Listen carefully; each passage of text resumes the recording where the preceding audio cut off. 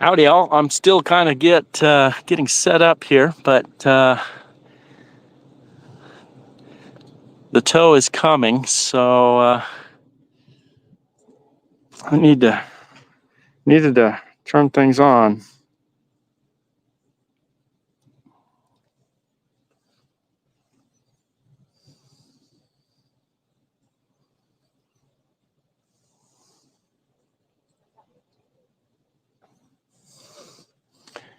Make sure the camera's straight, and it isn't.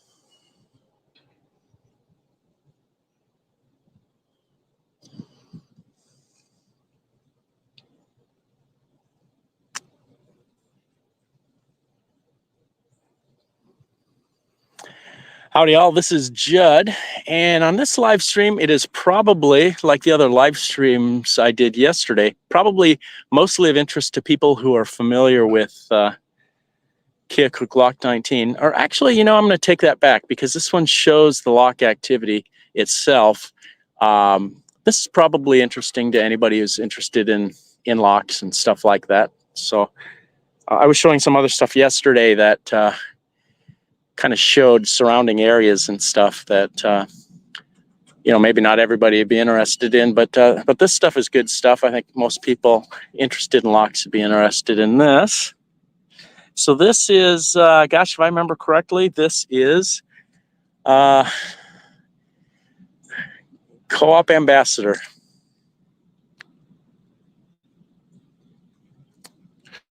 I noticed there are 3 people in the chat. If those people happen to also be in the Lock 19 chat, it would be great if they told people that this exists, because it's inconvenient for me to go in there now and let people know about it.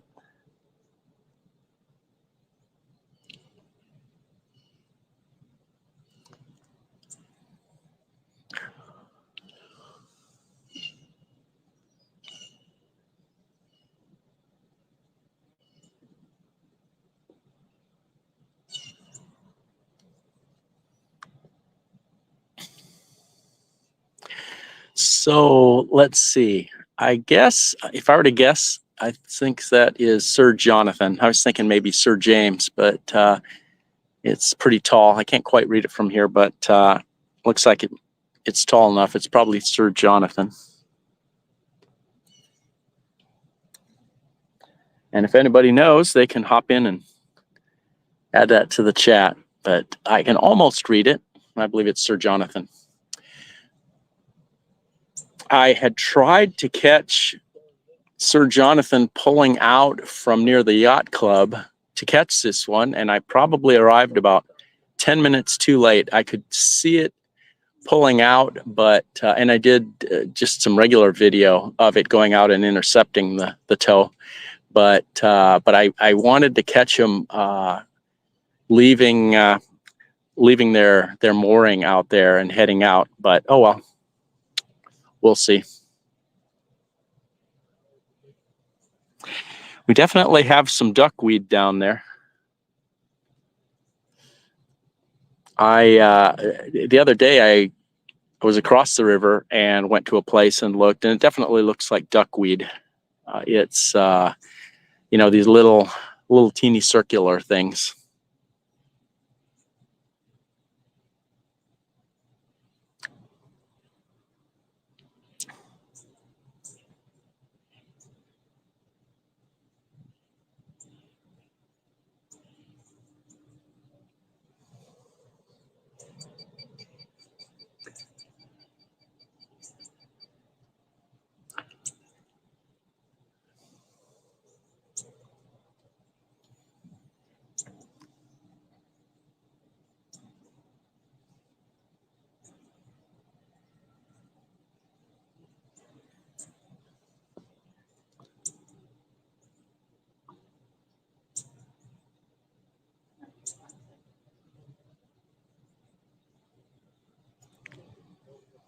This looks like a nice smooth entry, which is good. Good for the good for the cruise. Since I'm here videoing it, though, I can't help but say if one is going to get kind of off track, it would have been kind of cool to have been able to be here when it happened and catch it. But this looks like this is going to be a pretty smooth entry this time. So good for them.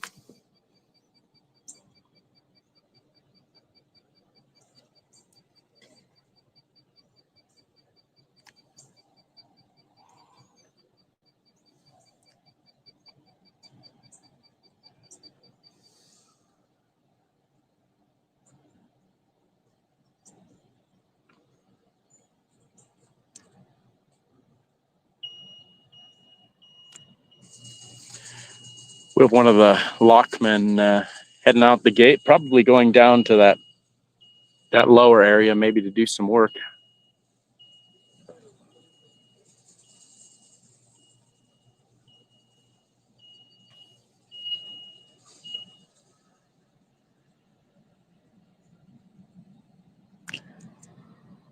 Sir Jonathan's kicking up quite a rooster tail in back there.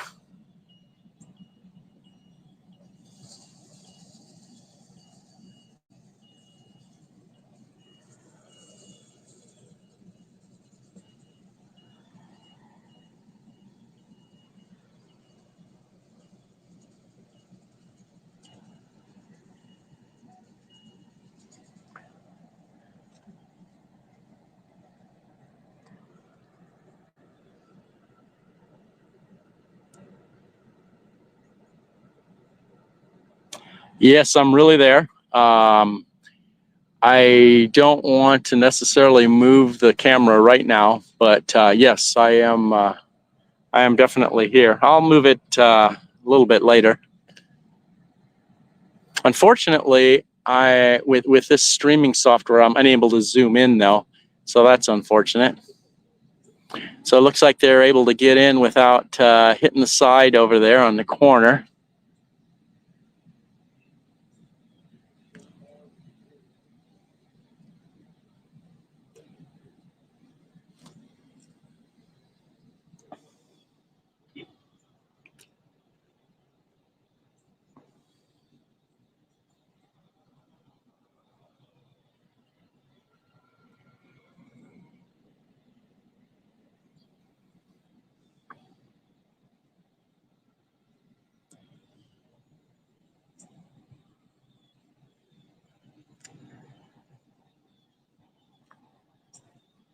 Boy, there's a lot of debris in this lock here right now. There was, well, it keeps on coming in. But there is a big log down at the other end.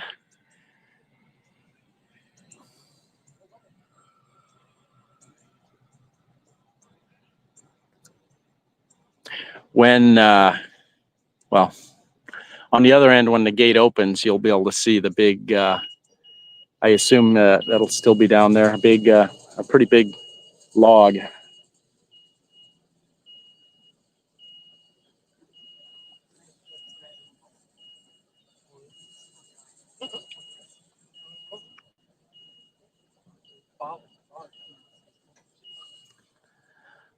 Well, I suppose if you want to wave, I can, but it's not going to be very exciting. There's the wave.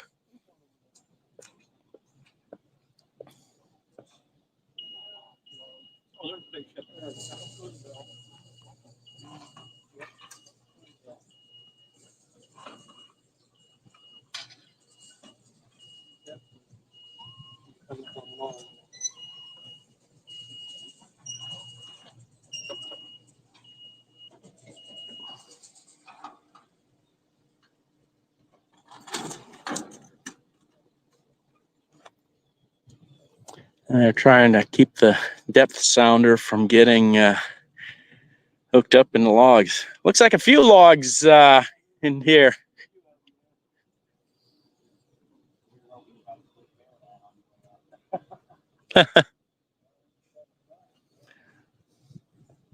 The Lockman was saying. He was hoping the tow would get rid of the logs on their way out.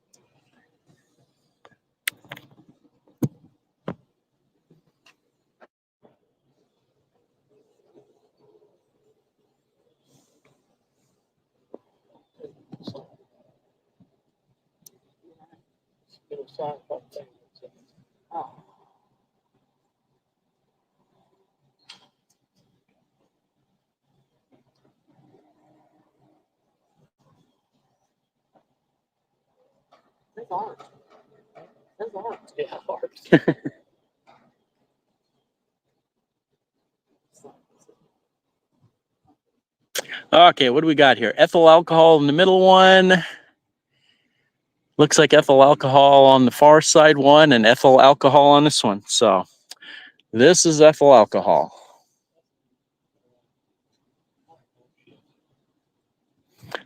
Vodka. Yeah. Well, there's going to be a lot of it this year. The corn crop. Ethanol alcohol. Yeah, ethyl alcohol is the alcohol in booze. The corn crop is this year. We got a lot of corn in Missouri. Oh, really? I was chatting with some of the other people here on the platform watching.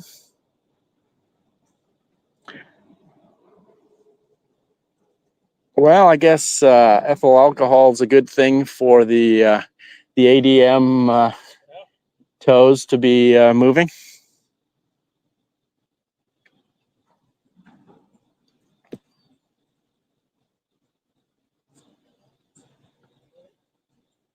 Yeah, this is a 15 barge tow, so this will.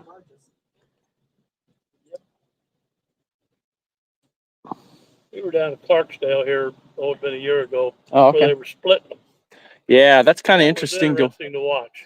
That's interesting to watch. I caught that once. There's a lot of work to split one of them. Yeah, and put them back together. Mm-hmm. Okay, I'm not seeing a contents on this one.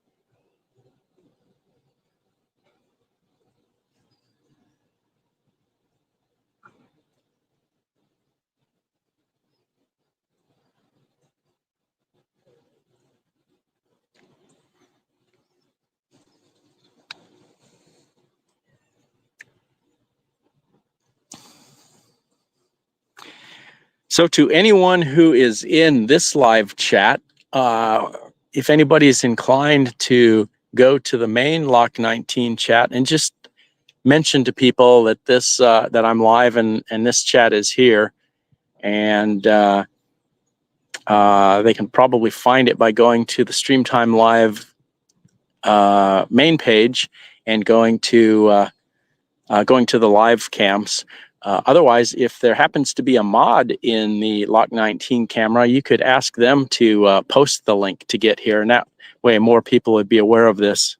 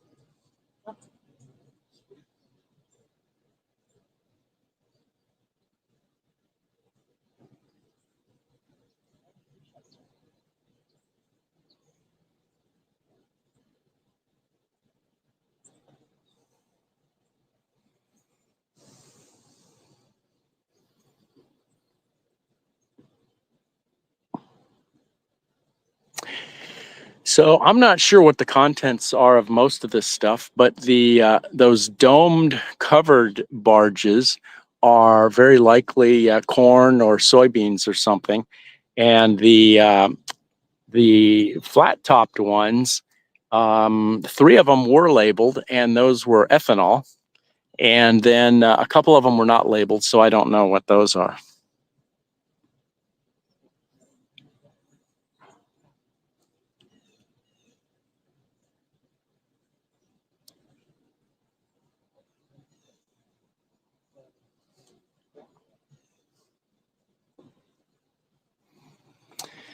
Yes, yeah, we sure do. Those other cameras, Algonac, Marine City, Port Huron, those vessels that go through there are amazing, amazing. 11 o'clock.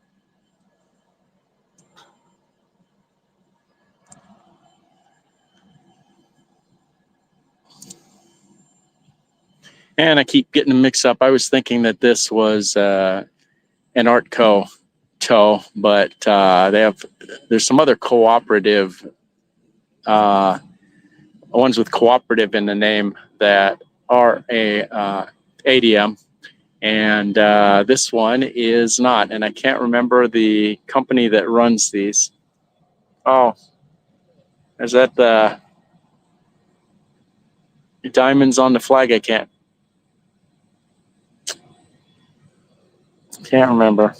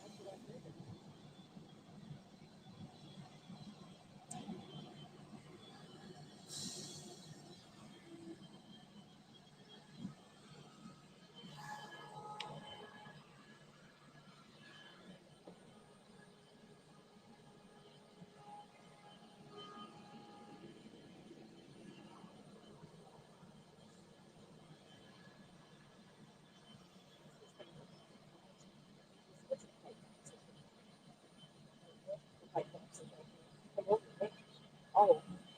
Okay. I see what I see. I see. I see.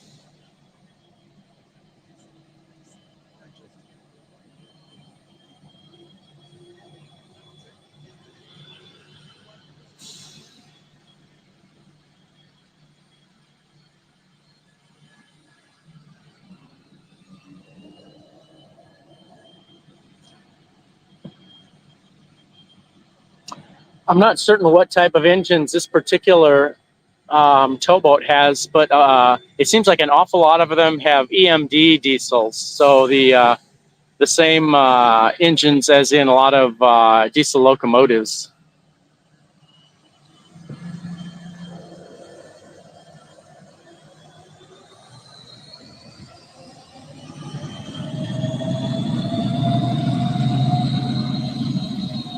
So here we have the gate coming up.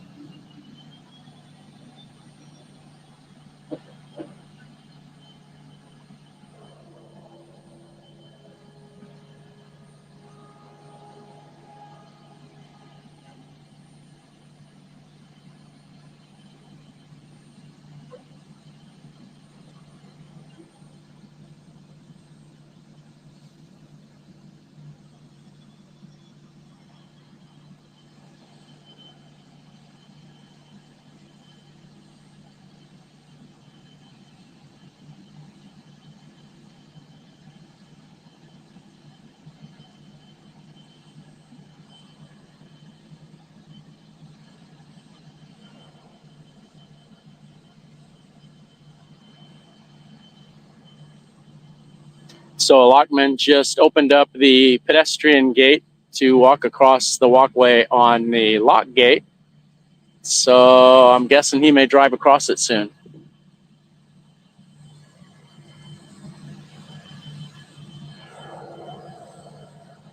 You know, that walkway has kind of a grating on it. And occasionally when when that gate comes up, there are fish that kind of end up flopping around on top of the walkway because they just happen to be in the wrong place at the wrong time when the gate comes up. The lockmen have a shovel up there, and they sometimes occasionally you'll catch them walking out and scooping a fish up with the shovel and tossing them over the side.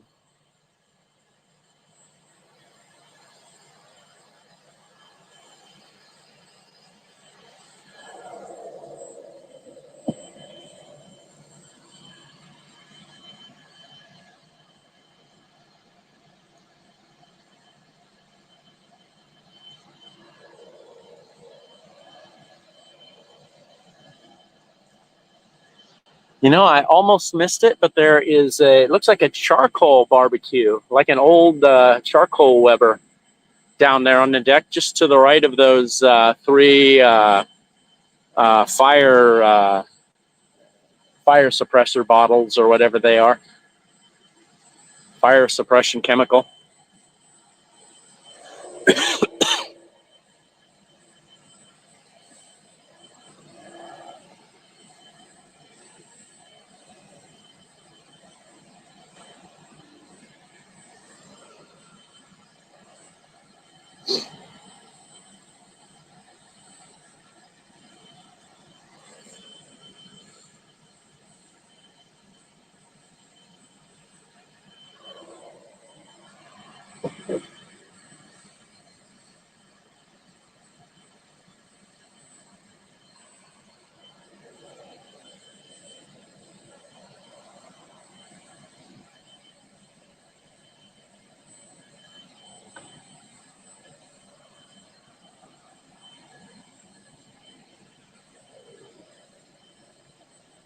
So the water is definitely going down now.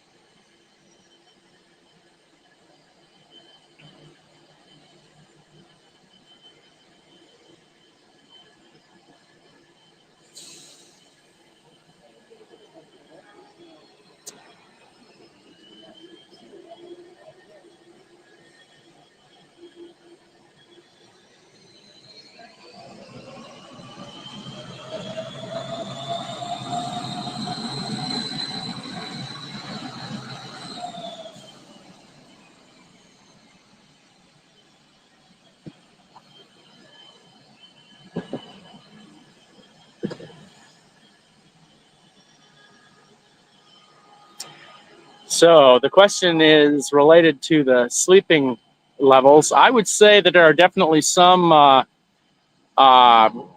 sleeping quarters on that second floor there, but I don't know. They're all laid out a little bit differently. I can't say for sure whether all of them are up there or not, but it's a possibility.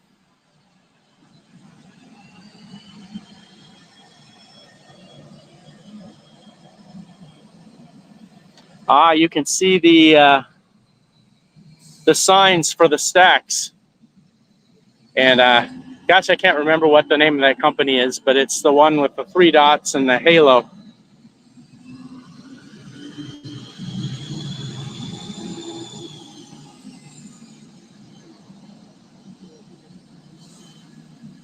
Wow, quite the amount of water blasting back there at the gate.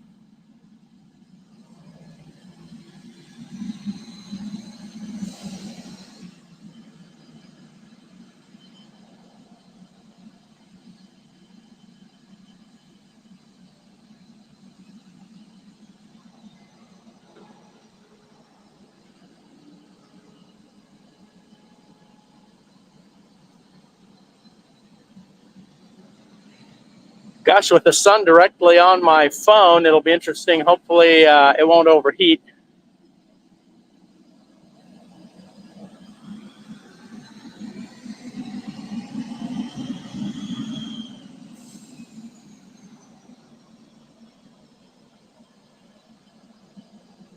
You know, I may try to do something. I may try to, as soon as this one leaves, I may try to go down to Alexandria and see if I can catch it passing down there, because that's actually kind of an interesting place. What I may do is see if my cell connection is good enough. I may be able to, maybe I'll keep the stream going, which will also allow people to see the drive from the lock down to Alexandria. Unfortunately, since I'm alone, I won't be able to point the camera in different directions at different things, but we'll see. We'll see what happens if I do that, and if the feed does disappear, then I will start it again once I get down there. So if the feed disappears, keep your eyes out for the feed to reappear.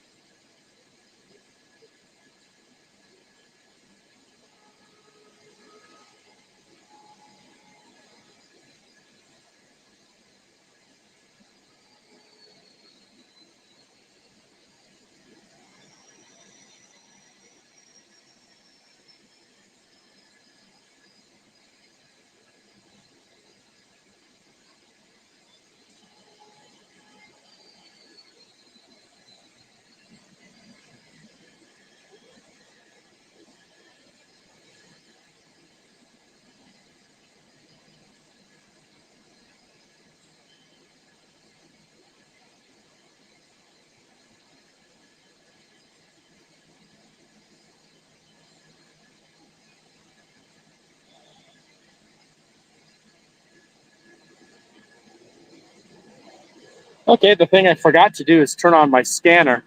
So I have the scanner on now, so we may be able to hear traffic between the boat and the lot crew. So we'll at least catch a little of it. We would have caught more if I would have had it on earlier, but oh well.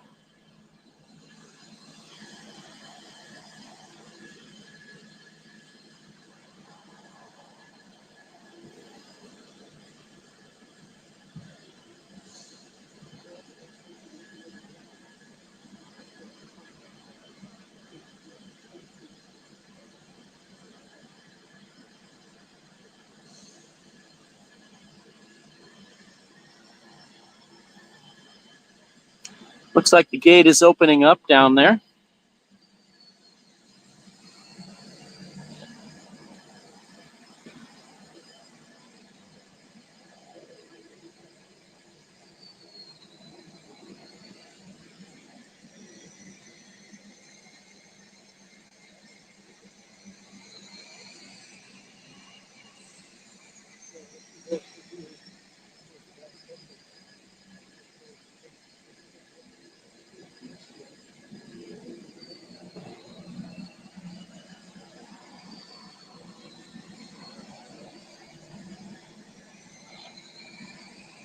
The one thing I definitely noticed down here is that the horn that the lock uses to signal that it's okay to proceed is a lot louder than a person might guess, based on watching the camera, the main camera.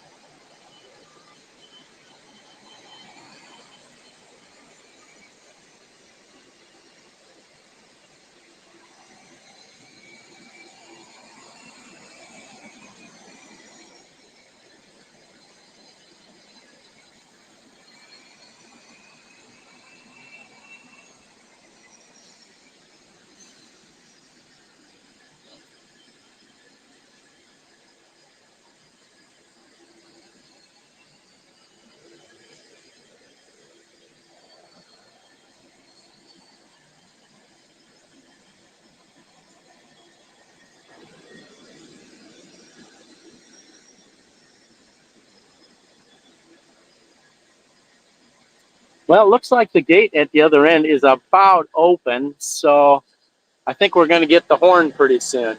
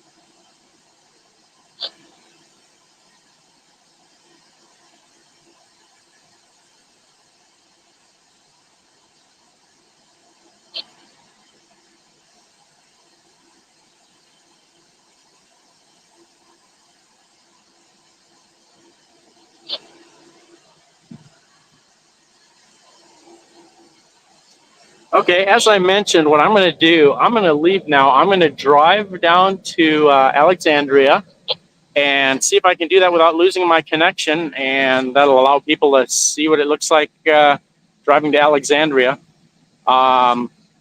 If I do lose the connection, I will try to reestablish once I'm down there, so that'll be 10 minutes or so. But hopefully, things will stay working. So I'm going to put things away here a little bit, and then I'm going to head down to the car. So I'll still be live, so yeah, you're invited to stay on.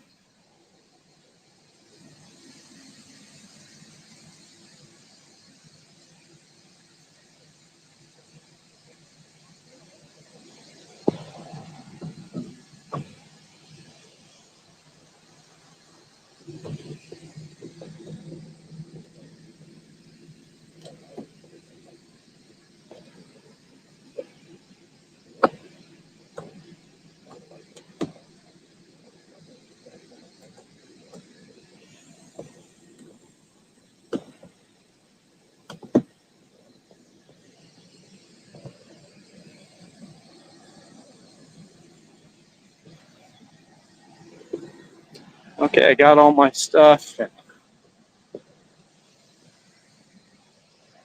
Time to head down the stairs, load this up in the Jeep, and hopefully you guys will get to see what the drive to Alexandria looks like.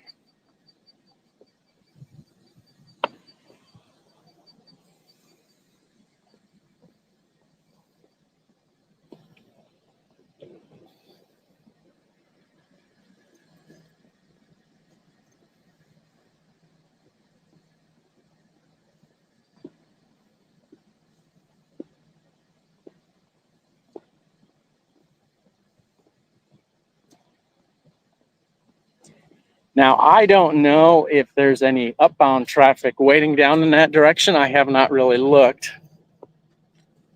It would be very cool if there was, for what I'm doing, because it would be cool to see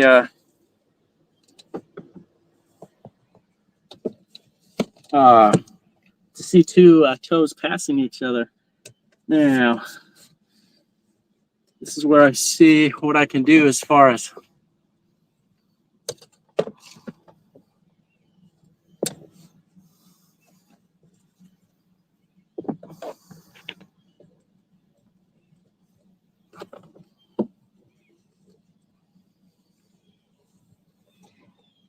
this will be what I do as far as seeing how I can situate this thing.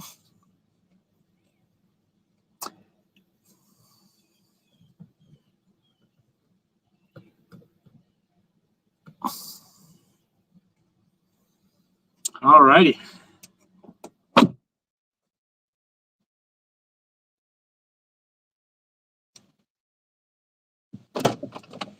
Now, if I was not live, I would stop at Casey's and get something big to drink.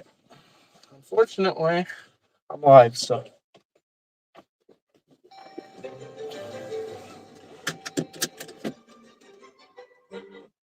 Okay. Digital experiences, live presentations, and more.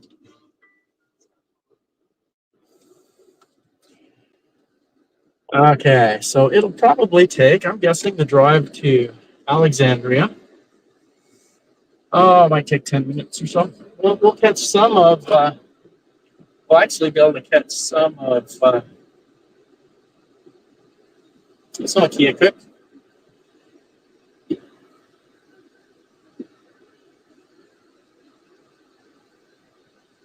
This crossing always makes me nervous because there's a stop sign, and unfortunately, you can't really see very well in both directions. But it could be that if a train was coming, you'd clearly see it. But when there's no train, it's hard to see anything in that direction.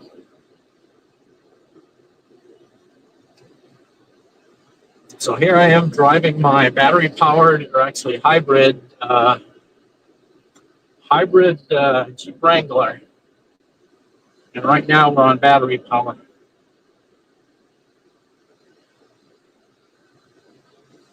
Oh, let me go this way. drive by the old depot, which is being restored. And I've actually been in there before a couple of years ago. And it's actually very impressive. They're doing a great job on it. It's got some beautiful woodwork.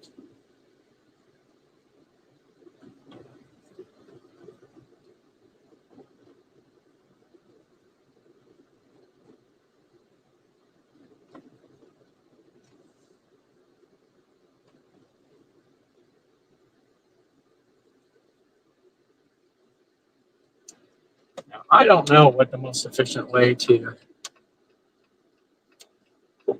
get there is, but I'm just going to go this way.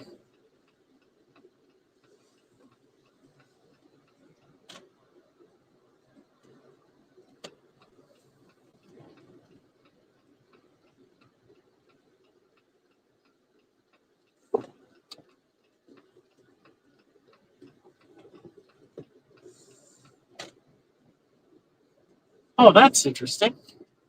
I just saw something. Wow.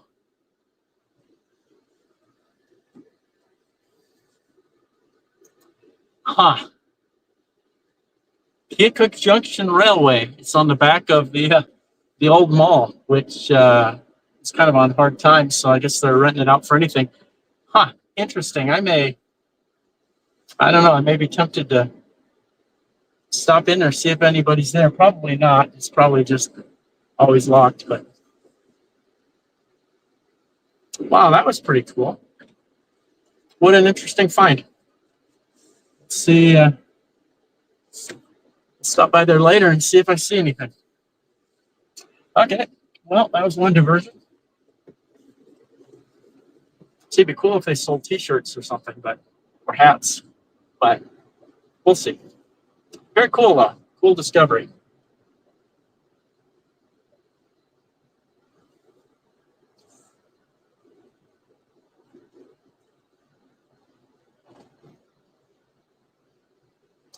And since I'm driving, you might be able to guess, I can talk, but I can't read chats.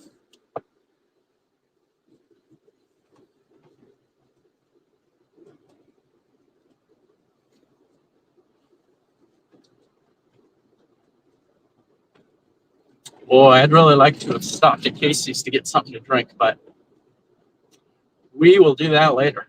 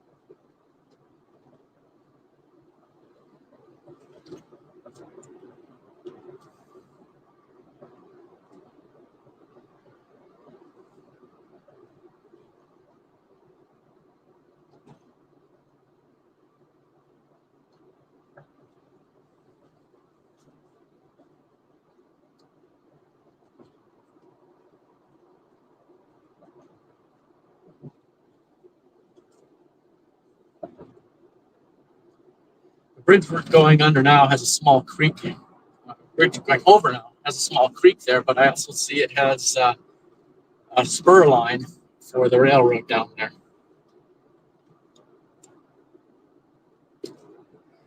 There is some industry in Keokuk. I know there's a company that actually makes train wheels, and sometimes you will see those go by on trains on the K line.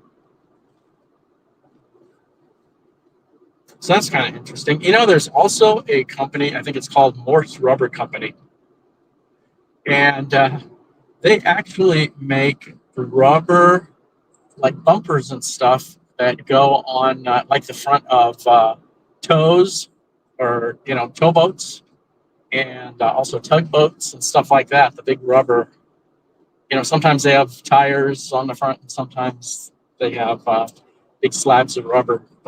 So I thought that's interesting. If you go to the Morse Rubber website, you'll see pictures of towboats with their rubber slabs in front.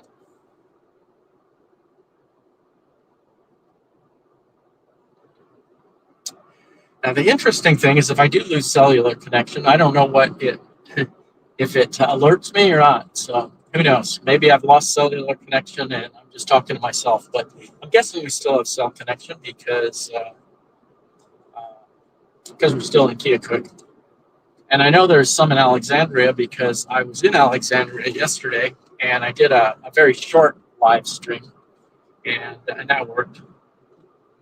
So it's just a question of if there's any dead zones between and whether my software for doing streaming, does it actually, hang on for a while? So if I drop out and then come back 10 or 15 seconds later, will it rejoin? Good cell connection between here and Alexandria. Like I say, Alexandria is, maybe there's a sign.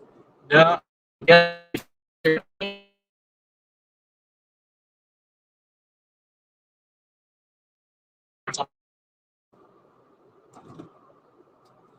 Left lane ends. That's my lane, but let me see if I can get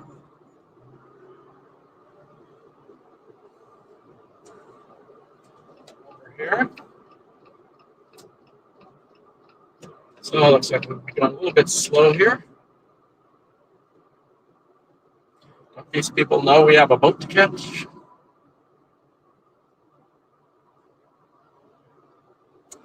Now, this is the bridge for the Des Moines River. And I'm going to try to do a death-defying move, and I'm going to aim the camera to the left because then you can see the railroad bridge. I can't see what you're seeing because I'm reaching the camera way over, but I pointed it over towards the railroad bridge, so I suspect you were able to see that. Excuse me, able to see that. A few days ago, I was talking to a conductor on the BNSF, and he used to run the K line.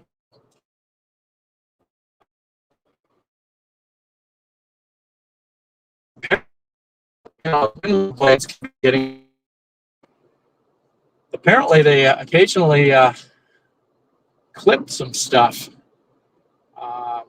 because they're longer than the cars, and so they kind of have to hang between cars.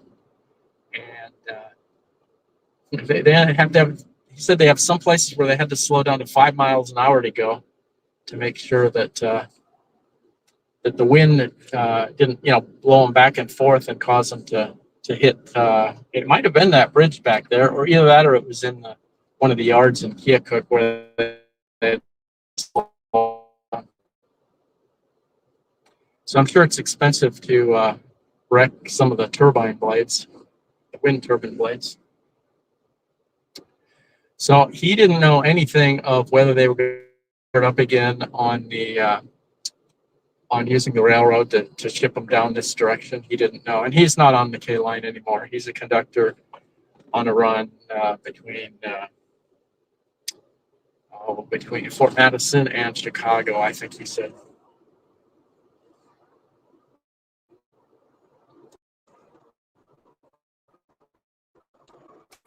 So construction down here to raise up this highway, because when there's the flooding, I think this highway is something at risk. Now, you might have noticed that railroad bridge across the Des Moines River was down a ways, and so that definitely gets shut down during high floods. Actually, there's a lot of parts of the K line that actually are susceptible to flooding. So for those who have been on the Lot 19 camera for a while, they probably remember that when it's flooding, we really don't see the trains go through there.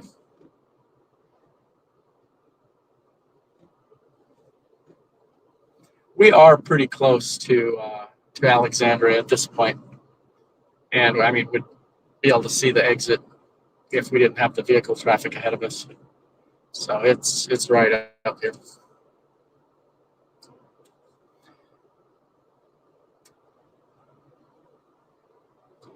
So then I have to remember exactly how to get to where I want to get on the shore. had to fumble around a little bit yesterday when I was doing it, but here we go. City limits, Alexandria. I had to fumble around yesterday, but now I've done it yesterday, so I think I'm probably good. Here's the off ramp.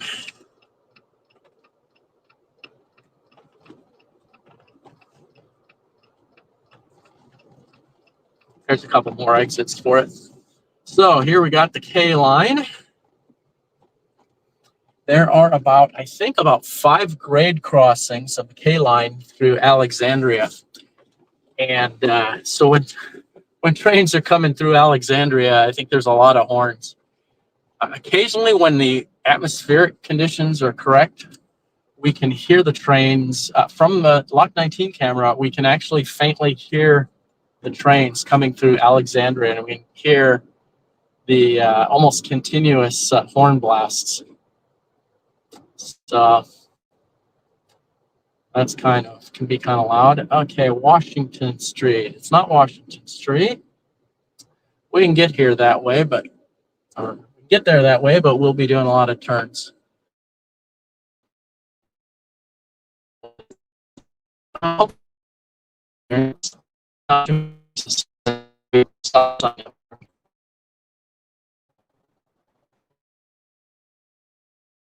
There's no stop sign, or I mean, if there's no street sign, because I'm pretty sure this is it. What do we got here? Market Street. Oh, it's Market Street. I remember.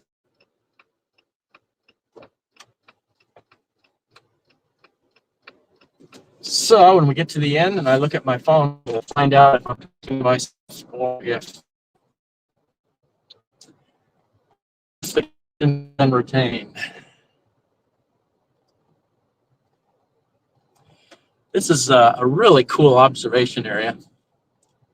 You can see both up the river and down the river, and you can see across to the elevator in Warsaw. So this will be good. We'll go up there on the dike. Okay, I need to go to the other side of the vehicle and get my stuff. And let's go up there.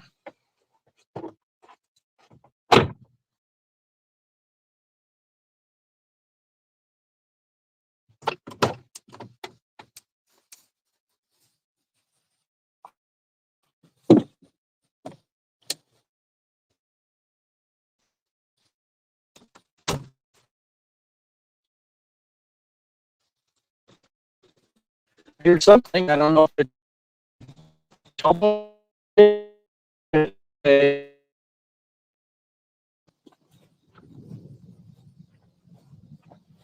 Well, looks like we had plenty of time. Gosh, I could have stopped at Casey's, I guess. So it's interesting. I'm not seeing it at all.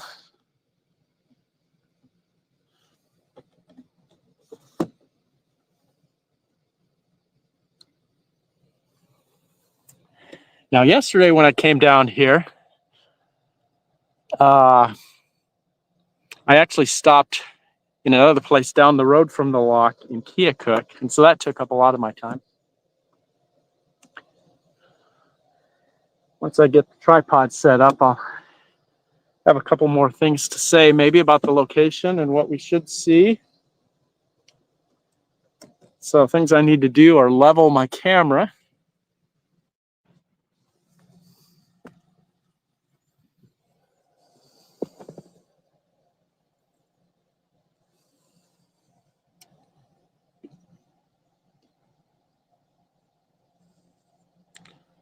Or more specifically, level my tripod.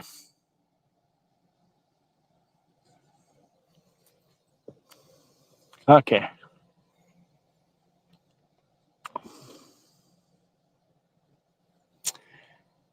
Now, what we are looking at now, we are looking up the river towards some elevators up at Keokuk, and then to the right, we see an elevator at Warsaw. Now, I would think we would start seeing the tow pretty soon.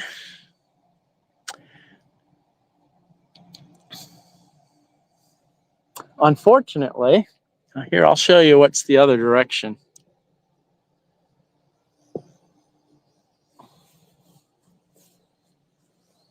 What would have been really cool is if there was a tow waiting to go upstream in this location. And in fact, this area is where they stop when they need to wait for a downbound tow to pass before they go upbound. So it would be very cool to catch that sometime, catch the interaction, the intersection of the downbound and the upbound, and seeing the upbound tow pulled over and stuff like that.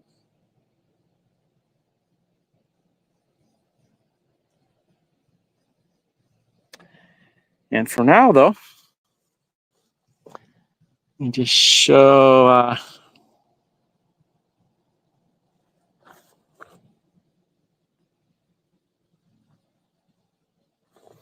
Actually, I'm not quite level. Let me try to level my tripod a little better.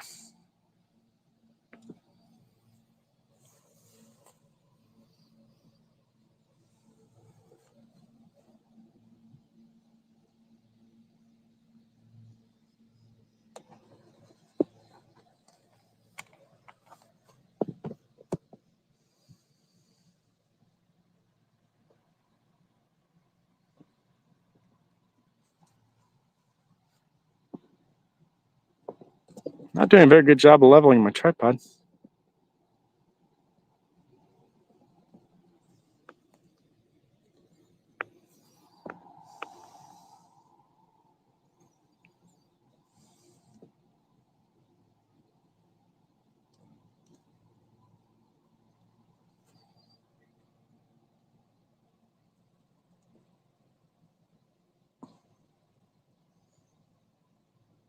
It is a pretty day, I will say.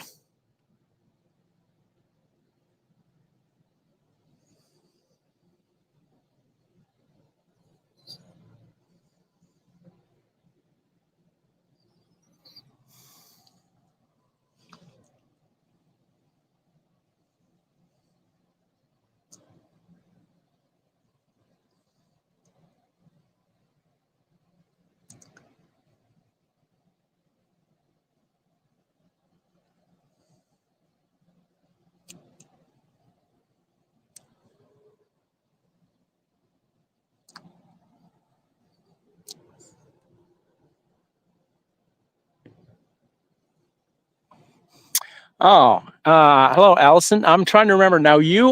I'm trying to remember. Are you from Keokuk?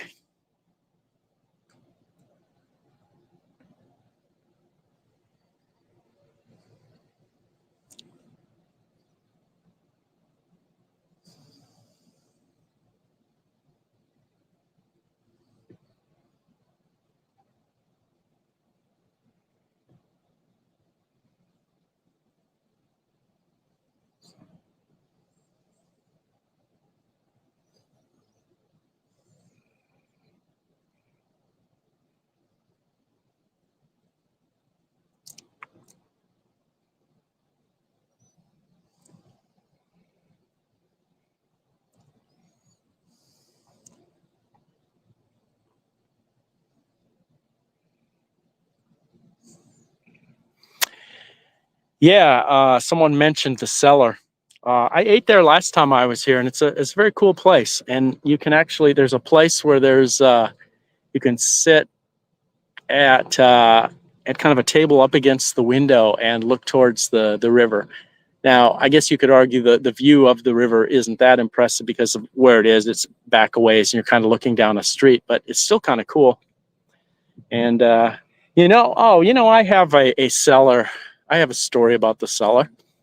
So when I was there, I was talking. It was not very crowded. I was talking to the waitress, and the waitress said that her husband was a crew member, a Coast Guard member on the Scioto, and I think that pronunciation is right. I don't know whether the C is silent or whatever, but so he was actually a crew member on the Coast Guard cutter Scioto that goes around and maintains the navigational features. Now, interestingly, she said that he was only going to be there for about another 2 weeks because he was transferring to a place in San Francisco Bay. And at the time, we did not have the San Francisco Bay camera, but it's interesting.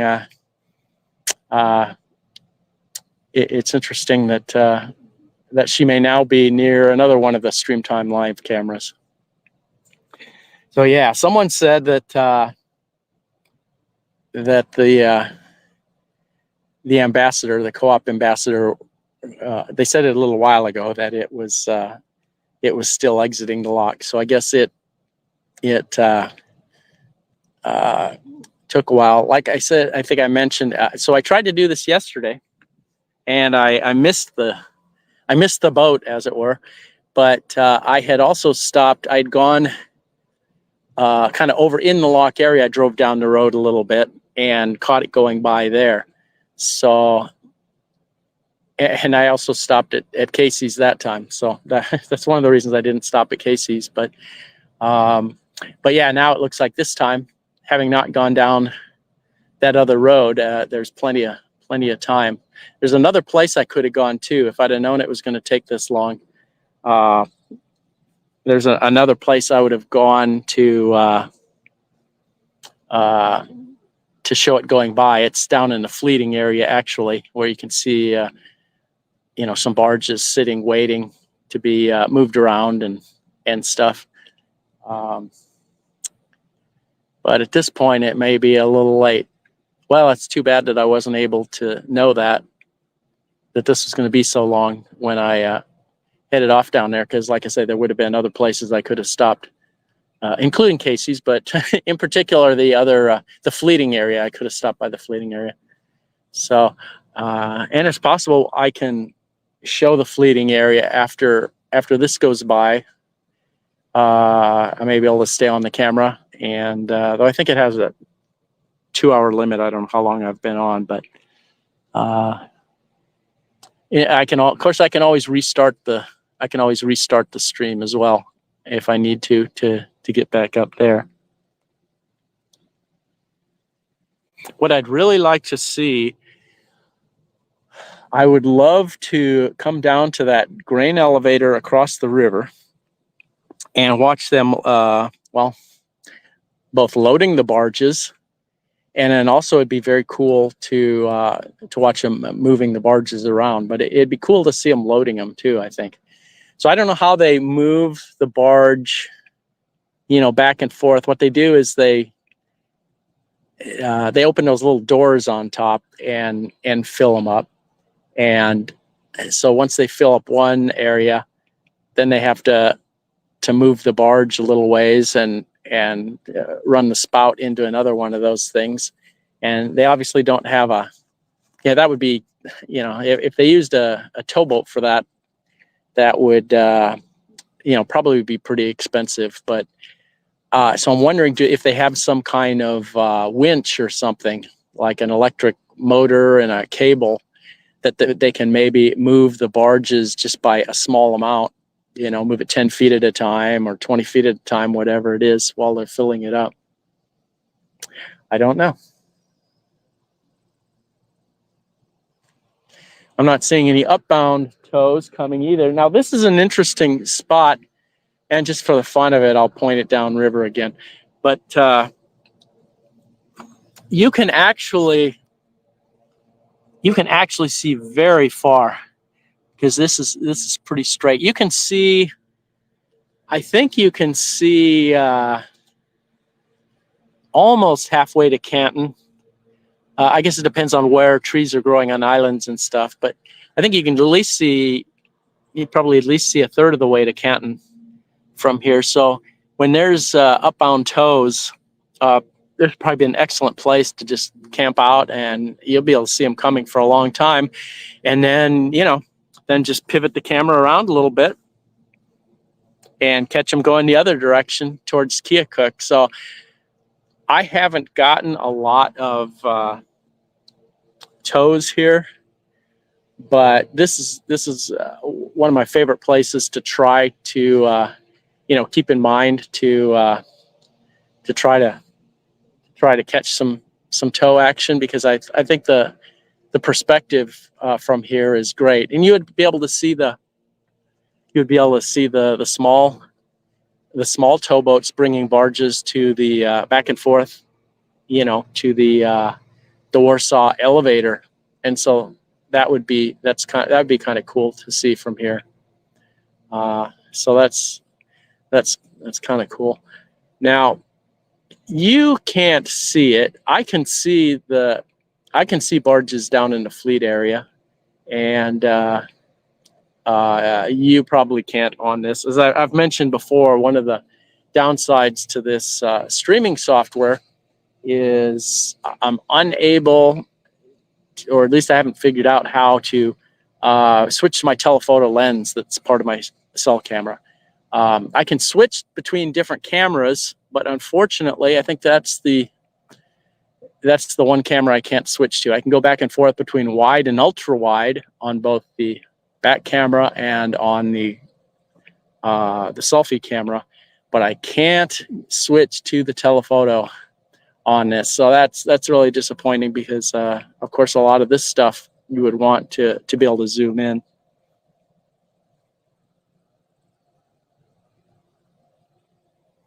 Yeah, it's a beautiful day, and it's actually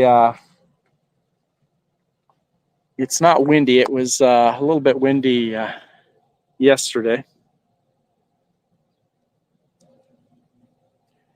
Now what I'm going to do is so I got this rigged up so I can use my old phone on a hotspot on my other phone. And so that means maybe I can check some things, like I'm going to maybe go to the the queue list on Lock 20 and see if anything's heading this way. Unfortunately, with the light hitting the camera like this, it's really hard for me to read comments on here. I can kind of see them, but I really strain.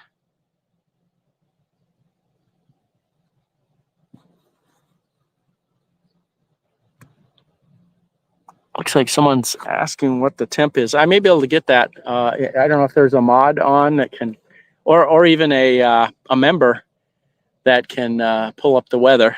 That would be helpful, because it's inconvenient for me to try to do it. So now it doesn't look like anything upbound from Lock 20 at the moment.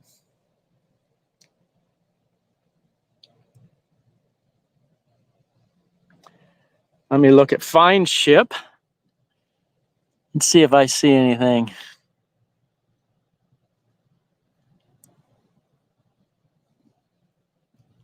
Oh, I see something coming up in the, well, I think I see, I may see the tow or something way up in the distance. So hopefully we'll see something here.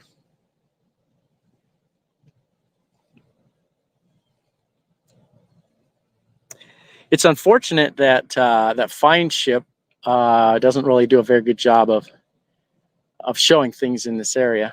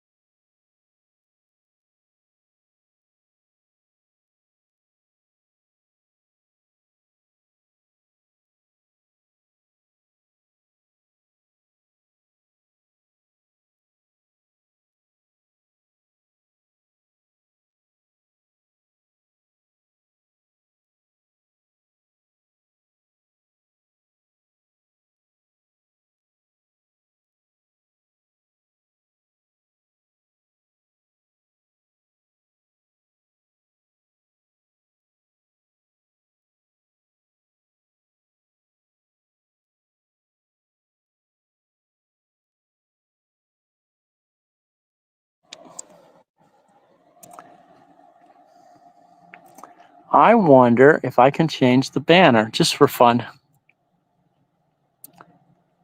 Kind of hard to see stuff.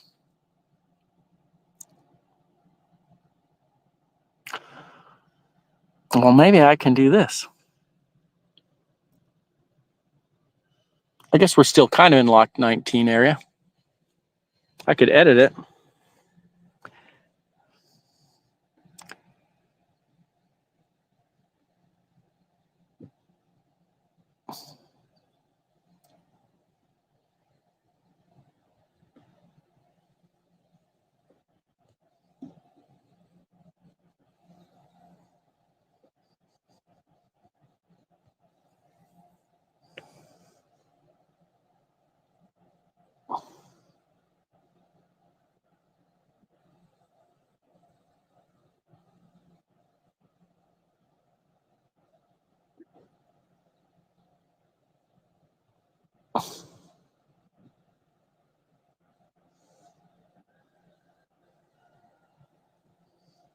I just heard some roosters crowing.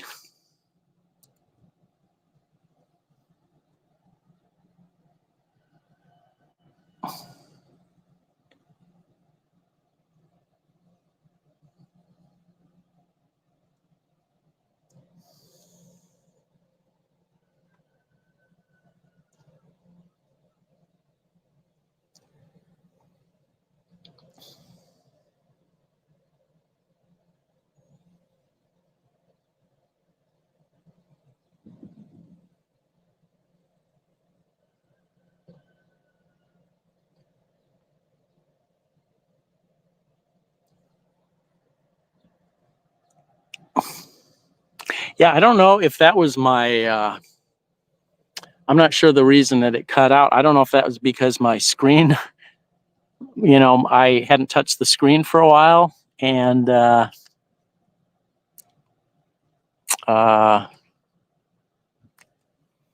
my display went blank. I don't know. Not really a good time to experiment with it, so I don't know. But I should set my my screen to go longer without going blank. And in the meantime, I'll just touch it every once in a while. It could also be because it's getting hot on the camera.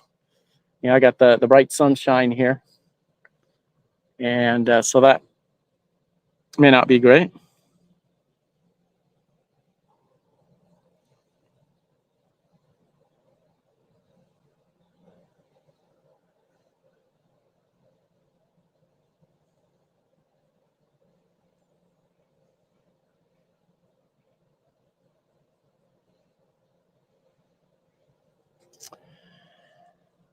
I was up at Fort Madison a few days ago. Actually, I was there Friday and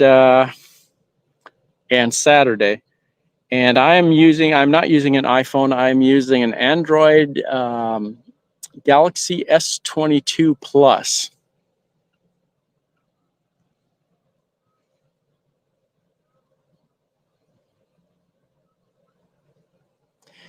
So since I'm seeing the approaching tow, and you guys probably are not, I'll just say it's well, maybe not very useful information, but it's still coming. It looks like it's doing the turn, to start heading this way. Kind of a bend in the river up by the Des Moines River.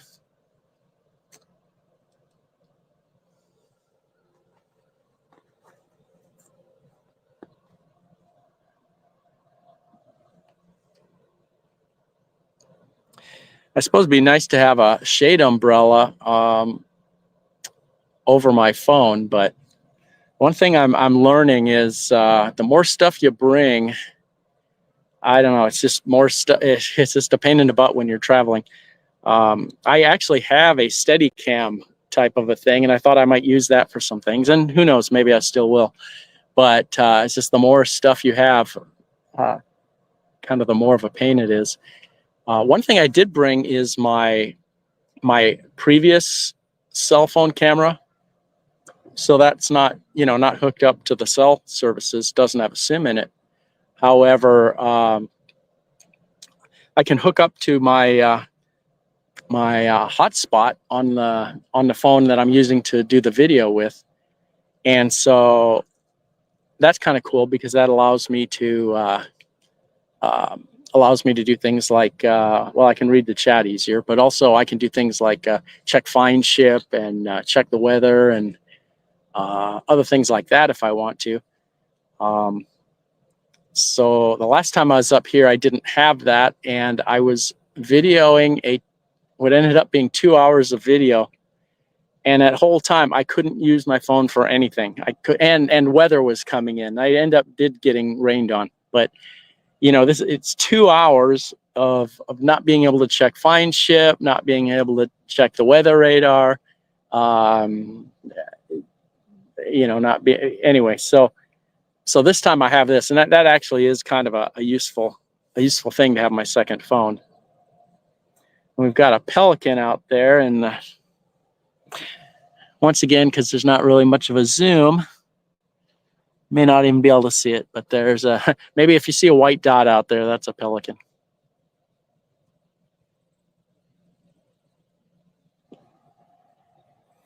But let's go back here to aiming at the approaching tow, which is getting closer. I don't know. At some point, maybe some of you will be able to see it, but it's approaching.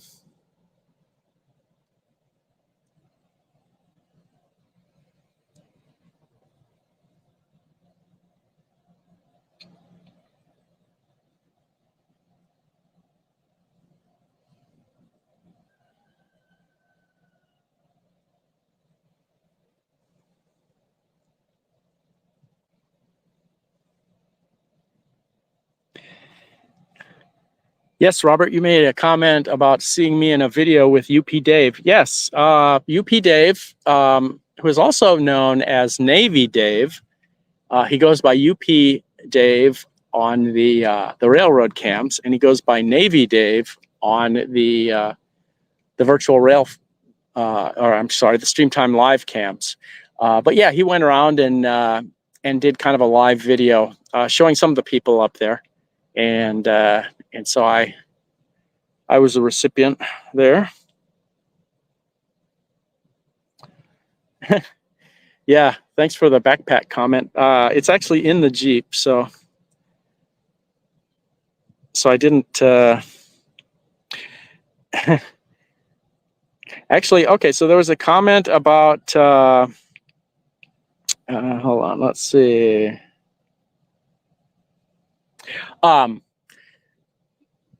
There was a comment about adding the coordinates, and I know it was made in jest, but I will say it would be pretty easy to figure out where I am right now. If you go into the satellite view of Google Maps, and some important things you can see. First is across the river, you can see the Warsaw elevator, and it's up a little ways from here. And if I swing over this way, there is, and you might not be able to see much, but there is a Warsaw kind of an RV park. But then once you get in this neighborhood, this will be real easy to find me because there's they're probably oil tanks. I imagine they're oil tanks. They look like oil tanks. And so they're right by the pier here, or the dike here. And then so a bunch of oil tanks or water tanks or some kind of tanks, and just kind of a cul-de-sac type thing. And in fact, I think I remember we're at the end of Market Street in Alexandria. And so I'll just give you a view of what the area around me is. So it would actually be very easy to go on Google Maps and figure out exactly where I am, if you were so inclined.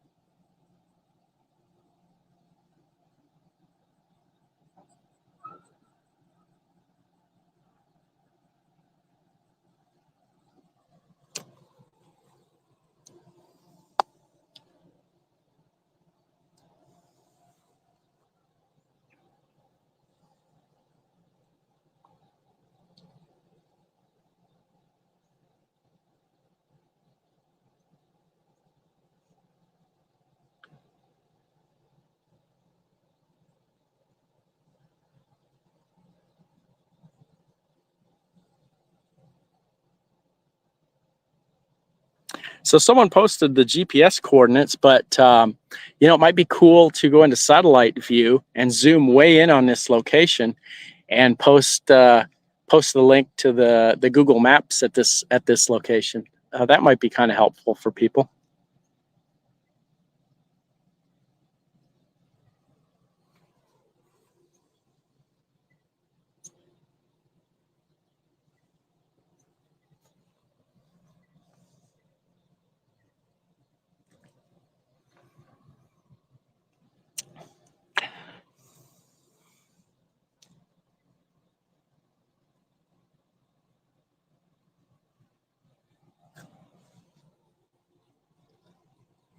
Oh, okay, Pearl Street. That actually sounded familiar when I looked another time too.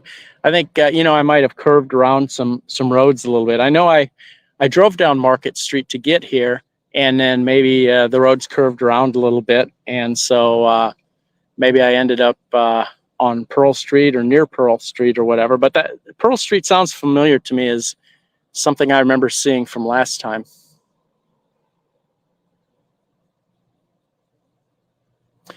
Okay, so I'm thinking that some people with big monitors that at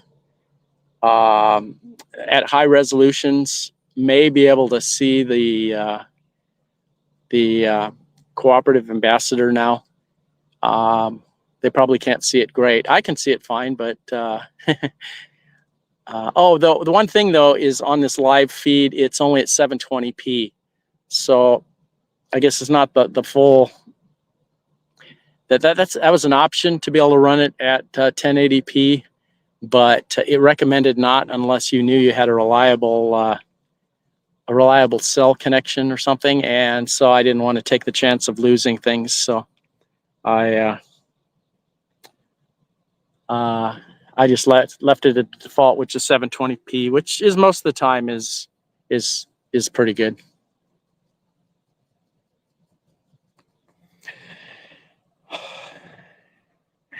Margaret found me. She knows where I am.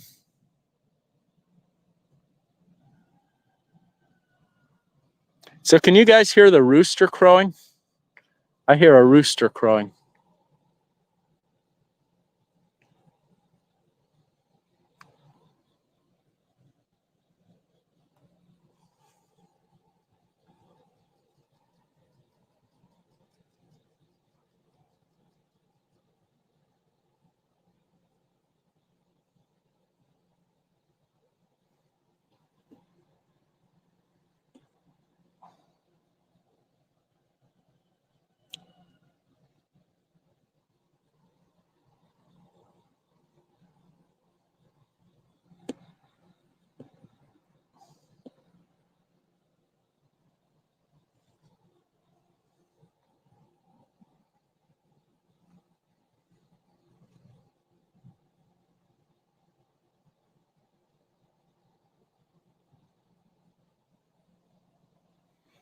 Okay, sounds like Jim zoomed in as far as he could and saw a blur on the water that he said could have been a tow if he used his imagination or something.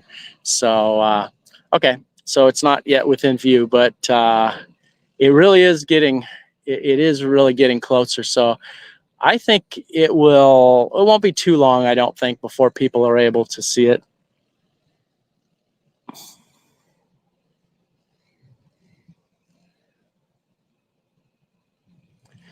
It's kind of tending to move, although you can't really see it very well, but it's tending to be moving from left to right now. When we first saw it, it was going from right to left, and it went around the corner by the Des Moines River, heading this way. But I can't really see much movement, but it is going from left to right. So it's, I would say it is right under the, oh, there's a bunch of elevators back there. There's a fairly large elevator that's more kind of to the right. Anyway, it's about right under that now. That may not help you, but just so you know what you're looking at or what you're looking for or whatever.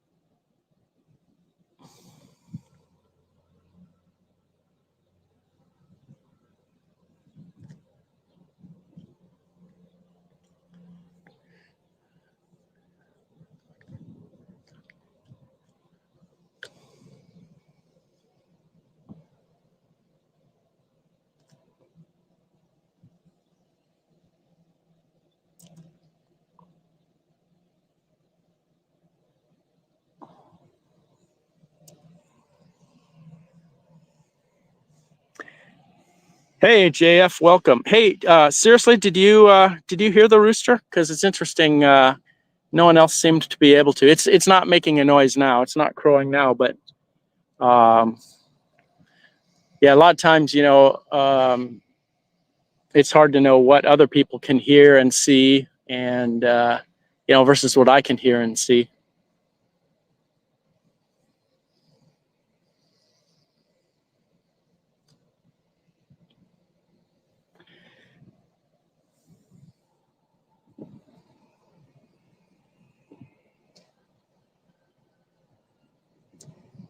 Okay, a rooster just crowed. You may also be able to hear a weed whacker. There's someone with a weed whacker, a block or so away.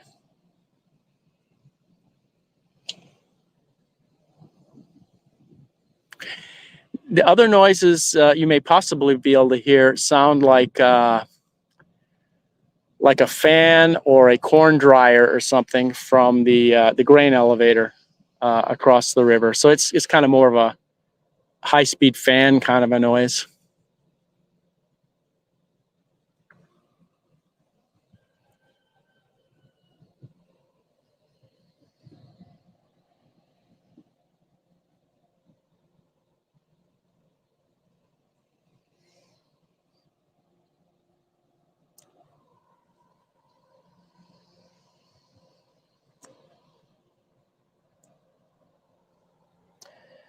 And now the tow has actually kind of is now kind of switching its position, I guess, as it's following the navigation channel. But now it's kind of turning the other way, and it's kind of starting to move right to left, which works for us because that means it's coming towards this side of the river. And in fact, I'm looking out and I'm seeing some buoys, some nuns, which are what they call the red buoys because of their shape. By the way, it kind of looks like a nun wearing a habit. But anyway, the nuns are kind of towards this direction. And in fact, there's no cans, which are the green ones, which are just rectangular. There's none on this side, which essentially means the tows can come, real close to the shore on this end. So maybe we'll get lucky and we'll get a close view. I don't know. Maybe they'll even salute us. I don't know. But of course, we're in a town, so maybe they won't. But on the other hand, from where they are, they probably can't really see much of the town. So who knows? When I wave at them, we'll see. Maybe they'll honk at us. So my apologies, everyone, for making you wait so long. Well, I guess I'm not making anyone do anything, but yeah, if I knew where things were, I would have been able to get us to a kind of a cool location midway to have caught it coming by. And then, of course, once it went by, then I could come to this location. But like I say, I missed yesterday when I tried this. I came over here and I missed it. By the time I got things set up, the boat was already going down. So I'm just trying to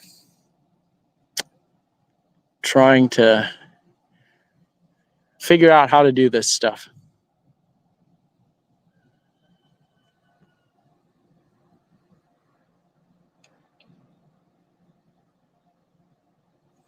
Yes, I'm using the microphone that's built into the phone, which actually, I have to say I'm pretty happy with the audio quality of the microphone in the in the cell phone. It seems to work pretty well. In fact, the cameras and the microphones and stuff on the cameras these days are just amazing.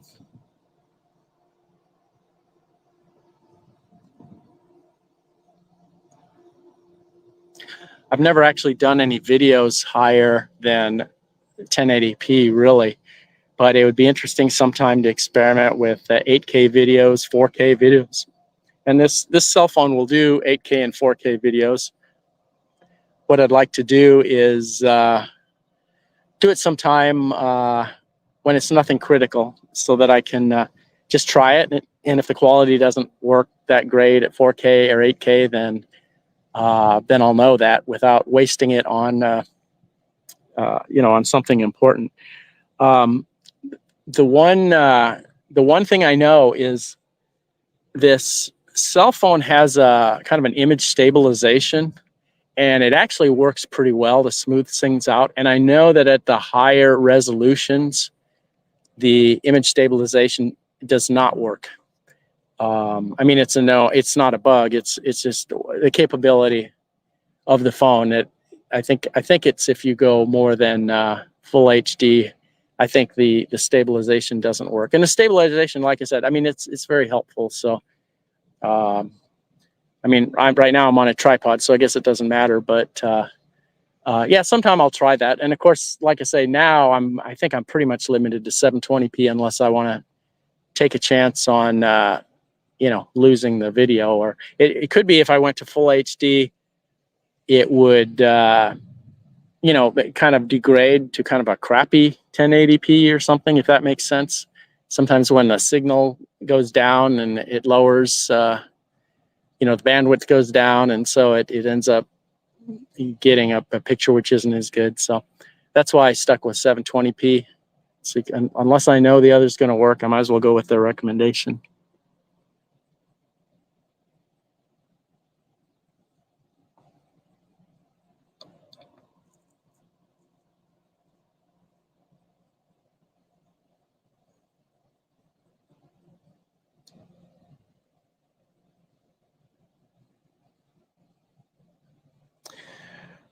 Jim, are you saying you're seeing dropped frames, or you're referring to the kind of things that can happen if the bandwidth gets too low?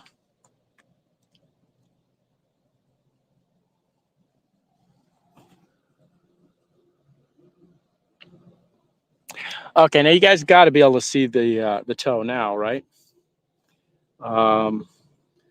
If not, then I really, really apologize. But you should be able to see the toe now. The toe is actually coming very close to the Warsaw elevator.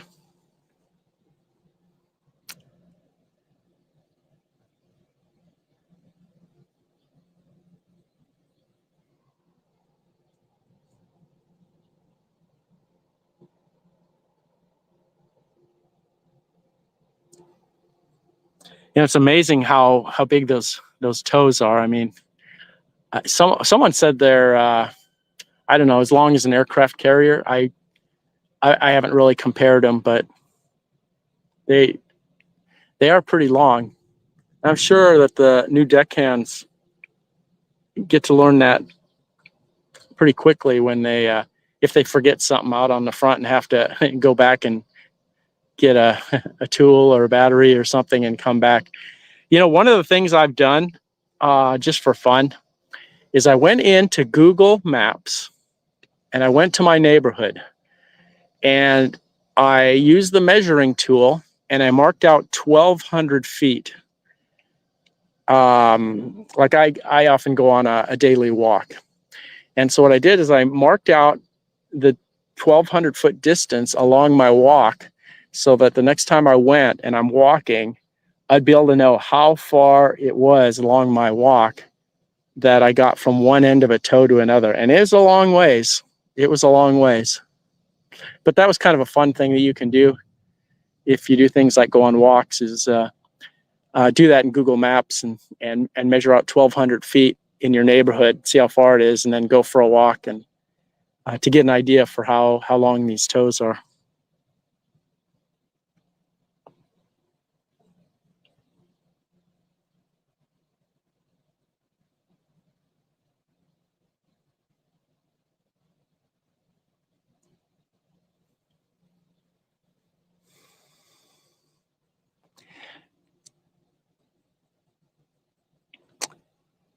So if I am in fact correct, and these videos can't go more than 2 hours, then it means we got about 12 more minutes. But I'll tell you what, if it craps out right when it's in front of us, I'll try to restart it again. But that would be unfortunate to have to do that. So I think what we're going to do is we're just going to wait and we're going to see if it does actually stop at 2 hours. The alternative would be for me to stop it now while it's still a little ways away and then restart it. But the problem with that is it would be a new link and a lot of people wouldn't find it and stuff. So we'll just let her go. So right now this video is at 1 hour 49 minutes. So we got at least 11 minutes to go before we reach the 2 hour mark, and that's where we learn what happens.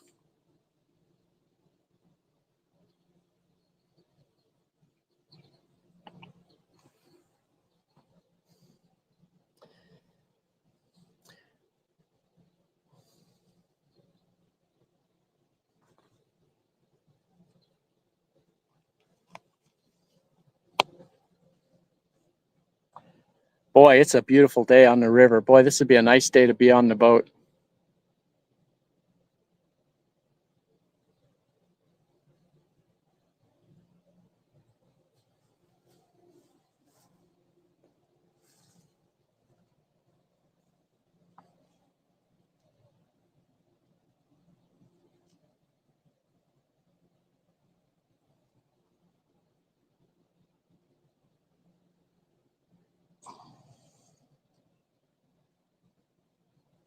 There's a small fishing boat crossing the river down river from here.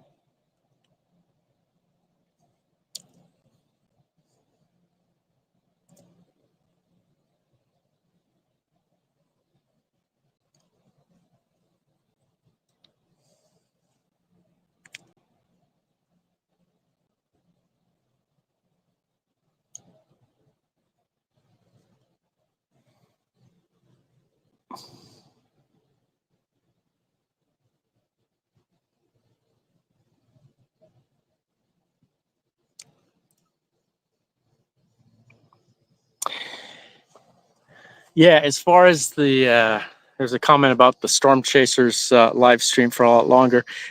Yeah, I think it's all going to be dependent on the software being used. We're using a software. It's called StreamYard, and that's one of the things that StreamTime Live has used. So it's it's going to depend on that. There's probably different ways you can live stream, I assume. And I could also be mistaken about that 2 hour thing, which is why I'm going to be really interested in seeing.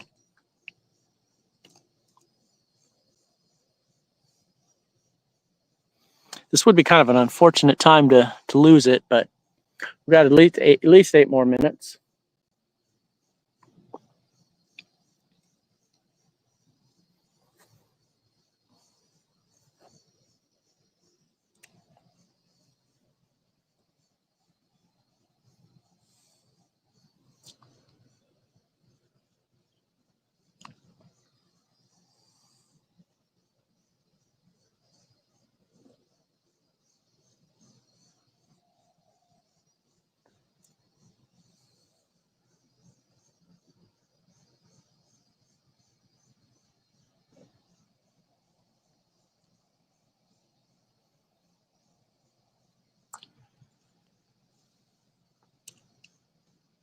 Hey, I've seen this boat before. Yes, we will.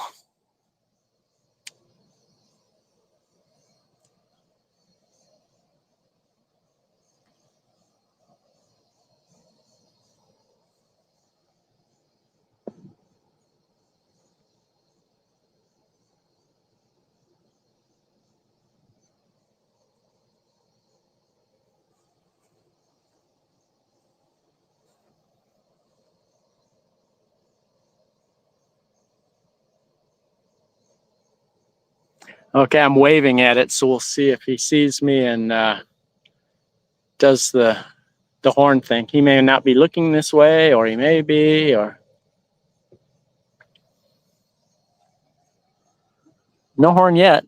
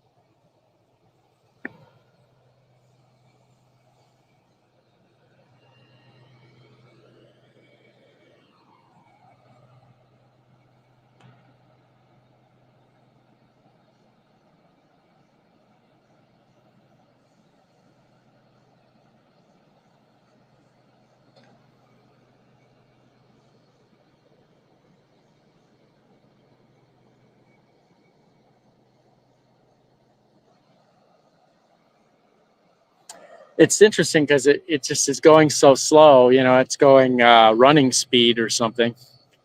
Let's see, when I walk, that's about 3 miles an hour. So if they go 5 or 6 miles an hour, then, you know, it's probably running speed. Maybe not my running speed, I don't know, but someone's running speed.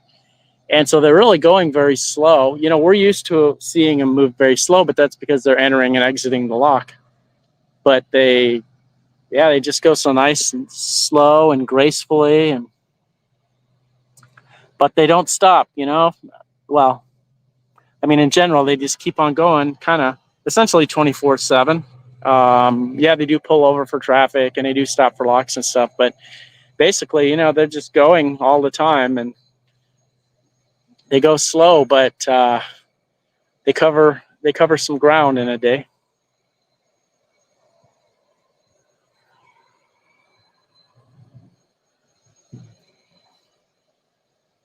Well, I'm glad I didn't restart it, because right now it's about an hour 56. So we've got at least 4 minutes, even if it does stop. And I just didn't want it to, you know, stop right when it was right across from us or something. So, you know what I tried to do? When I first looked this morning and saw this approaching from the north, I got in the car and went. What I was hoping to get Sir Jonathan leaving its pier up at the yacht clubs where I drove up to the yacht club, and I did see it leaving, but I didn't have time to set up the camera to catch it pulling away. That would have been kind of cool to catch it pulling away from its stock. It would have been even cooler to catch the guys getting on it and then going over. But who knows? There's still possibility of catching that at some point, I guess.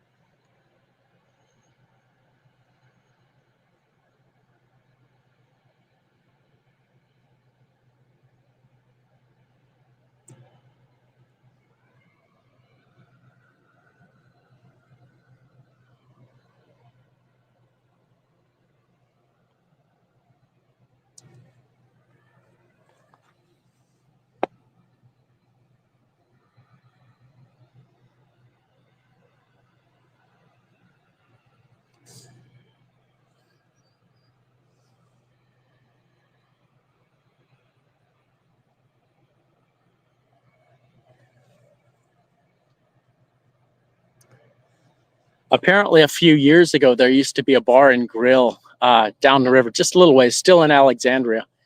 So maybe a quarter mile down from here. And it was right on the water. And oh man, that would have been the coolest place to go and, you know, get a burger or something and watch the river, I can imagine. I mean, I was never there, but I guess it burnt down or something, which is very unfortunate. I mean, it just seemed like it'd be the coolest place to go in the afternoon to have a burger or something.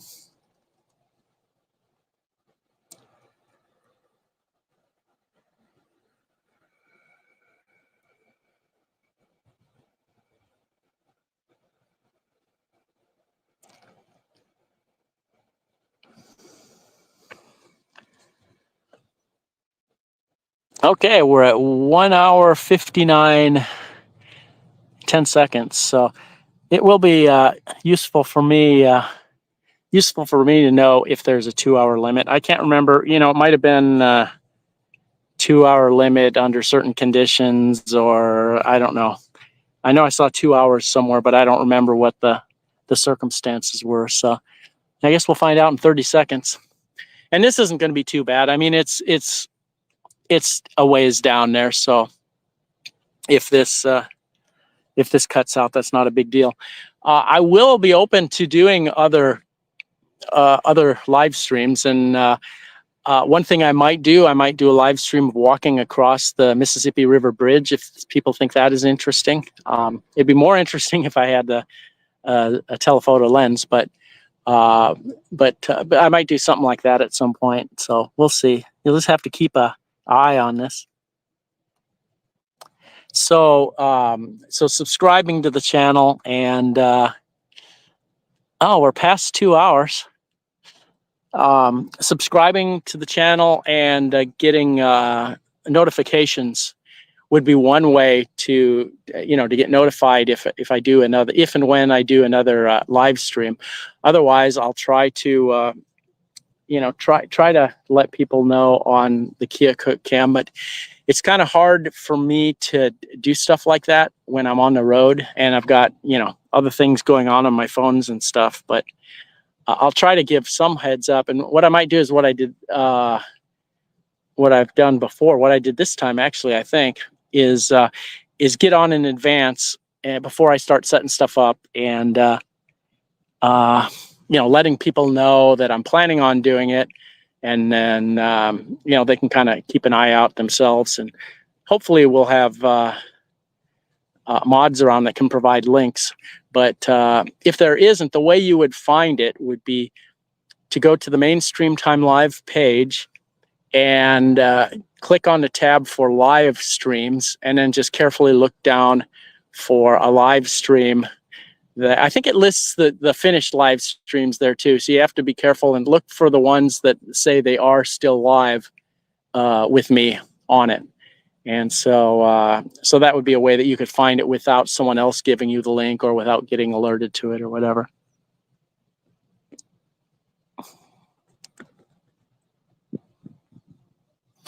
Okay, I must not have touched the screen there for a while. It kicked out, but it may be back.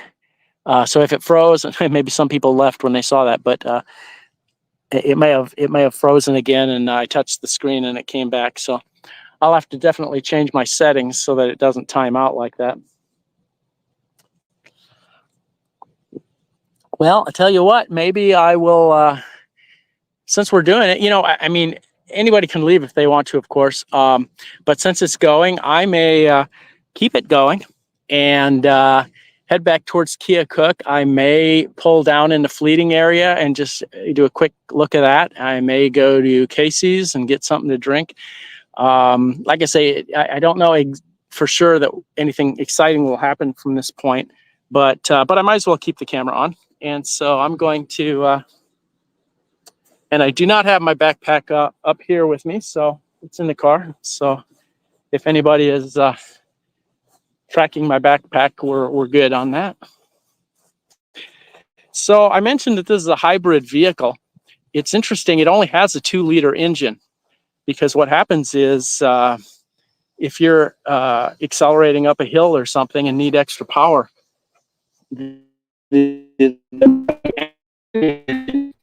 providing power, and so it certainly doesn't feel underpowered at all. Now I've learned a lot about hybrid vehicles by having rented this. I've had to download the manual because I couldn't find the manual in it until I finally found it back in it was kind of in a big storage case that also holds the charging cable, the charging adapter. So I can, with the adapter that comes with it, I'm able to charge it on a regular outlet, and so that means I don't need the special outlets or anything, or special adapter. But of course, this being hybrid has a small battery compared to a fully electric, and so it really it doesn't really need, I mean, I can completely charge it. Let's see here. I can completely charge it overnight, but that's only like 25 miles worth of range. Okay, sorry for the dilly-dallying here. be nice to be able to set this up so that it doesn't want to tip over while I'm driving, but it is what it is. I just have to reach over every once in a while. Okay, I'm getting in the other side.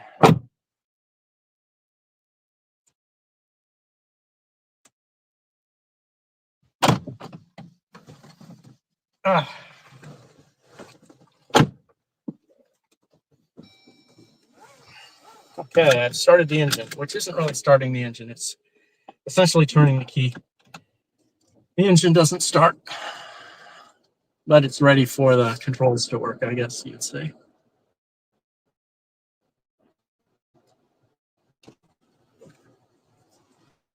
Okay, we're heading back. And there are some bars in the fleeting area, so maybe I'll stop by there.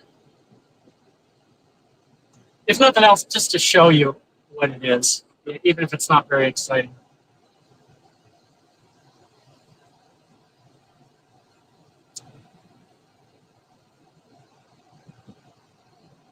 So I may go back a slightly different way out of Alexandria. I mean, you know, a little bit more of Alexandria.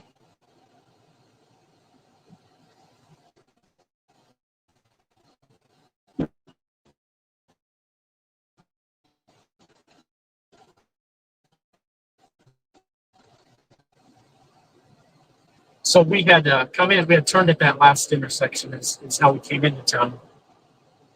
So I'm just going to see what happens if I go straight here. Probably end up lost somewhere.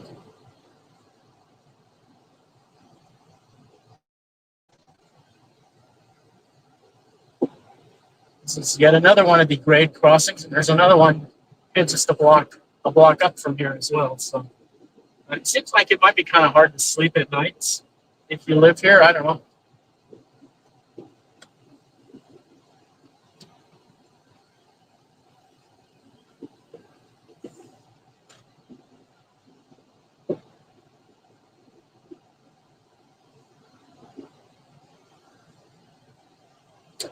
So, for a tiny town, I find Alexandria a little bit confusing to drive around. On the plus side, you don't have to drive around very long to figure out where you are or get to where you want to go. But yeah, for a tiny town, I always get a little bit disoriented. And it turns out I'm exactly where I want to be, though. So don't worry, you won't have to try to call the Missouri State Police or anything to try to locate me.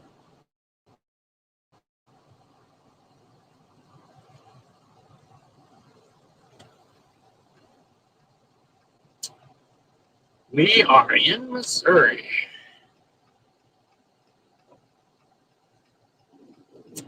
Okay, so if I went right here and crossed the tracks, that would be essentially the way we went in. So it looks like this gas station isn't really in business. They have they've had kind of a bad location as far as flooding. I believe it does flood there. Of course, I think Alexandria in general floods a lot.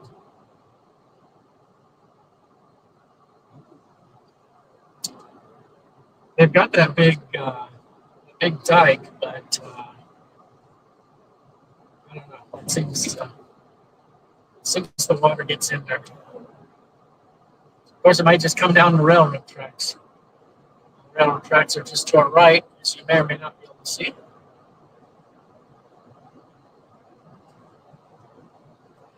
So I've got half of my battery left. I haven't, the engine on this car has not started up yet today.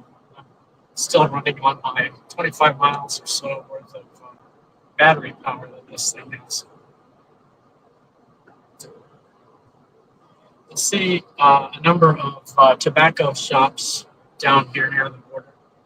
I don't smoke, but I guess there's a lot of high like taxes on cigarettes and stuff in some states, and so apparently Missouri has a relatively low tax on cigarettes,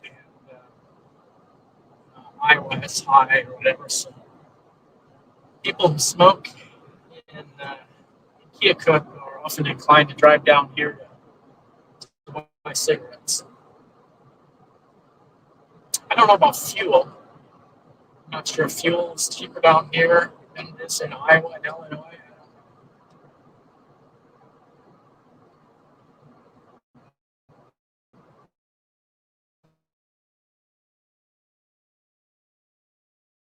Dusty border between Missouri and Iowa. And I'm going to switch the camera over here now, as I can see I can do that safely. That's the K-line bridge that goes over the Des Moines River. And in the background, you may be able to make out the Mississippi. We are in Keokuk. Just so you guys know, the people of Iowa welcome you. At least that's what it's saying.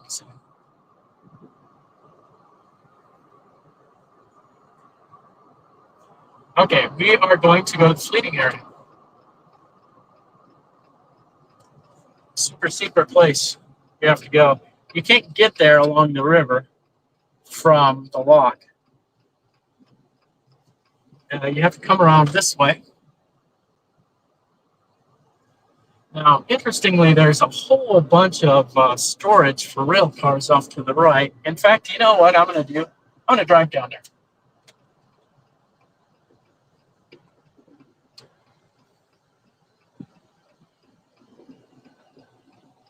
I've driven down here before.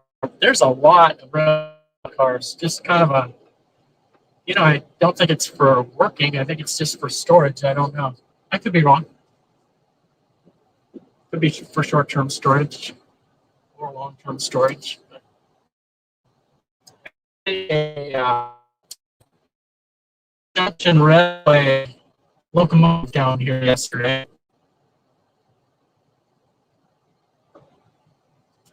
So this is kind of interesting down here to the left. All see in a minute. In fact, it's probably gonna be easier for me to show it to you from the other way.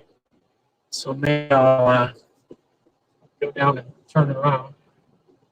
I don't have anywhere farther to go anyway. So, okay, off to our left is a bunch of rail cars, but I'm going to go up and turn around. So we see with all that, we do have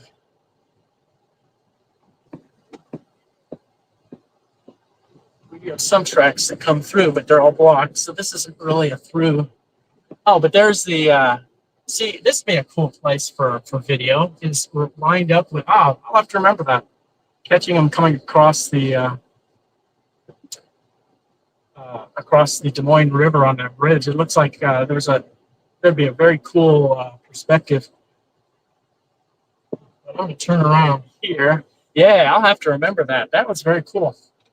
That look down the Des Moines River Railroad Bridge. Huh.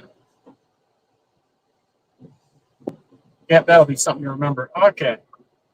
So now we see the end of these, I don't know what you call them, yard spurs or something.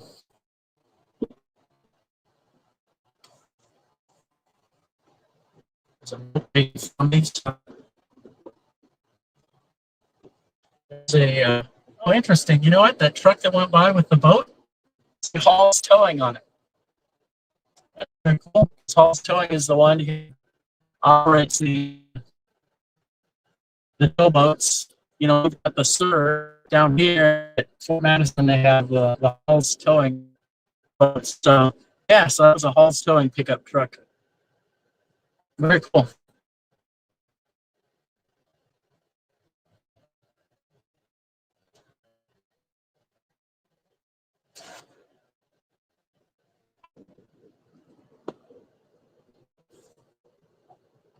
Yeah, there's a launch ramp down around there. At least theoretically, we checked it out last time I was here.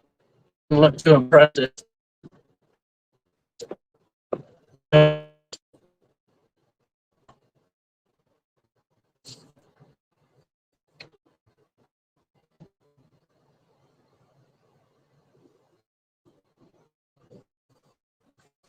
Now I'm going to the fleeting area.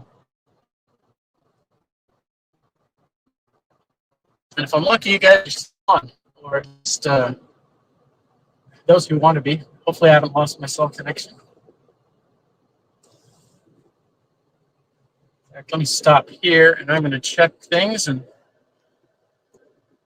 I guess it looks like I'm still here, and I touched my screen so that it wouldn't go black.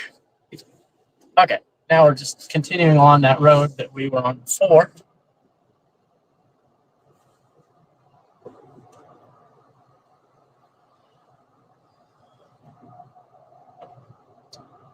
And for those inquisitive people, I'm sure they can go to Google Maps and kind of figure out where I am. We're kind of approaching the fleeting area from below, right near the, like the road was right near the Des Moines River, as you know. So you should be able to find where I am on Google Maps. I recommend the, well, I usually recommend the satellite version of Google Maps because then it's helpful to see, you know, buildings and stuff. It'll be easier to tell where I am. So this road actually does kind of sort of go through, but it goes through the Roquette plant, and so you can't really get through unless you can make it past the guard shack at Roquette. So there's entrances to Roquette on both ends. I think this is the way that the trucks delivering corn come. And I guess I could keep going straight as far as I can go and then turn around. Oh, what the heck? Let's do it. Just kind of show the area.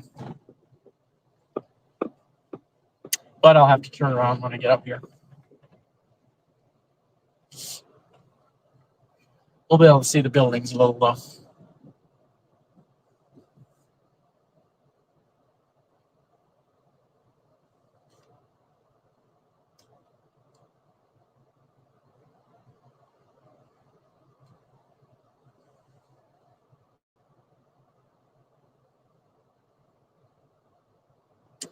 Well, this is probably good enough.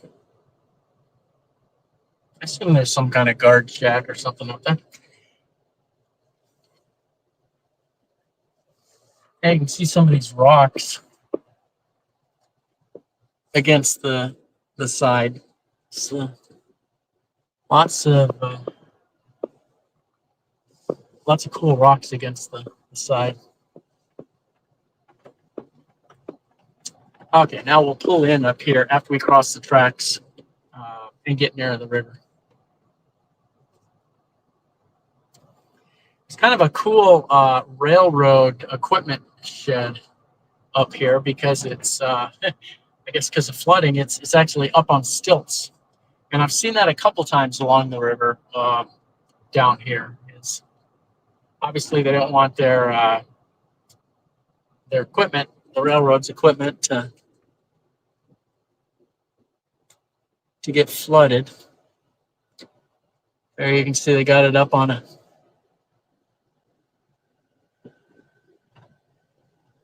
a stand.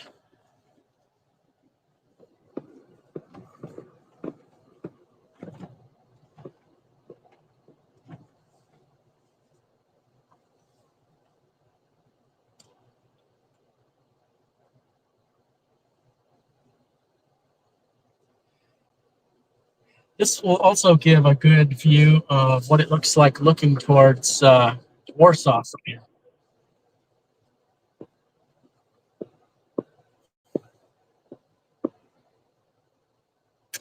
Okay, let me park shutting off and I'll go over to that side and grab the camera.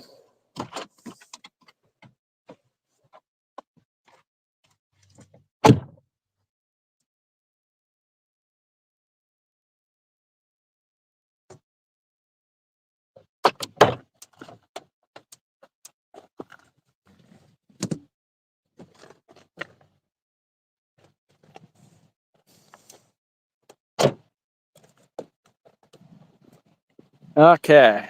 Now I think because the weeds are so tall, I'm gonna have to set this tripod up so everything's extended at its maximum extent. And it still probably won't be high enough, but I love this travel tripod though. It for a travel tripod, it actually does get pretty high. It's by a company called I can never remember the name. Oh, Small Rig. And this is I said they have lots of stuff, so I don't know how to say which model this is. It's fairly new though. It's very lightweight. It's very steady, and it actually gets pretty tall.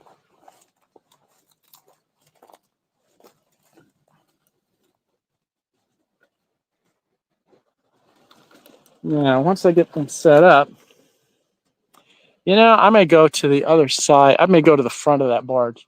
But while I'm here, I might as well show what I can show from here.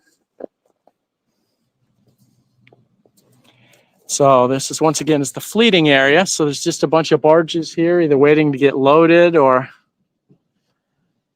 that are full and getting ready to get picked up. A lot of times we'll notice that either for upbound or downbound tows, they will stop down in the fleeting area and exchange some barges. Okay, this might be a good place. There were some deep ditches over where I was just a bit ago, and it was almost going to be hard to set the tripod up. Or else I would. Okay, let me train somewhere. Okay, so you can see we got this barge tied up to shore. What we've got is it's almost like a railroad tie wall or something. It may not be railroad ties. In fact, it looks like thicker timbers than railroad ties. But so we're on top of a big wall on the side of the river, and so we got the barges tied off next to us.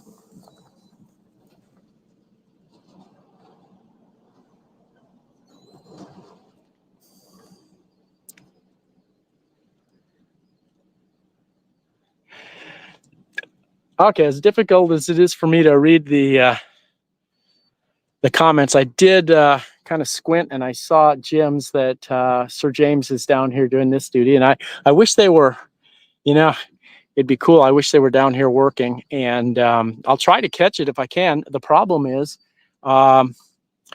with fine ship not working in this area, that it'll be a little bit hard for me to know when they are, but. We aim the camera down here a ways. And so we have a couple things going on down here, or a couple things I'd like to point out anyway. One, so now we can see where the Des Moines River comes in, or at least we're a lot closer to it. You may not be able to see it. There's a sandbar straight ahead, and you see some kind of trees on this side, and then it kind of sticks out. I don't know how. I'm not doing a very good job describing it, but basically the Des Moines River is very close to here. It's just kind of an opening down there in the side, and that's where the Des Moines River comes in. Now, looking farther down the river. Once again, my apologies for not being able to zoom in, but way in the distance, I would say kind of centered. It's possible on top of the hill you might be able to see a silhouette of a structure. That is actually that grain elevator that we could see from Alexandria. So you probably can't make out much over on the other side of the river down there, but anything you do see would be Warsaw. So Warsaw seems like kind of a cool little place. There's actually a park on top of the hill aiming this way that you can see this way from. That's actually pretty cool. It has a nice view. Let's see. Since we're here, I don't know if there's much else that can be seen, but I'll kind of look around a little bit so you can see where we are. Kind of an industrial area, guess I could say.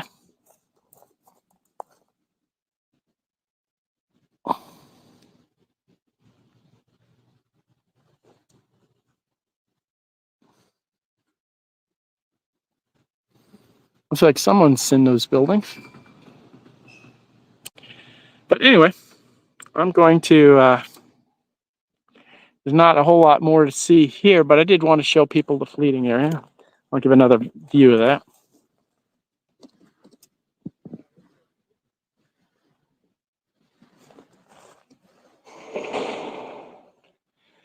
Anyway, so a few barges down here. So next stop, I guess, is Casey's. Excuse me.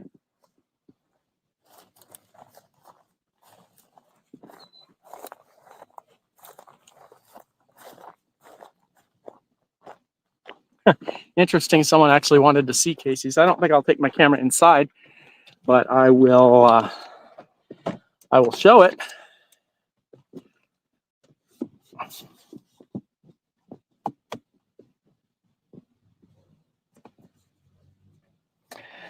Okay.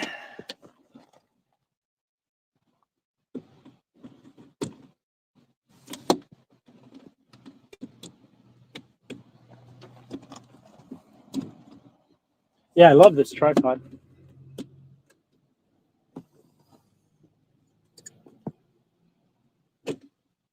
So light and stable. The one I used before was a name brand. It was a pretty good one. But it wasn't as it wasn't as steady or as tall as this one. And I think the height was the thing that motivated me to get this one.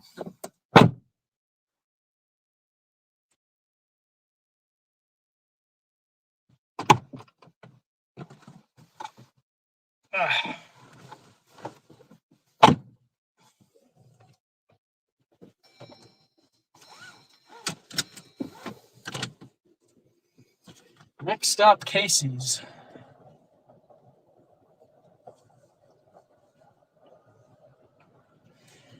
After Casey's, perhaps I'll drive across the river on the bridge. That may be something interesting to do.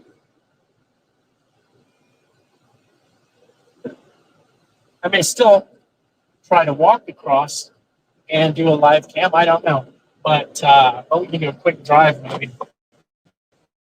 But I am kind of dying at first, so.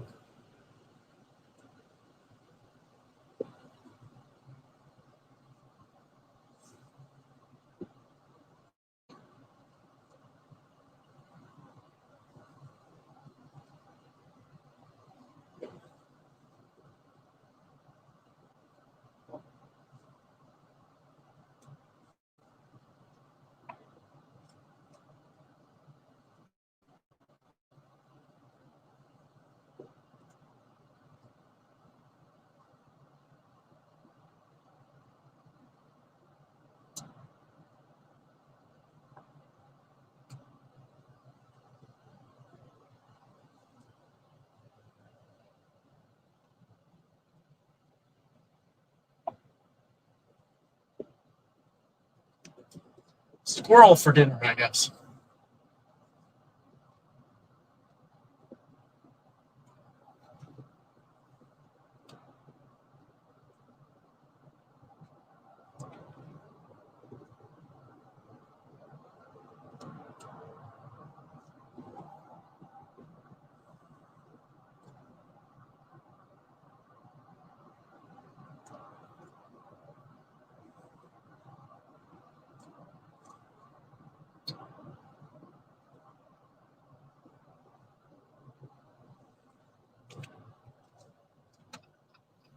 So now we're getting back on the highway that we used to go back and forth to and from Alexandria.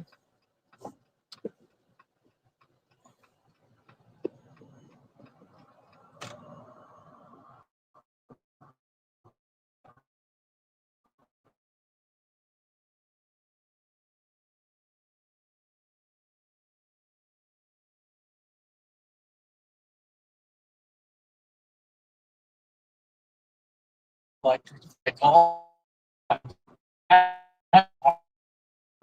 and they'll go far on a full charge. Since this is hybrid, doesn't really need to store as much electricity.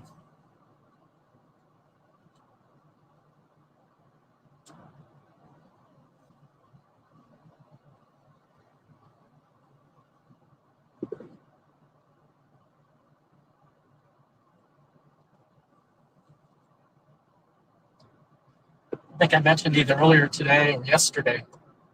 The way this operates is actually fairly similar to how a modern diesel electric locomotive operates. When I'm not operating purely on battery, and when the engine is running, the engine is hooked up to a generator.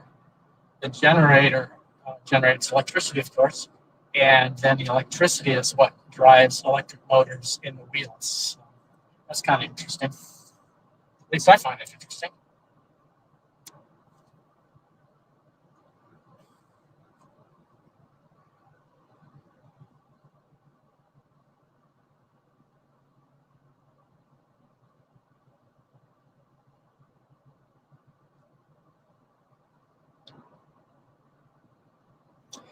And okay, so we were down at the fleeting area, and the one thing I didn't mention is where Sir James moors is actually up the river a little ways, and so there's no legal way I know of to get close to where Sir James is, or whatever towboat at the time is working down in the fleeting area. There's just no practical way to get close to it, unfortunately. But we can get close to the one up by the yacht club when we want to.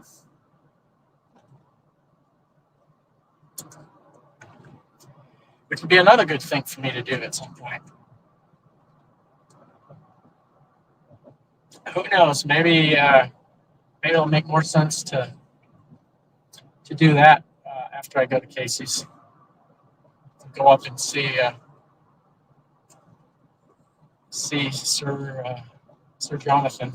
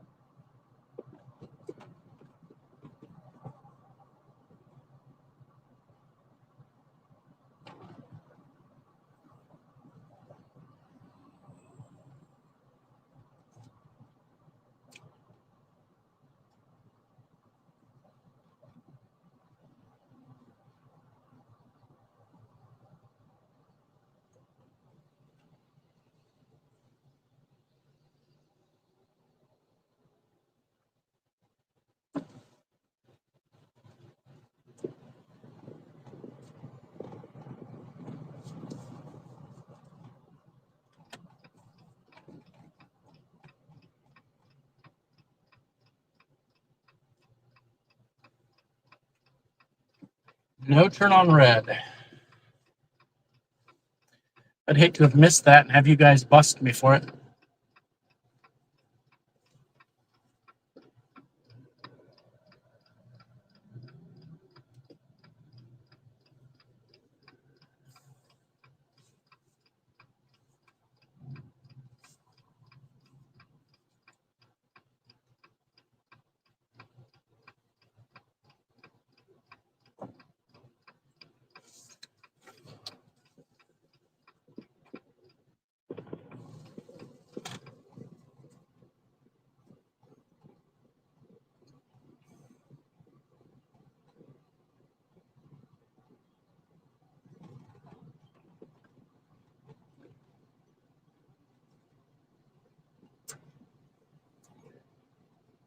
People who follow the chat may, oops.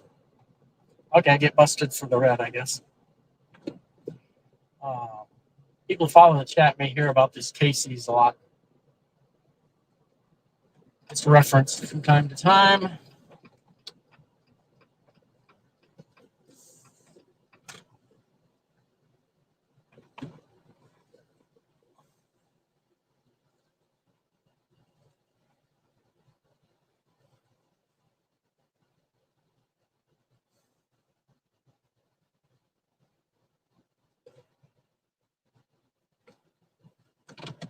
All righty.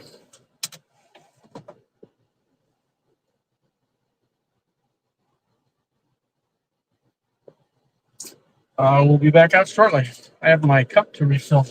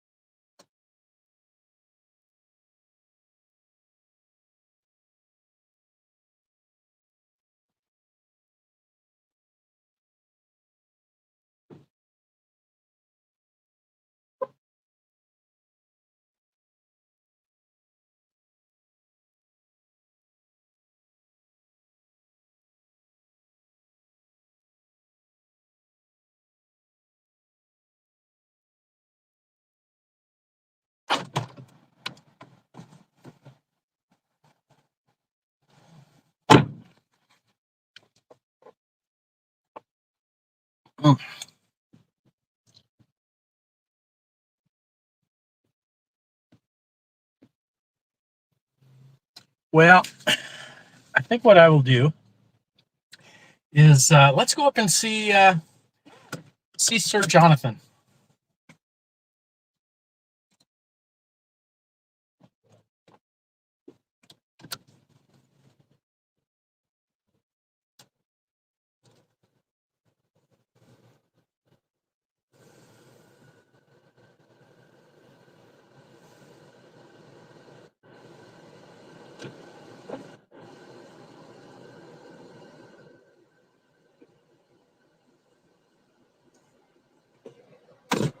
Oops.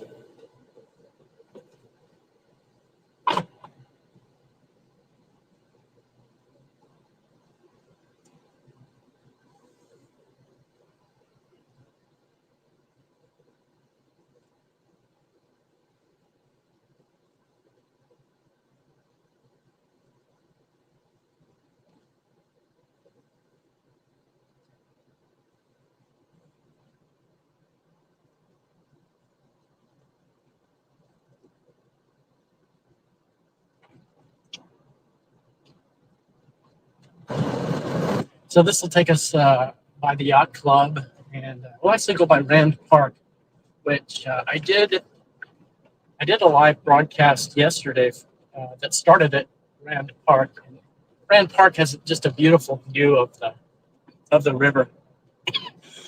I'm not going to really stop at Rand Park, or maybe I'll slow down or stop very briefly. But no, it's a really cool place. There's some really some cool houses up here on the bluff overlooking the river.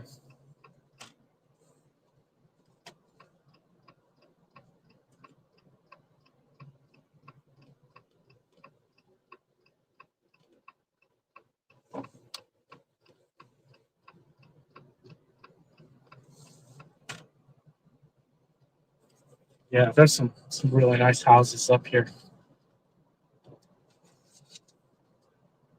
So these houses on the right are they're looking over the river. Let me see if I can turn the cam here. So these houses we're looking at are all river view cams.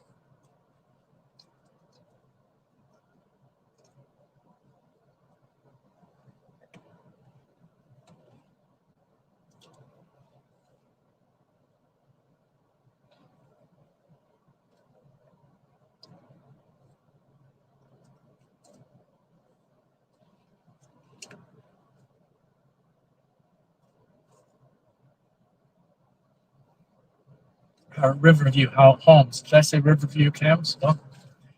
Okay. But yes, Riverview homes up here. And a lot of them are really large.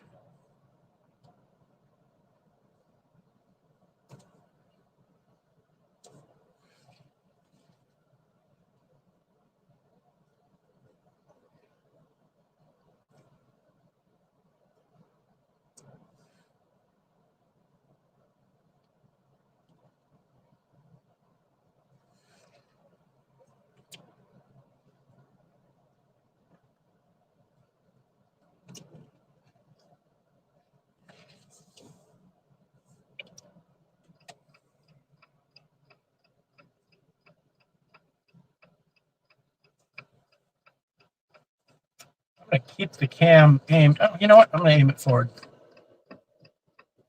Some of Rand Park here. Now, there's a bunch of, I don't think I'm going to be able to show it, but there's a bunch of benches up at Rand Park overlooking the river. It'd be a really nice place just to hang out. And the view, let me pull over here, let someone pass. So this is the view from Rand Park. I mean, it's beautiful. You can see the boats come from a long ways upriver. The tows would be a great place to just sit and watch the tows approaching.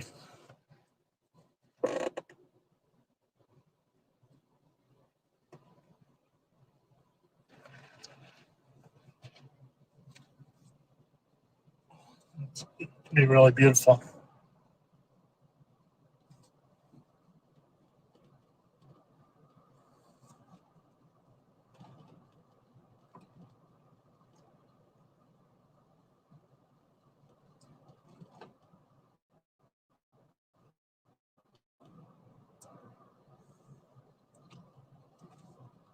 So up ahead, we have the Yacht Club. This is a kind of cool road. It cuts down from Rand Park down to almost water level.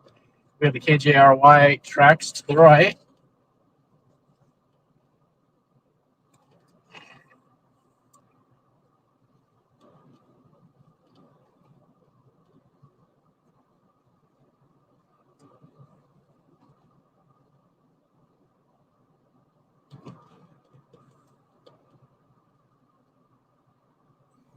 So here we have the Yacht Club complex.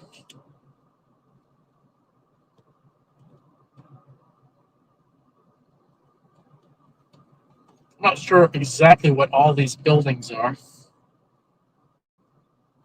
There's a lot of buildings here on the water.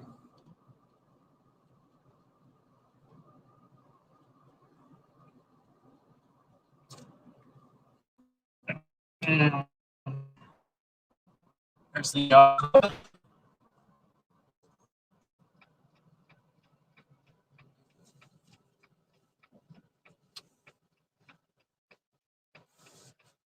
Not sure where I should park. You know what? I'm going to park over here.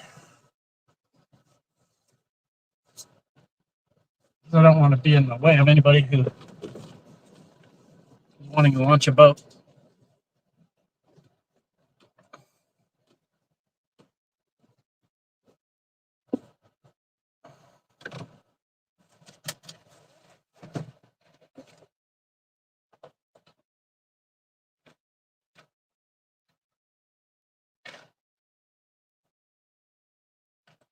Okay.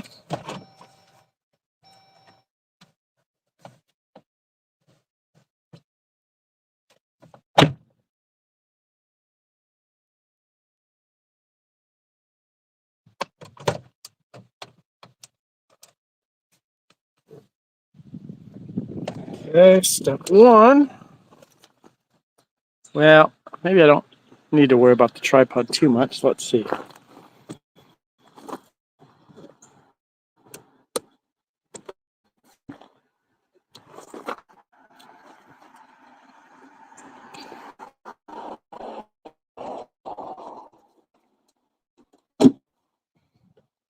We'll see, but we'll go like this for now.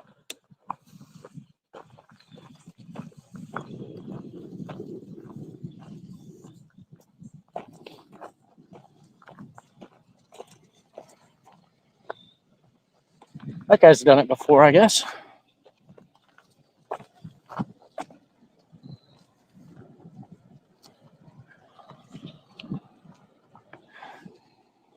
The K-line.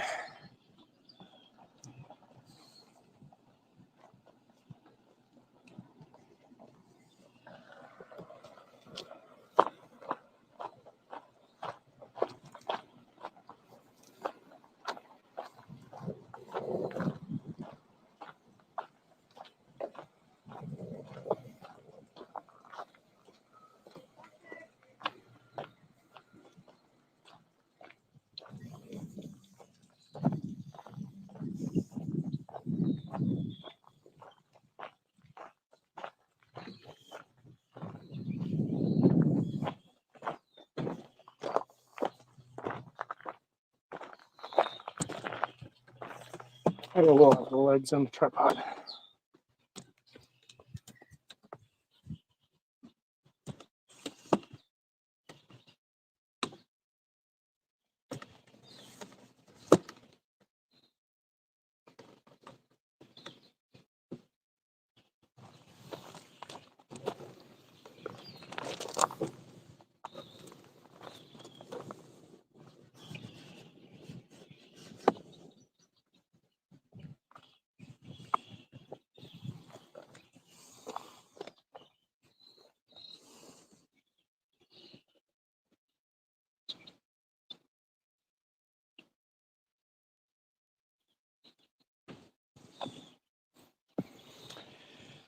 I think I hear an air conditioning on Sir Jonathan.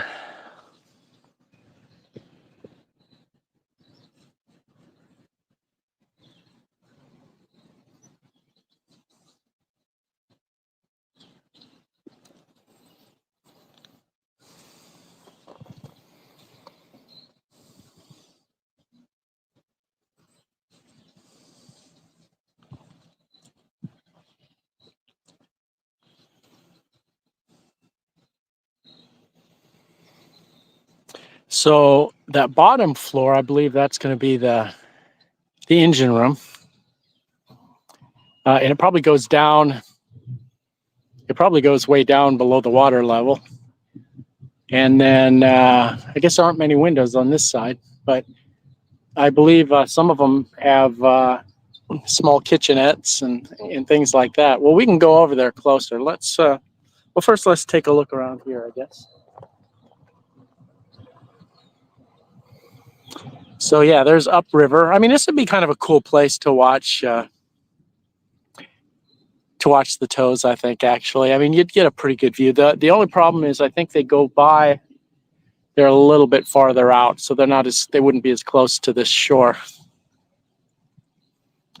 What the heck? We want to watch boats, we'll watch boats. We got this guy going by.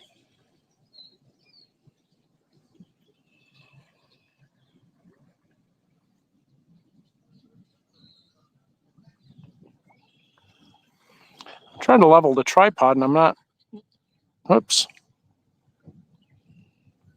Not doing a very good job, unfortunately.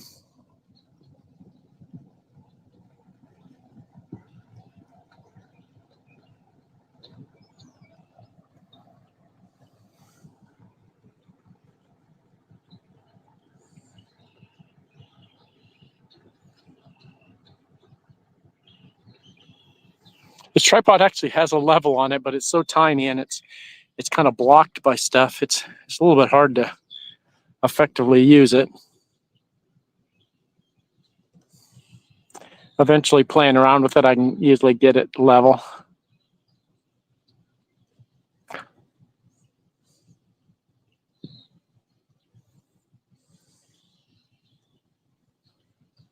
Okay, so we can look around this way. We can't really see the yacht club very good from here, but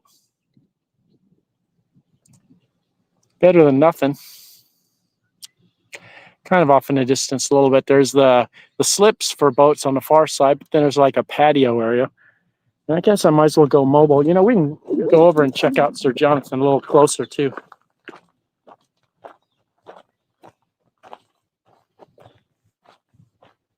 So there's the yacht club. You can kind of see it a little bit better. There's kind of a bar in there and tables for eating and stuff, and then outdoor tables you could probably see.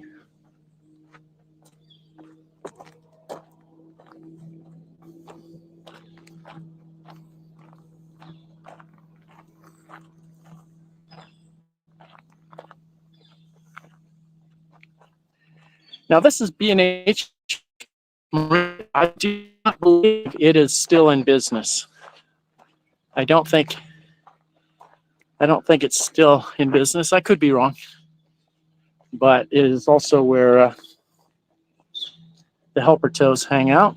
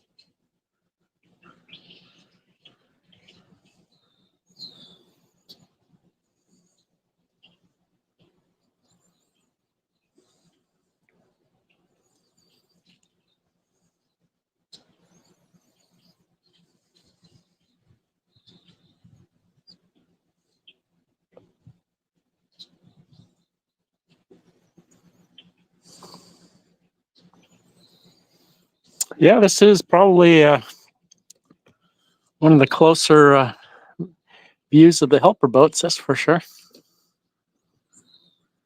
So you can see they got the walkway to go around the front to wash the windows on the wheelhouse.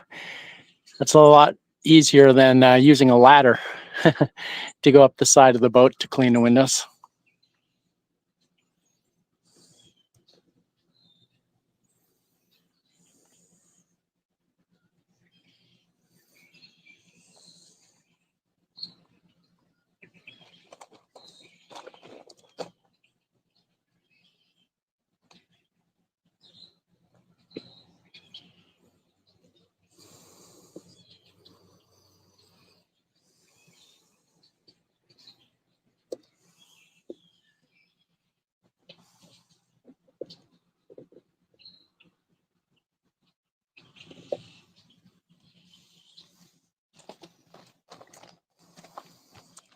So anyway, that is Sir James.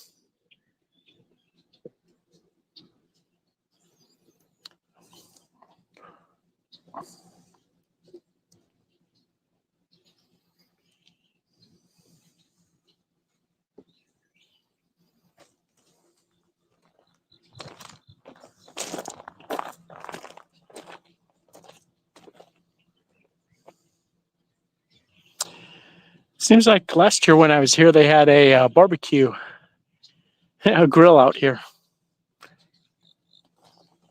Maybe they don't leave it out.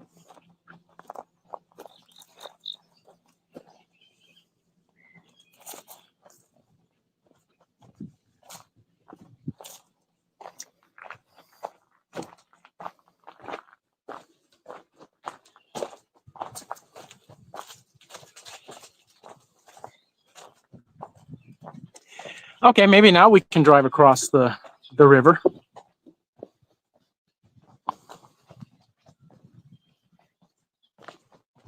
I'm gonna try to fold up my tripod as we walk.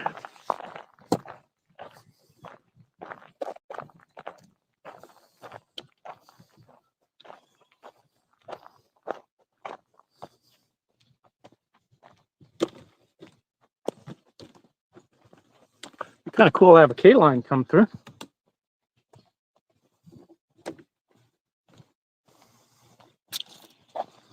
Just gonna look down the tracks.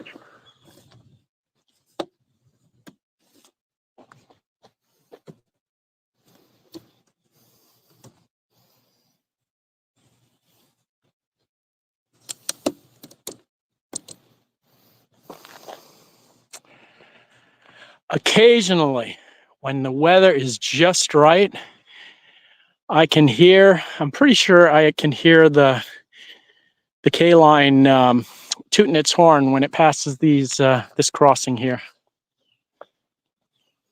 It has to do with, I think it has to do with temperature gradient and or wind gradient.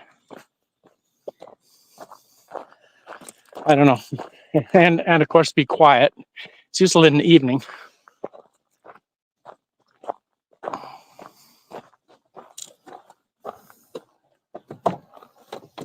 Okay.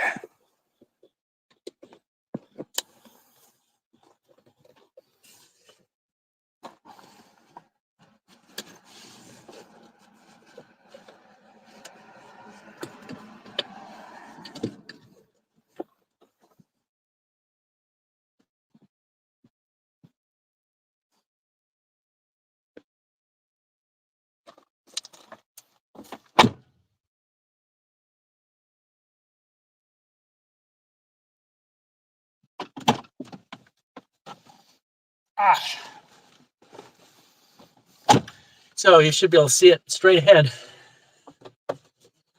Sir Jonathan, he's tall enough.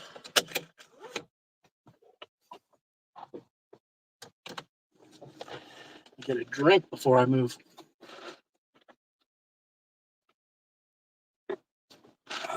Okay.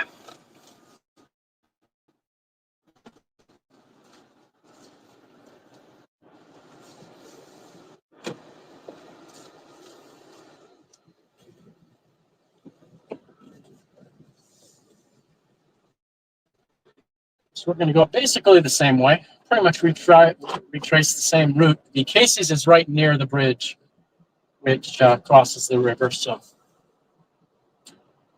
we'll be heading back towards Casey's.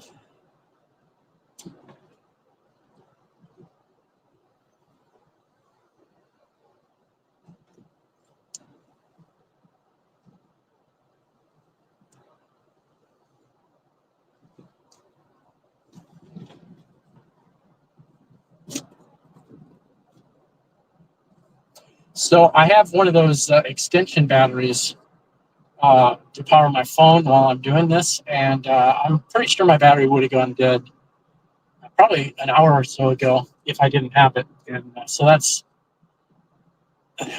that's very helpful for this live stream.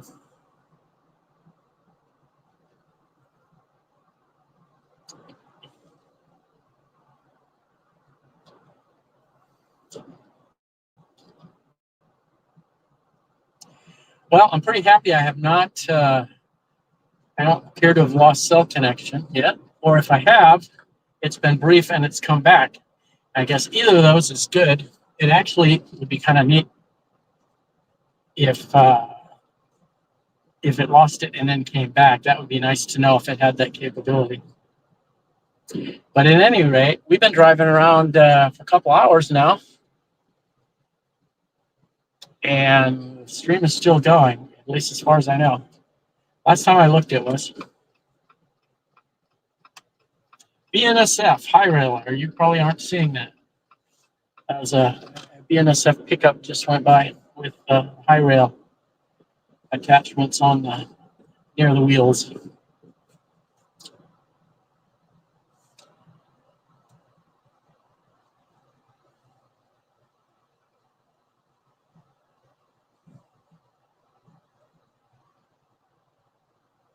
Got 5% battery power left. At some point, my engine's going to kick in. You probably won't even hear it, though. I mean, it's not a loud engine. So far today, all my driving has been on battery power. So if you're going hill climbing and four-wheel drive in this Jeep, I wonder, I'm guessing the battery power doesn't last a real long time if you're climbing big mountains or something.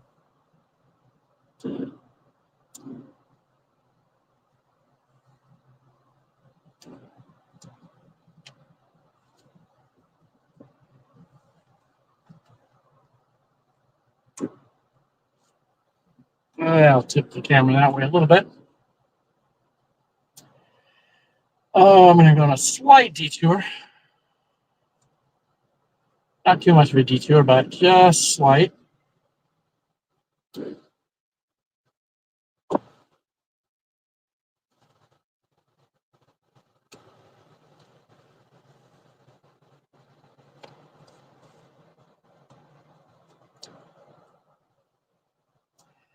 Very slight. We're just going to go straight here for a second.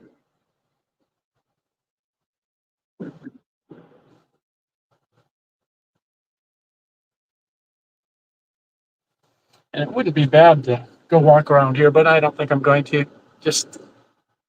But here we have the power plant, and you can kind of see the old bridge over there, or at least I can. Anyway, let's go across the bridge.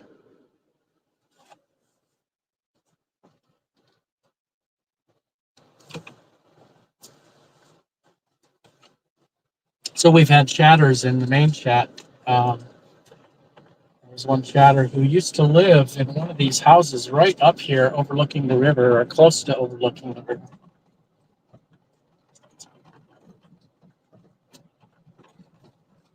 That would have been many years ago. That was when she was growing up. I can't remember her name.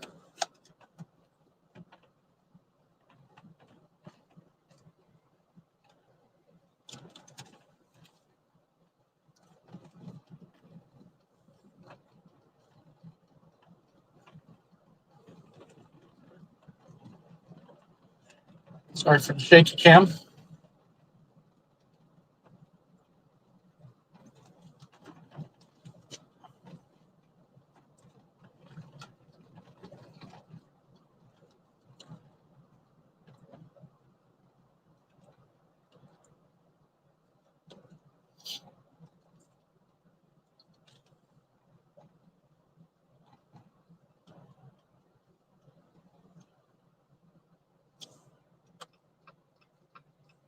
Okay, for reference, here's our Casey's. Just to keep everybody on the same page, Casey's to the left. Not sure exactly what the camera can see, but let's have a pretty good idea of what the camera can't see right now, and that's much anything. Okay, well, bad place for the camera to get messed up. So it'll be a little bit quicker maybe. But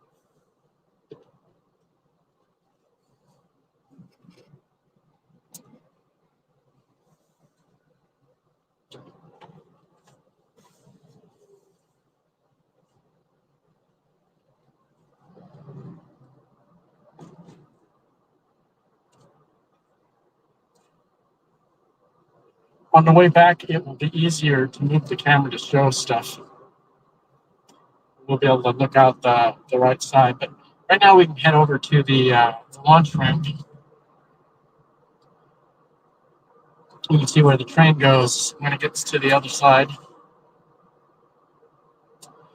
And we got the construction guys. Well, remember the road's under construction, so we got the construction off to the right.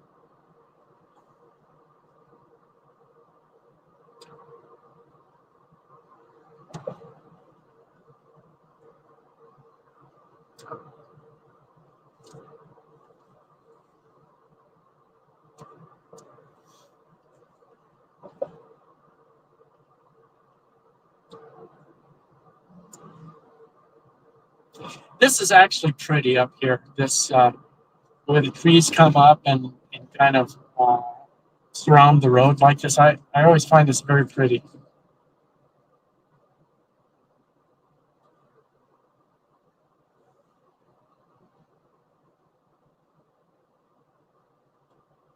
Now here is where the tracks cross the road.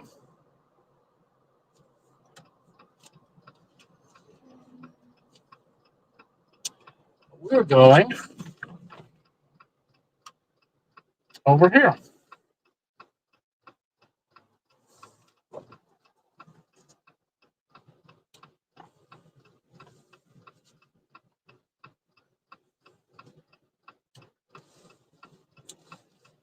To the launch ramp. And the other side of the bridge.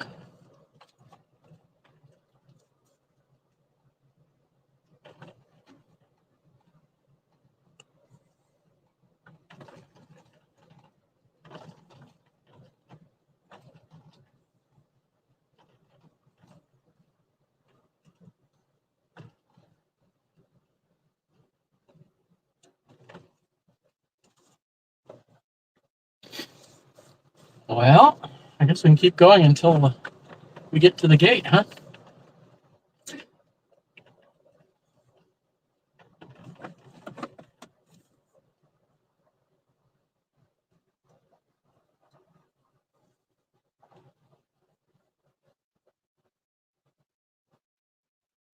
Hopefully this doesn't cave in.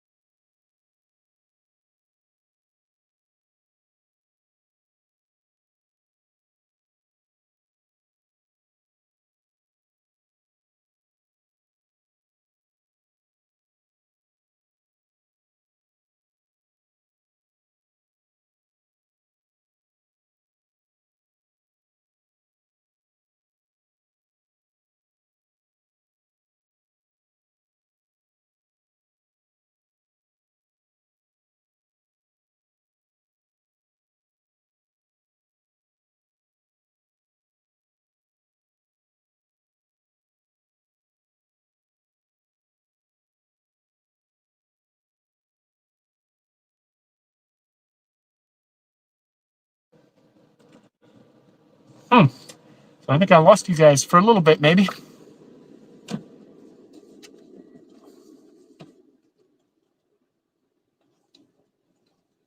I don't know how long I lost you for.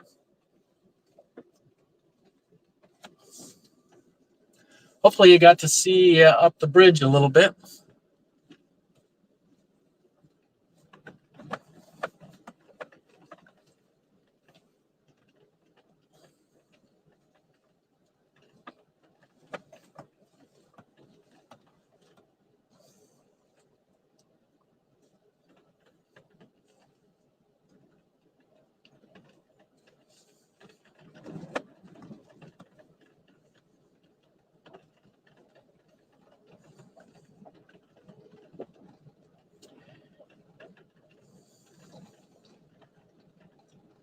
So we're going to the launch ramp.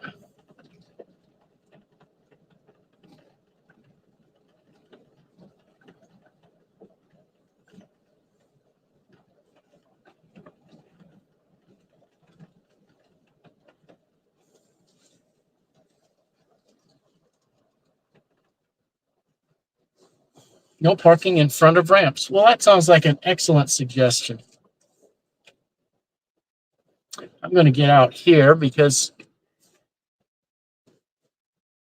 it seems like a nice place to take a camera view.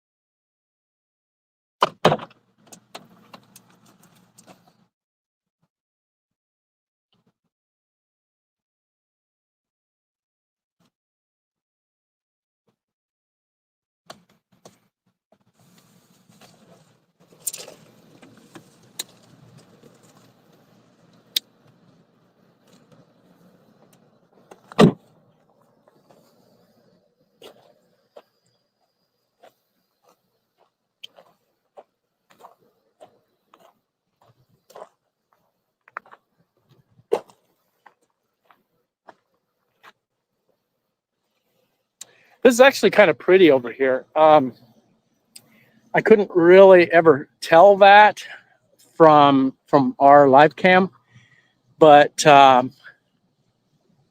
well, everything's relative though. It's prettier than I thought it would be over here. Actually, right now it doesn't look quite as pretty as I've seen it. Maybe having to do with the flooding or whatever, but actually it looks kind of muddy right now with the water so low. I've seen it before where it looks more sandy over here. And right now it's looking, I guess, more muddy than sandy, but let me get out here and take some looks around. Let's see, I need to play with the tripod a little bit. Bear with me.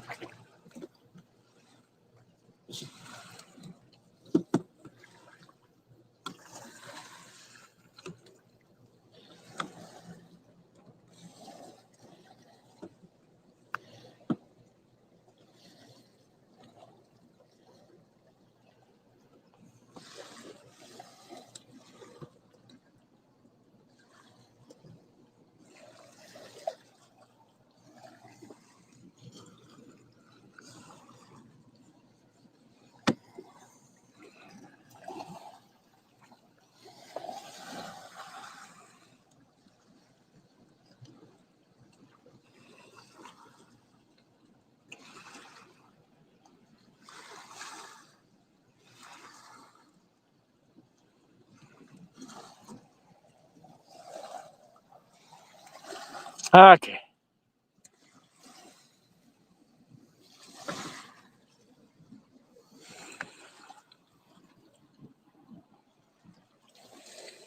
Okay. So I guess let's just look around here. Looking up the ramp.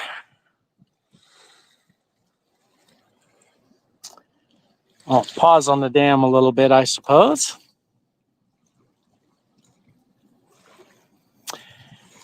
That dam goes way across. That's a pretty wide dam.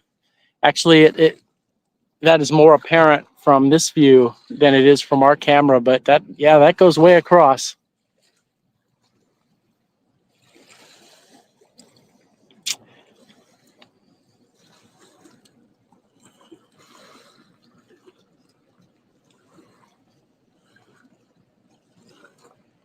Okay, so one of the interesting things to point out is if you look at the top floor of the power plant over there, you'll see it goes way in. So that top floor doesn't really cover that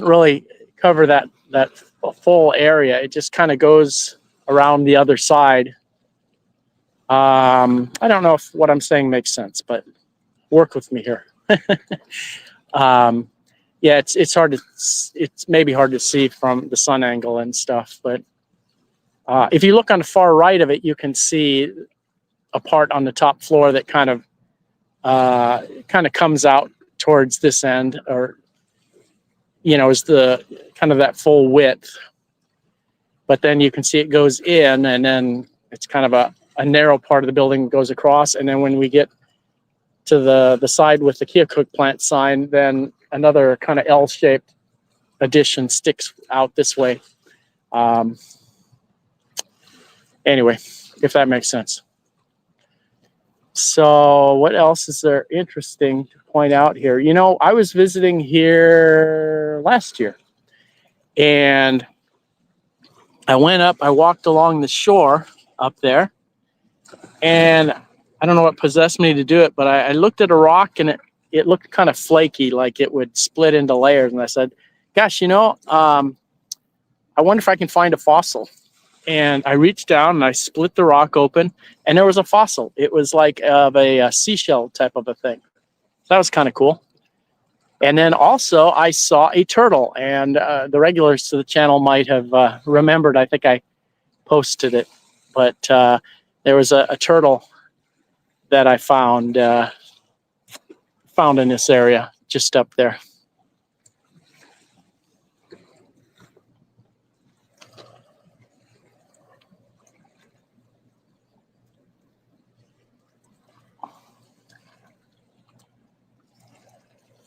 Okay, now let's aim this way, because this is where maybe in the direction where there's some stuff closer to the camera, and we can see the bridges and stuff.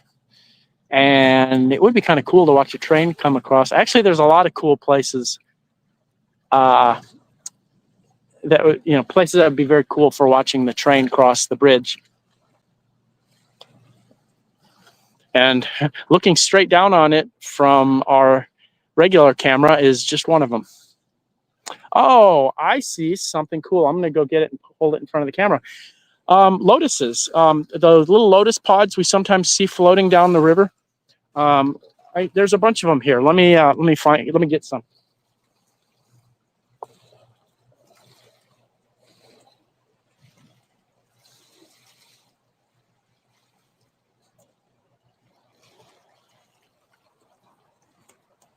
So those things that we thought were lily pads up above, of course, a couple of years ago we learned that they're actually lotuses. And here is, I'm not sure how close I'll be able to get to the camera, but here's these little lotus pods that we sometimes see. They're usually like this. They're usually kind of upside down. We see them coming through the locks sometimes. First they look like they might be birds or something, and then but let me see. I'll get some light on them. I don't know. I can't tell, you know, what's in focus. Oh, it looks like it. Is it focusing on it? Yeah, I guess it is. So anyway, these things in the fall, those are little seeds in there. And those things just come down from the lotus area up above the lock. Now you can also see, look what's on there. It's and now it's slipping my mind what it's called, but that green stuff, the little circular leaves with little roots that stick down. So that's all that green stuff we always see. That green stuff we always see coming down the locks. There it is. It's on here.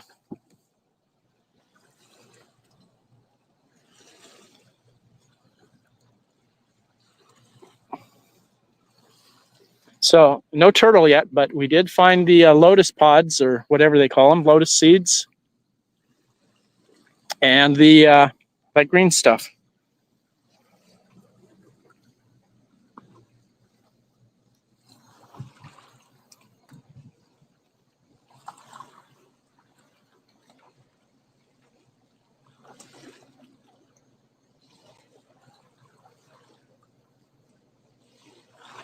I'm going to try pulling out my phone because I can't really see the comments very well on the screen right now, but I can often see them better.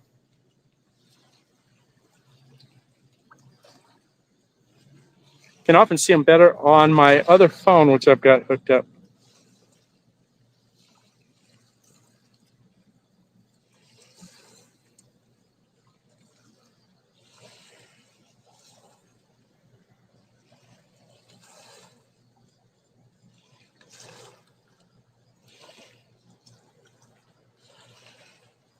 I'm kind of looking back at the chats and seeing what people have been saying.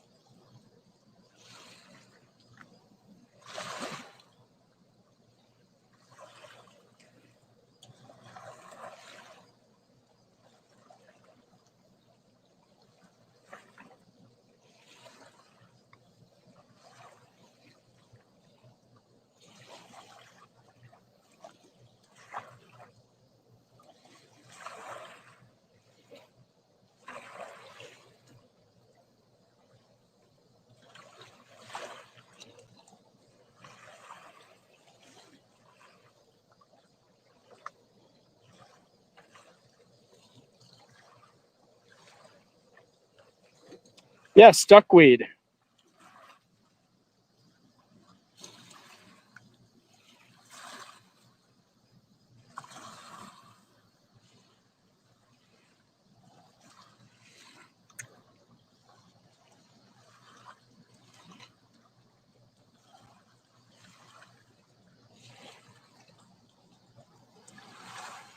Yeah, the waves do sound kind of pretty.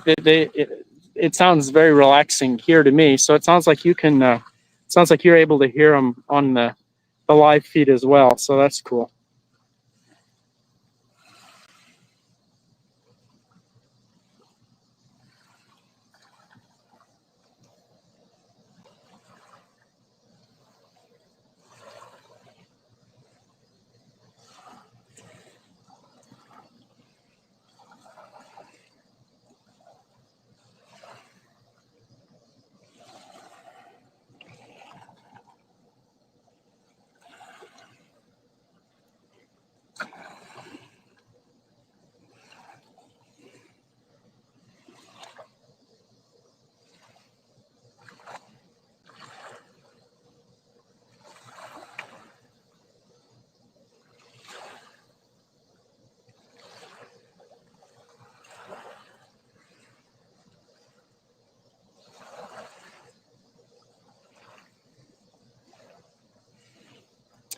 Well, one thing I might do, and I'm referring to Marcia, which, interesting, Marcia, your name in the chat, sometimes it's missing the first M for me. And I heard someone else saying that too. That's weird. You know what I might do? I might drive up to where that old turbine from the power plant was just, they put up a place to display it. Now, there were two of them, and they gave one of them to Keokuk, and they gave the other one to Hamilton. And gosh, I have to say that I think the one in Hamilton is maybe a more interesting display. But so maybe we'll go up to that one next, and I'll show that because it is kind of cool. So let me pack up, and we'll head up to that where that turbine is displayed, because that's pretty cool.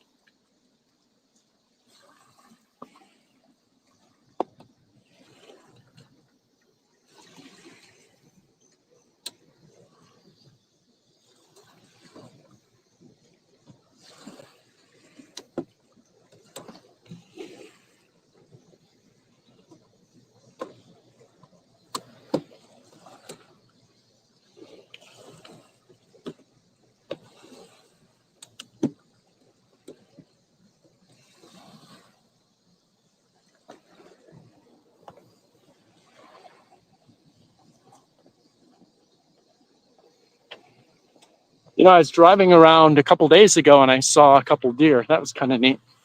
I was driving up towards Fort Madison along the river road on the Iowa side. Now, this here used to be a sign, and I would have shown you what it said. This is the sign. We can see it from our camera, and I don't know if it got maybe damaged with the flooding or whatever. Basically, it's a sign saying where how close you can get to the dam and stuff in a boat without being in danger.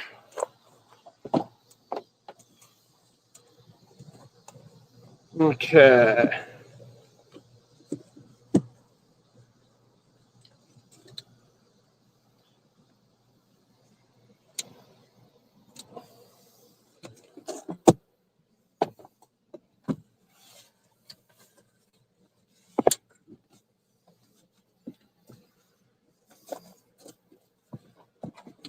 Let's see if I can get things reasonably straight.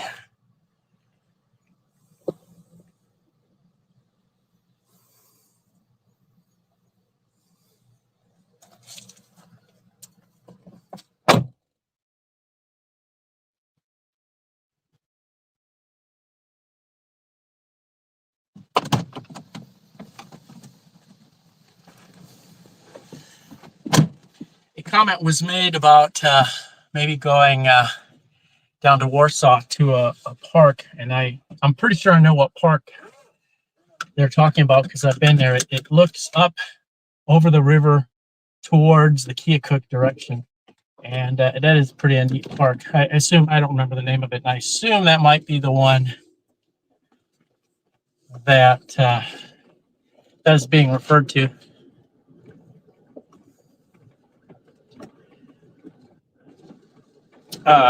So after we go up the river, we can consider doing that. We'll see how the cell service does.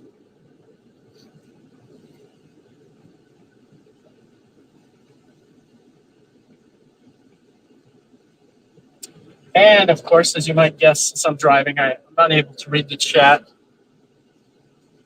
Uh-oh. So it looks like that pickup truck is stuck. So this might get interesting because he's looking at me and I'm a Jeep. So I'm not sure what is expected of me here, but probably at least to stop. Hold on, let me talk to this person. Probably thinks I'm an expert off-roader.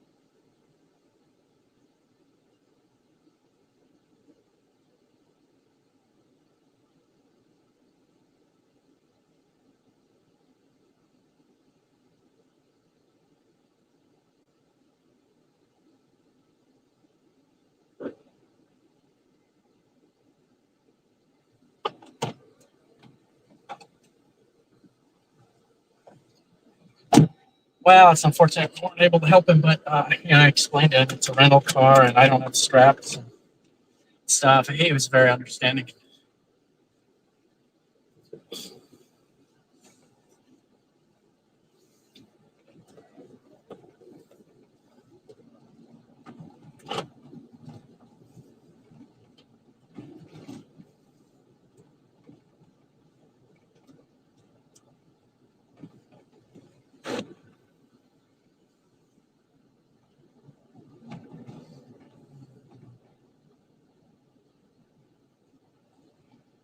Okay, so this is kind of interesting, seeing what the road looks like over here, that we're always aiming this direction. And then, of course, the the crossing for the train.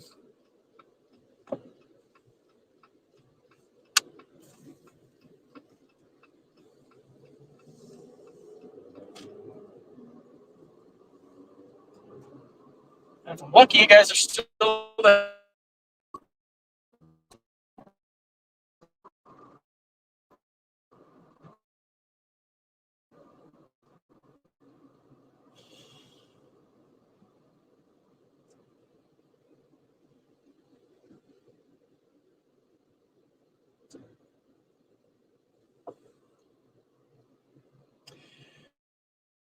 So, just to kind of orient you here, what we're going to do is kind of follow the road that go up towards the up along the river.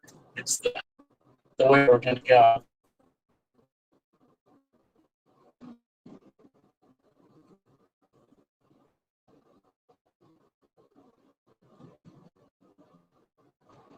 Main Street. The Main Street, interestingly, is not the one with the businesses on it. So that's kind of interesting. This, well, there's a sign that says business district. Yeah, so Broadway's the one with the businesses on it, but that's also not the main highway that goes through. If we stayed on this one and followed the curve and kept going, we would going through on the highway. So it's kind of unusual in that sense. You know, usually you think of Main Street as being the one with the businesses. Now, this is what I consider a kind of a dangerous intersection because we're the ones who, those people have to stop but it kind of doesn't seem like it to me when you're on it. Okay, now we have to stop up here. Stop at line. When I stop at the line, I can't see. That's okay, I can move my head and I can see. Okay, we are good. Yeah, I find that, I don't know, a little bit uncomfortable, like crossing.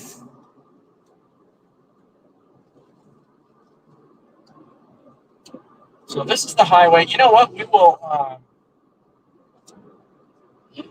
before I go to where the turbine thing is, I'm going to go straight a little ways because that will mean something to us because that's where we see the highway crossing. When we look across, and off to the left is the turbine. We'll go there in a second. But first, we'll drive up just a little past. So this will be a little bit farther. We'll be seeing some of the houses that we see that are all along the river or up the road from the river. I'll try to point out the house that we see that always has the holiday decoration lights and stuff. Let's see. Good, no one's behind us. I'm going to slow down.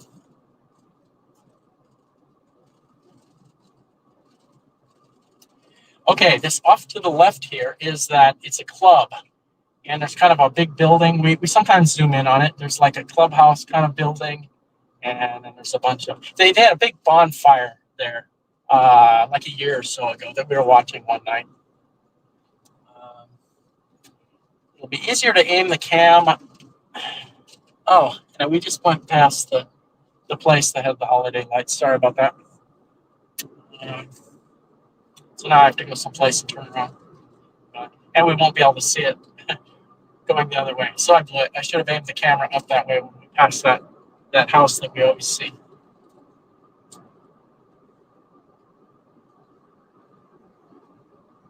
There is a kind of a tourist area pull out a short distance. Well, let's go up there.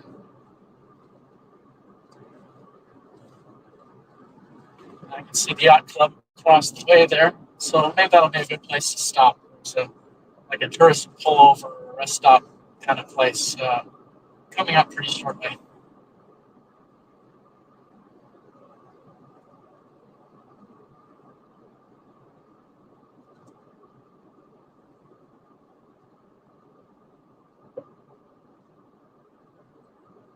Somewhere shortly.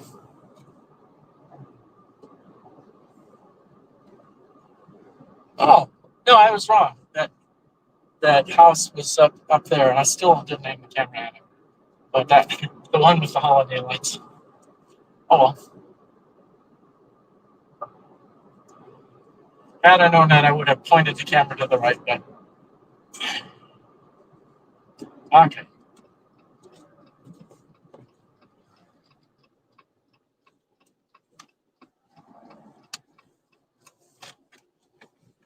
Looks like a heron out there.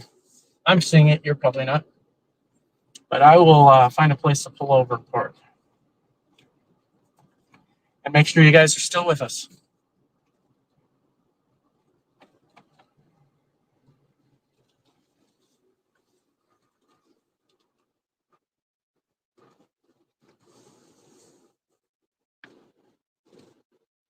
Okay, I'm going to park and pull the camera out.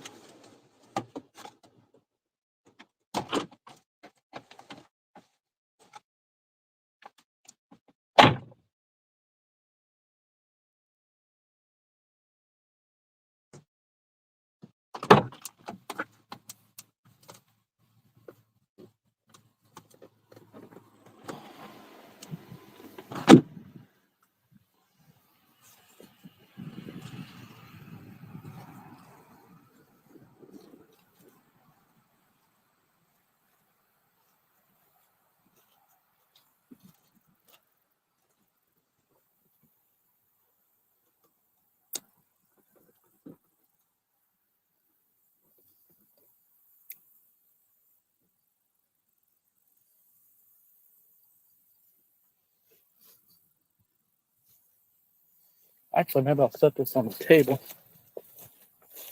I won't have to extend the legs. Oh, I will have to extend one of the legs.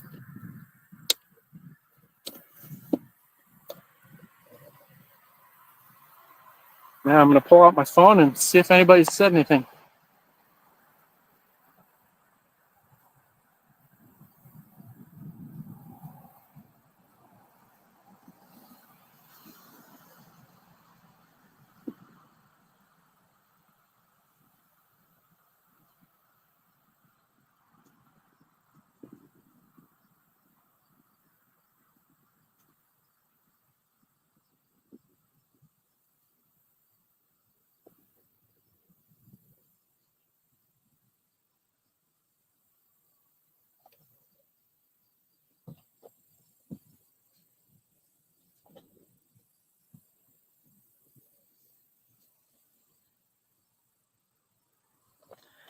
Let me level my tripod a little bit.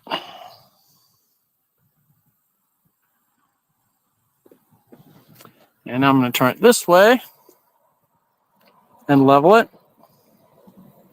Kind of sort of level anyway. Better than not doing it. Okay.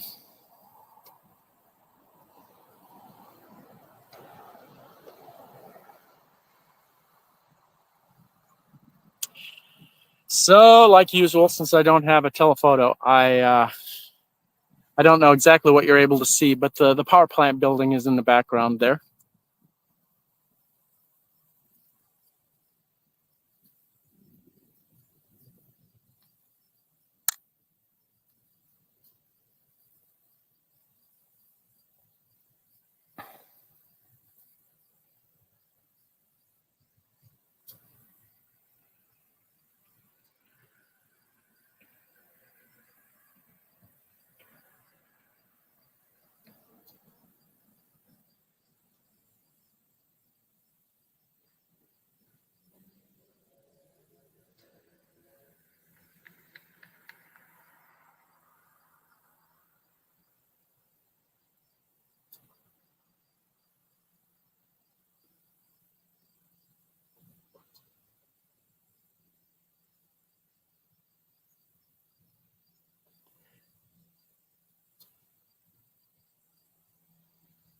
I'm reading through the comments to see if there's anything interesting to comment on. I'm hearing a noise out there. I don't know. I don't see any movement in the water, but I'm hearing a noise out in the duckweed.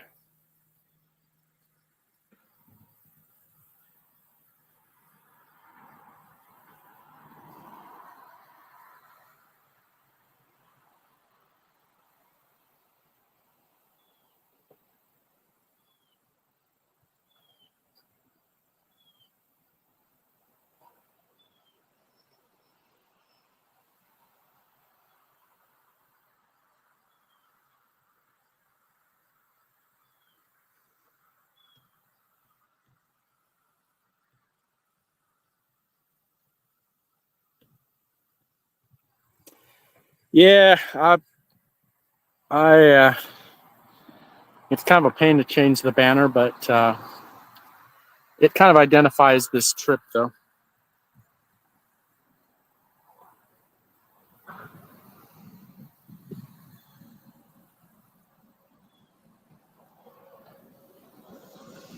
Okay, I'm going to go to the turbine. I think it's time to go to the turbine.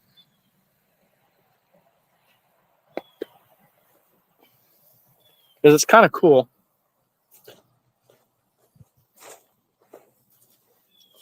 The one over here, anyway.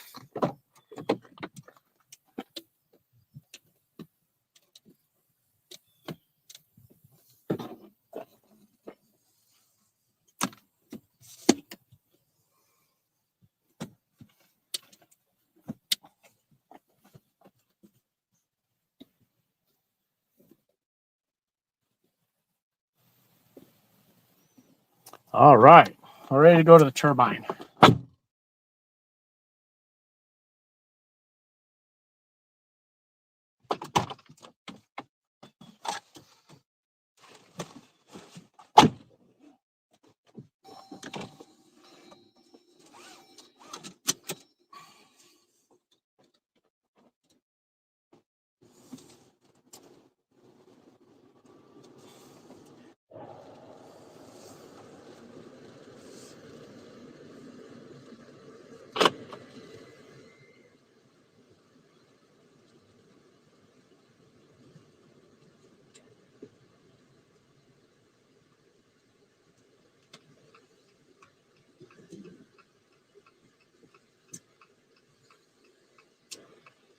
I'm waiting for a vehicle, and then we'll be going.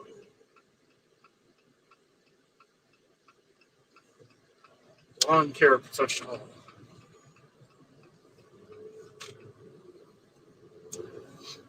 I just need to make sure I can find from this direction, find the turbine. I probably can. It's easy to see from the other direction.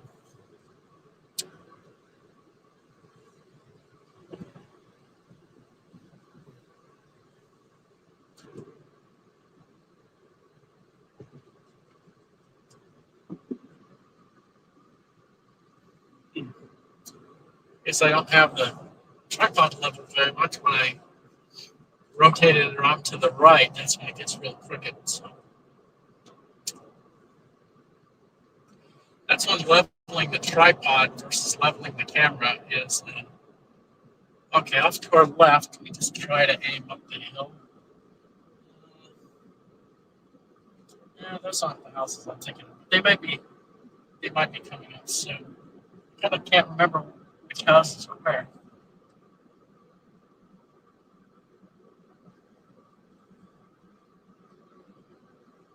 Yeah, I've actually already gone by them, probably.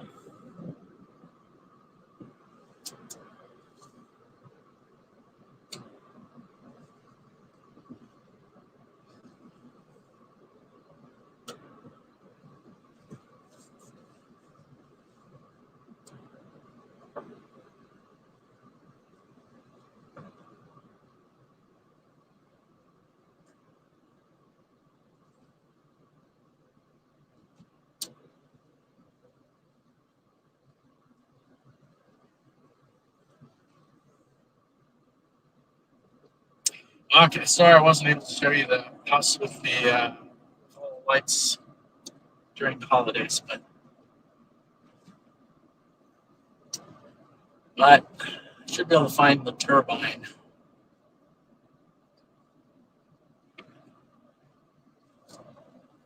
Okay, I believe it's by this business here. Oh yeah, it's easy to see from this end. Okay.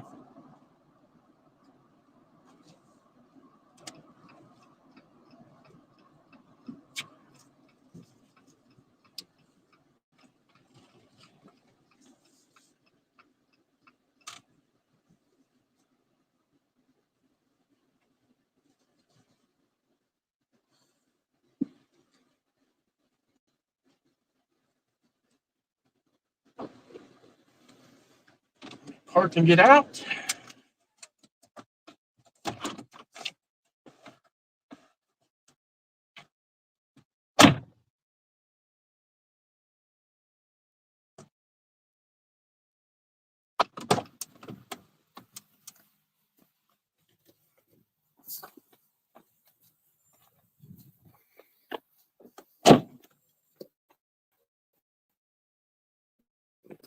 So my understanding, I'm not sure, but I think this is one of the original turbines, and it was replaced a couple years ago. My understanding is there may still be some of the original turbines over there, but this one and the other one in Keokuk had sustained some damage or something, so they had to replace them. Now, it could be that all of them have been replaced by now. I don't know if these are the last ones to be replaced.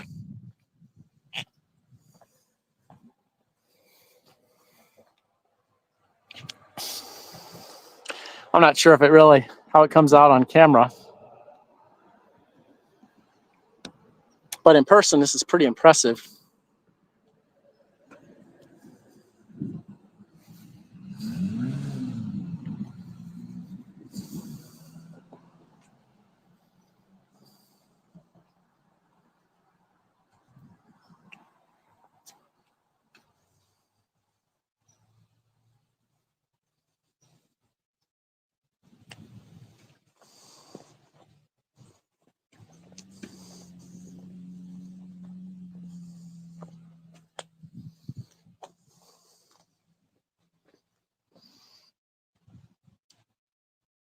It's possible if you want to read this, you can pause it maybe on the rewind or something, see what it says.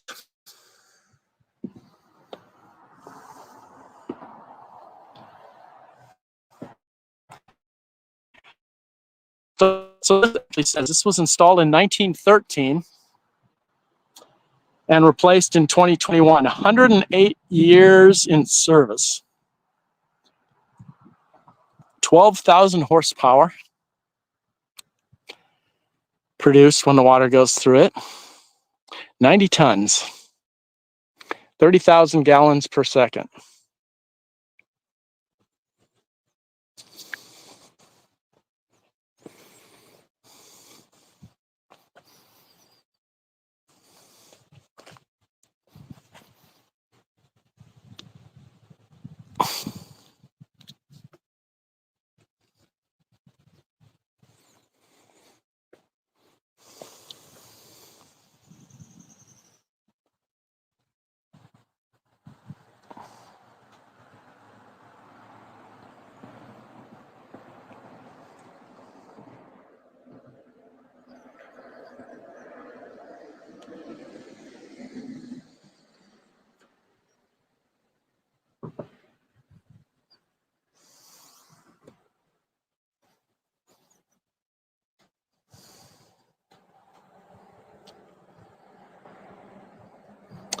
Okay, I'm going to try driving down to Warsaw. We'll see what happens.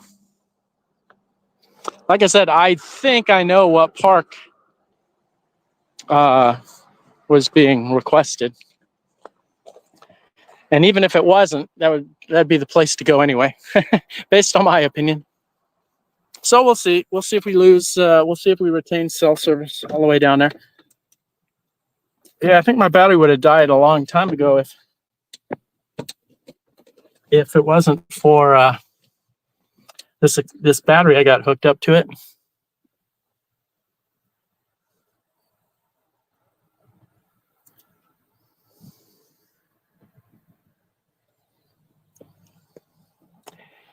Okay, let's try it. Let's see how far we make it.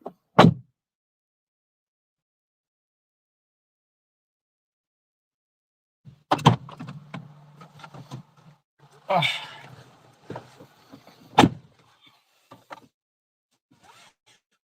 Boy, I'm getting kind of hot and sweaty.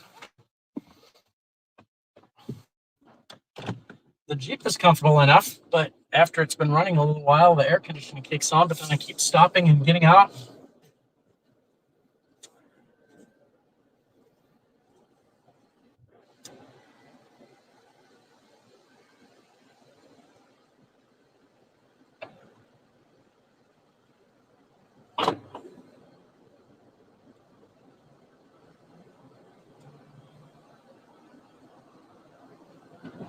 Well, I guess it behooves me to try to aim the camera sideways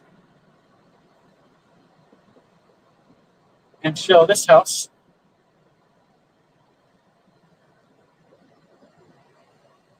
Sorry for that I haven't leveled the tripod, so when I tilt it, when I pan to the side, it's kind of a messed up tool to do, but better than nothing. Okay.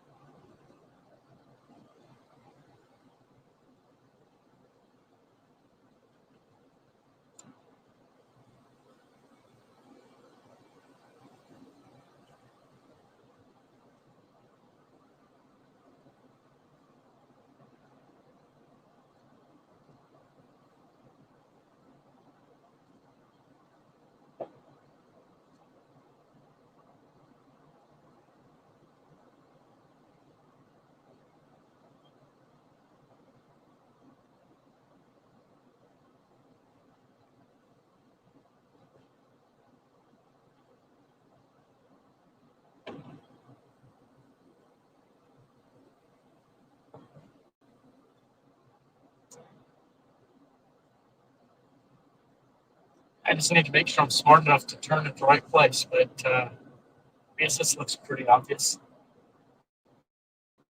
Right there. I wasn't certain of it. Turn.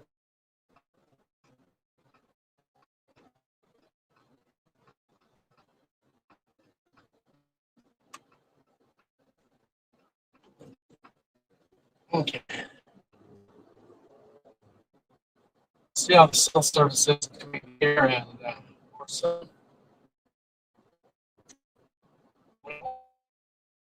Pull over somewhere and so that the phone doesn't. Maybe I don't need to pull over. I can just. Well, I touched the screen. I don't know if anything happened, but I touched it, so hopefully that will be enough to make it not die. Yeah, I need to set my timer for longer. It's never usually an issue. In fact, apps like Find Ship, I think they'll keep it awake, but apparently the streaming software, which is actually through a website, apparently doesn't keep the camera alive. So I'll just have to touch it every once in a while. So we're heading along the river, but we're in a ways from the river, so we won't be able to see the river. Now, there's another place I went last time. It's technically private trespassing. I have to admit that I drove down it. What it is, it's the road that leads to those cabins that are on stilts along the river. And so I drove over there just so I could drive down and see those. I'm not inclined to do this live cam. You know,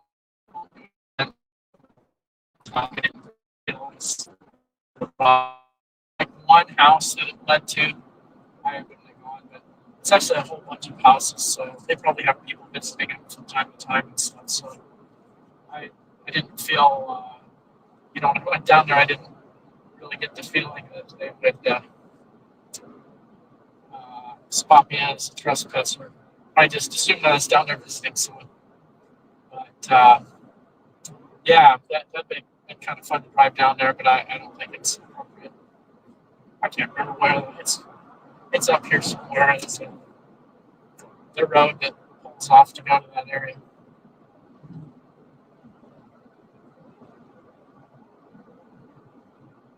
So I'm trying to think of how far down it is till we get to Warsaw. There's actually a couple of restaurants down there. The one is an old brewery, and I'm trying to remember the name of the beer that someone said it was, but it was a beer that I had heard of that we used to drink in college. I went to the University of Iowa. It was like the cheap beer. Anyway, apparently this was a brewery for it, but it's now a little restaurant, a little bar and restaurant, and it's kind of neat. I don't know. Maybe I'll just drive through the parking lot and show it. It won't derail as much. I probably won't get out of the car. But assuming I drive by it. But yeah, I'll show that because that's kind of a neat place. I went there to eat once. It has kind of irregular hours.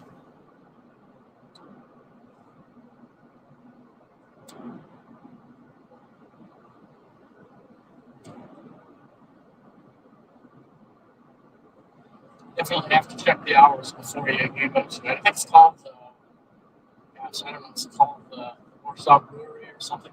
So when I went there, I was assuming it was also a microbrewery, but it's not. They don't brew anything there anymore. It's just an old brewery building.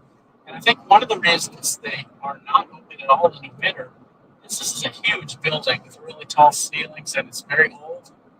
And this is probably, maybe that's the entrance to that area back there.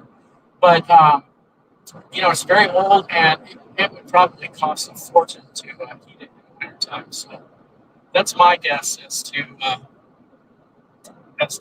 it's not open in the wintertime. And I don't think they air condition it in the summer.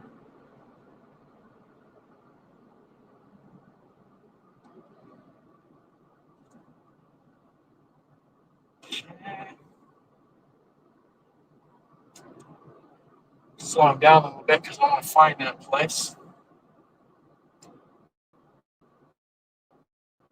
Oh, here it is. Okay. I can see it. You can't. So that's the nice thing about me being able to look to the side is, A, it makes driving safer, and B, lets me see things that you can't.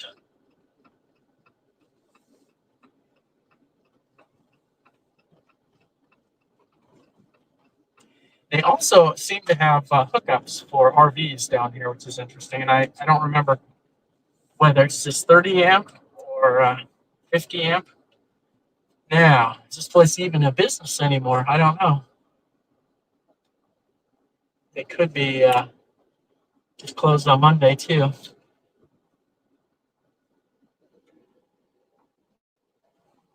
Warsaw Brewing Corp. Brewery, but it's not a brewery. At least it wasn't when I went. But it used to be a brewery, a real brewery. Now look at that. So it's kind of all, let's see if I can tilt this up a little bit.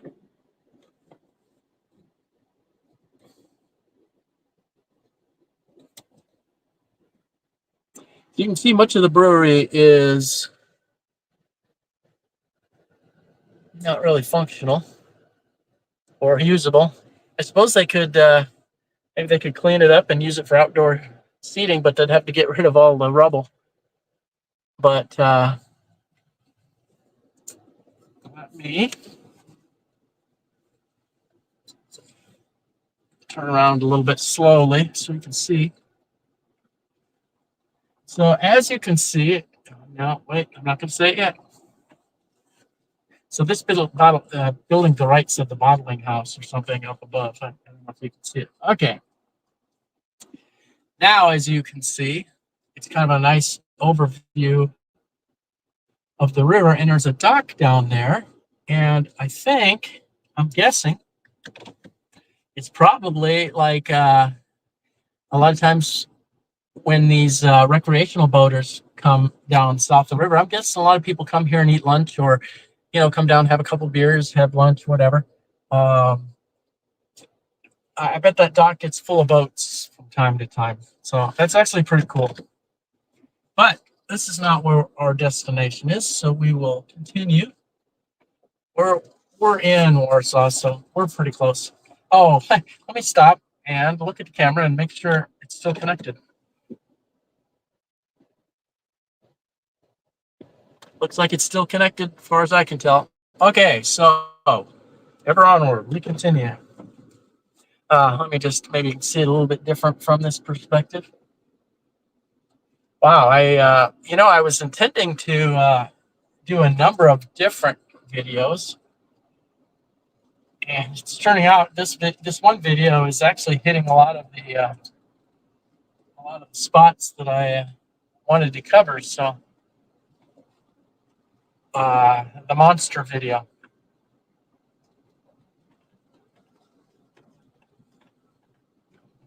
If you are looking for this video in the future, like I don't know what we'll do with it ultimately, but like right after it's over, if you're trying to find it, the place to look for it is actually in the live video section rather than just the video section of the StreamTime Live YouTube channel.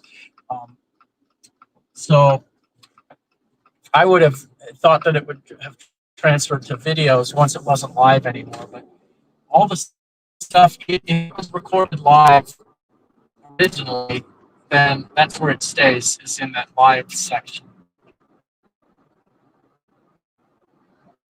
Okay. So I think I'll be able to find this place. This should be a pretty easy park to find. Like I say, I've been there before, and from where it's located, I shouldn't have any trouble finding it.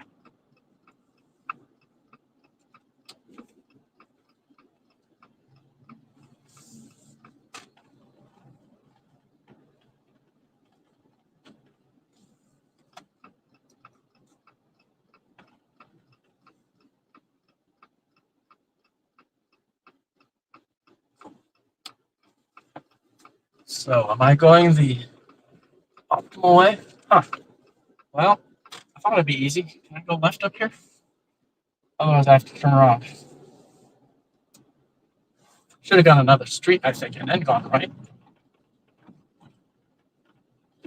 I think I see it.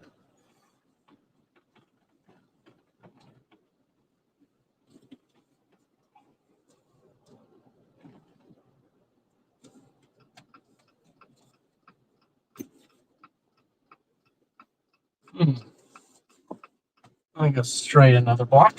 I thought we were here, I guess not quite. I think I can see where I'm trying to get.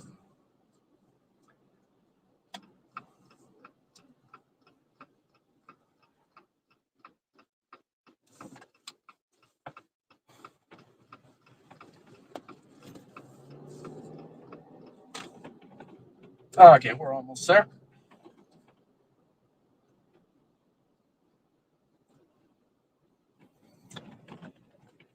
We'll see if it's the same park that was requested. It's got to be. I mean, I can't imagine that there would have been a place other than this that someone would have recommended. Now, the problem I have with this place is the trees, but whatever. I will get out and we'll walk around a little bit.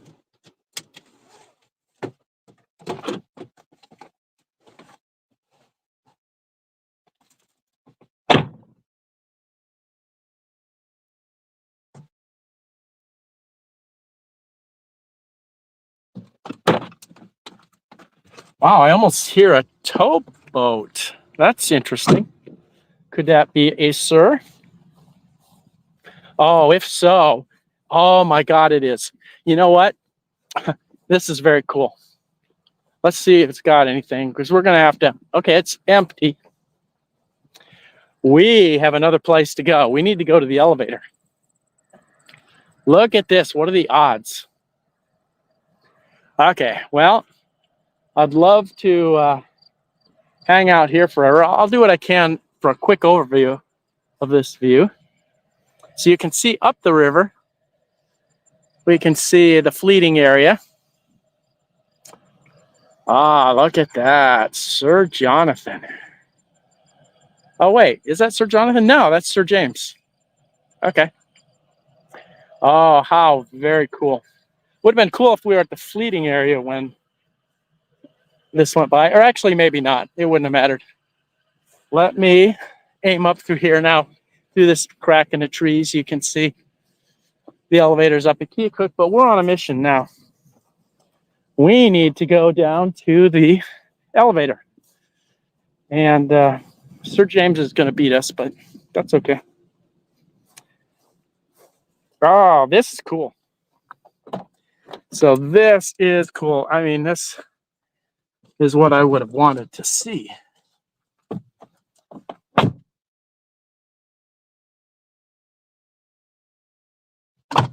Gosh, I'm glad we were able to tell it was going by.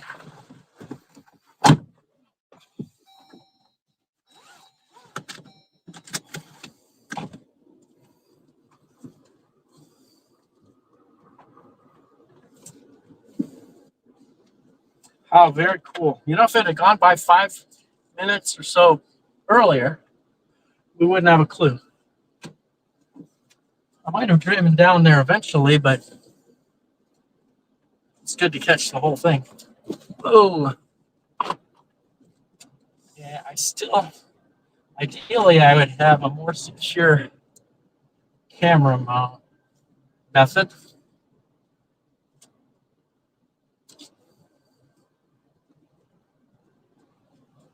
So it may beat us there, actually. It'll be close, though. I mean, we have a pretty direct path to get there. I just remember once before, the last time I was up here, a boat that was going by, and I can't remember which direction it was, which way I started, but I popped up here, one place to the other, and it was already going by. I was kind of surprised.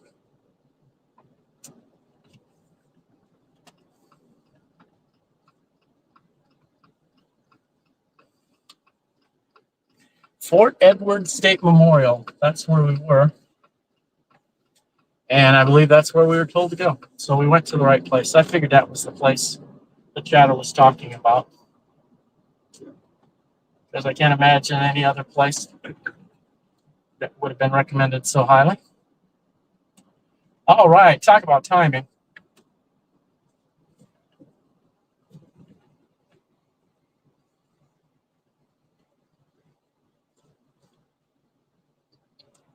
How cool is this?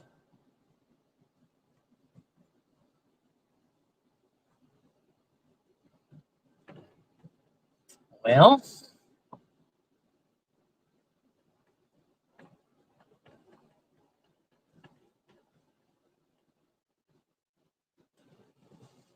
okay, I'm gonna try to hurry because I want to see the action.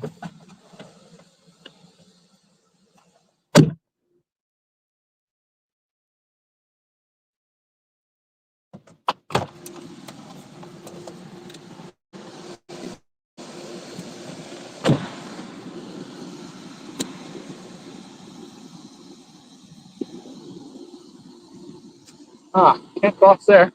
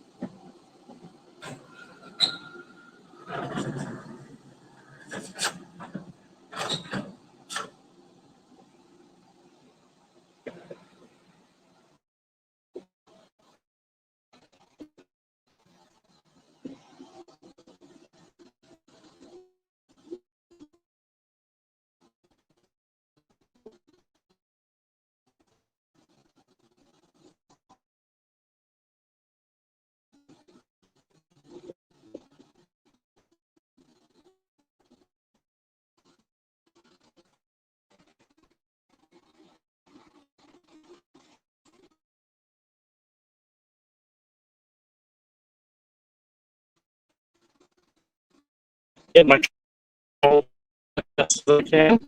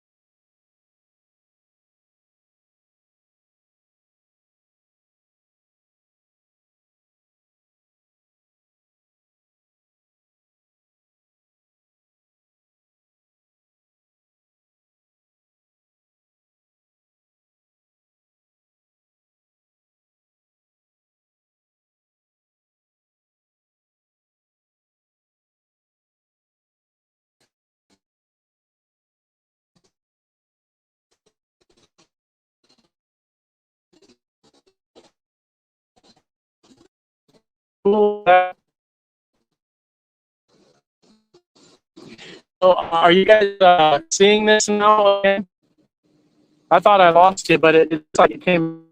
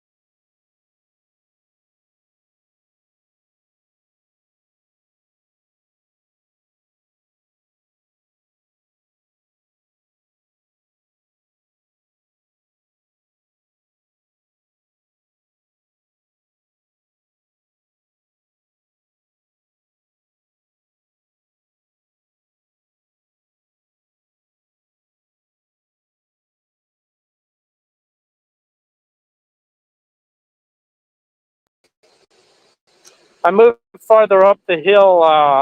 Can you see me now? Can you hear me now?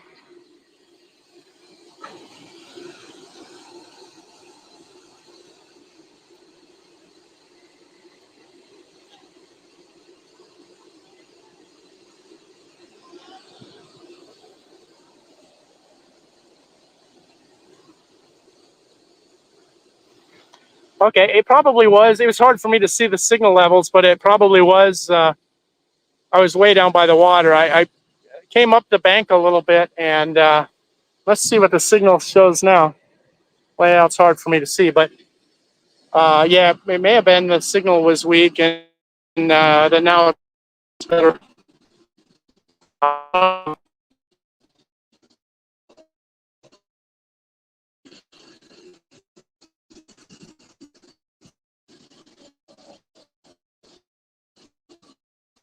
So I think I'm really on it. Just I look at a couple. Hopefully this is. Hopefully this will be good.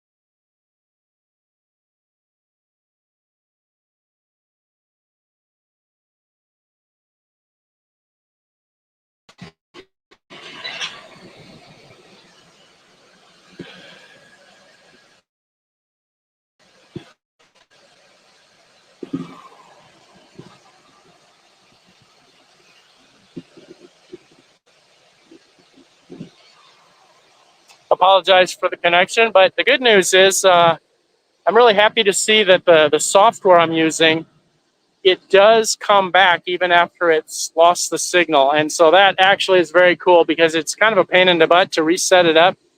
And also, especially if with it losing it continuously like that, I think it would be it'd be kind of undoable to keep restarting it.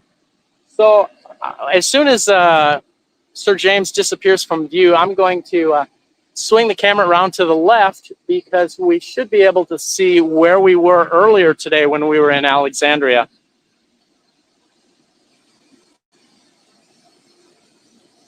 You know, I can get rid, I suppose I can completely get rid of that banner.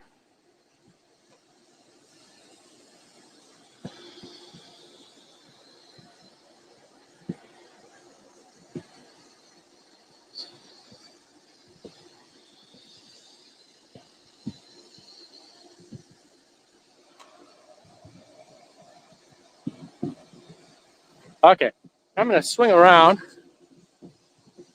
Maybe I'll have to shade from the sun, but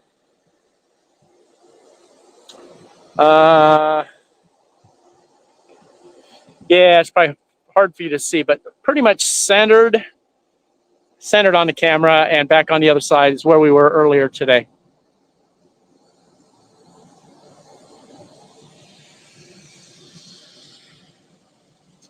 So I'll show the elevator. I don't know if I've shown that yet.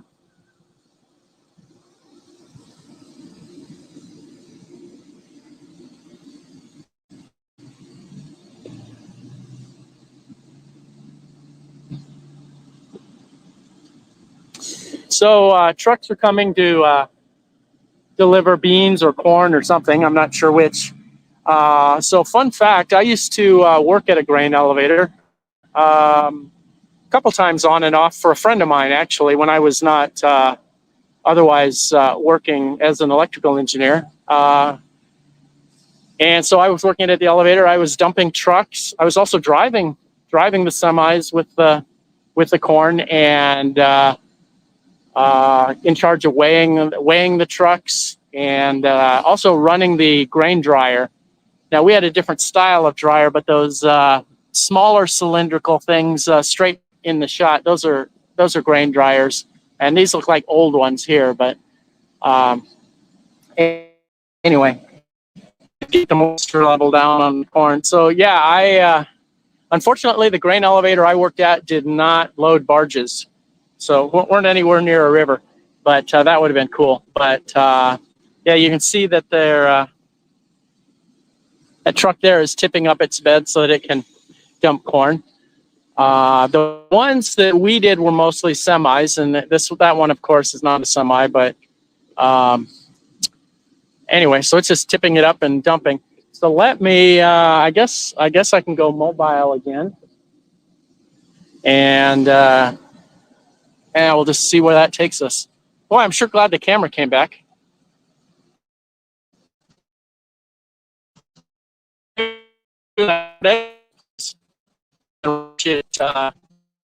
Disappear. Or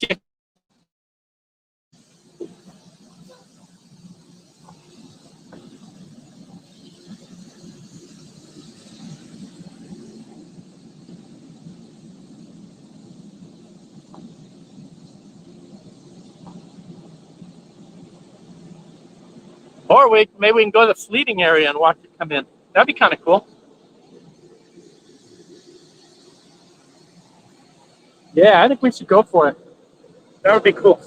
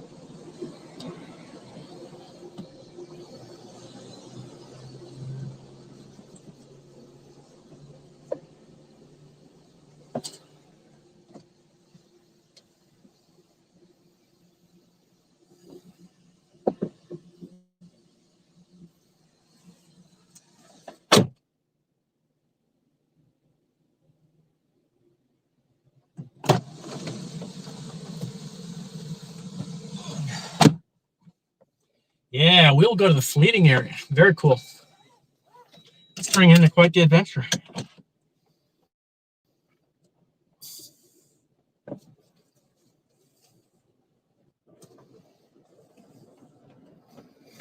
Now, I'd have maybe gone down that road and shown the RV area and the boat ramp and stuff, but we're on a mission. We are going to the fleet area.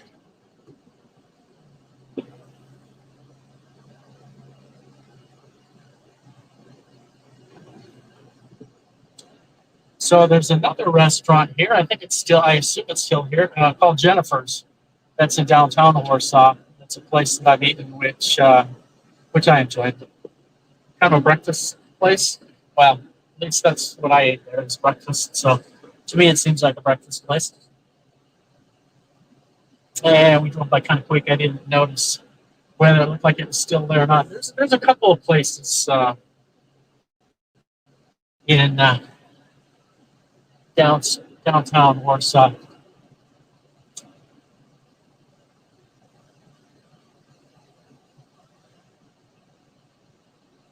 So here's a smoke shop on the left. It's called Dave's Not Here. For those of you who were fans of Cheech and Chong, I'm sure that's a reference to Dave's Not Here in one of those skits.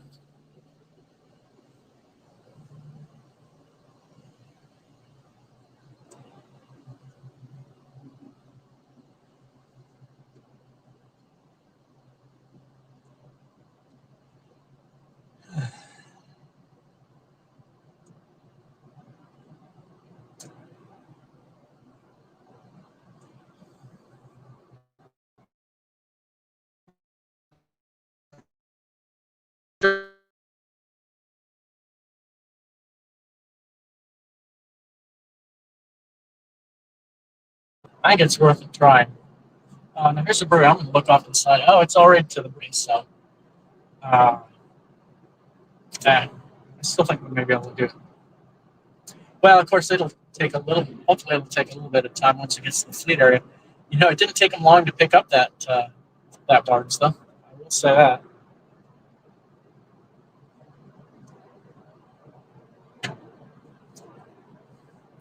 So then, you know, it could very well be that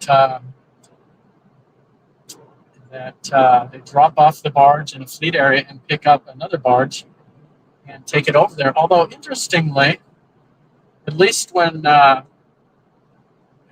we could see that barge from Alexandria, it looked like it wasn't full yet. It's like one end was loaded and the other wasn't. I don't know. I guess I didn't, just because it was tilted.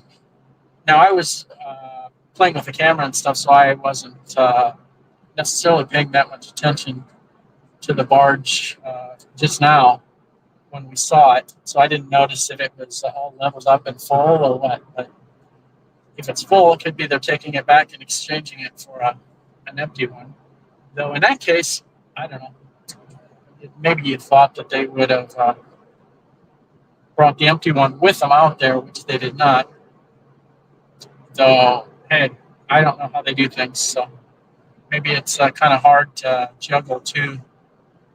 Could be it's hard to juggle two barges in Warsaw. Maybe it's easier just to go and get one and bring it back and leave it empty over there and take the other one. I don't know. So yeah, this is another kind of pretty highway. I mean, you don't have a river view, but it's you know, kind of pretty.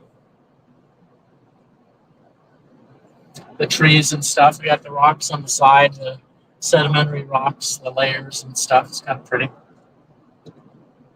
Looks like my camera's a little crooked. Sorry about that.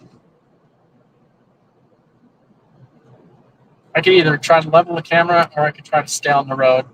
And I'm going to do the road thing. Although, it could be that oh, that worked. I just grabbed the leg and pulled it over a little bit.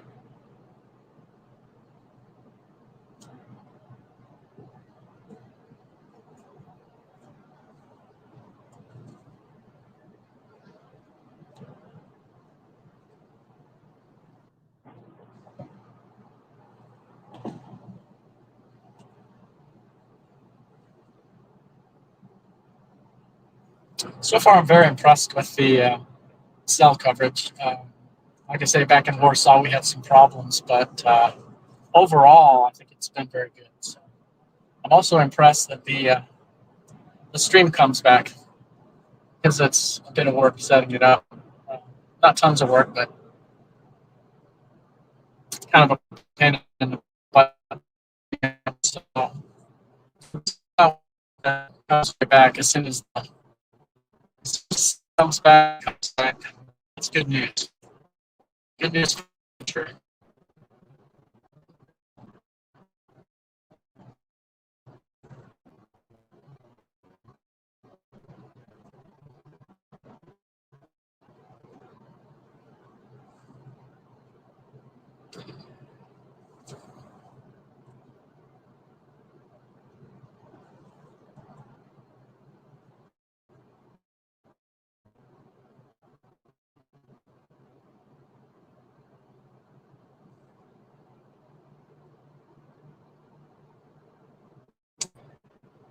Looks like still seeing stuff on the camera, so it must be working.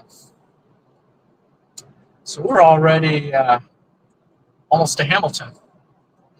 There's a quarry that we can kind of see signs of a quarry from the camera. That's where we are now, and certainly I encourage all of you to, when you have a chance, to open up Google Maps and satellite view and kind of look around us. You know, some of these places may make more sense than people have multiple monitors, which I know a lot of people don't, but people have multiple monitors can pull up Google Maps now and follow along.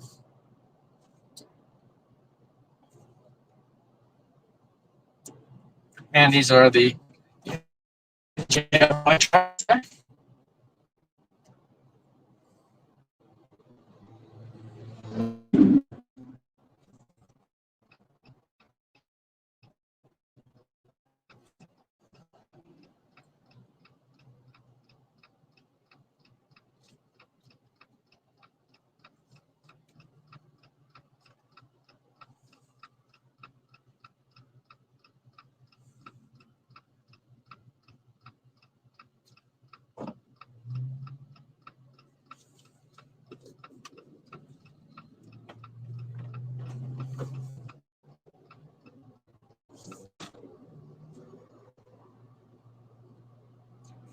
So here we're coming up across where the KJRY tracks cross the highway again.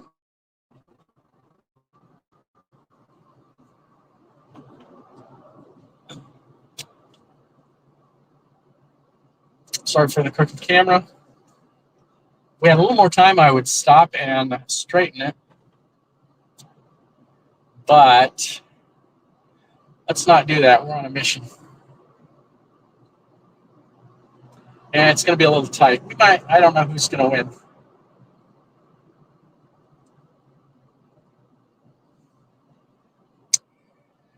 Oh, so this might be a nice view. It's, showing going in towards Keokuk.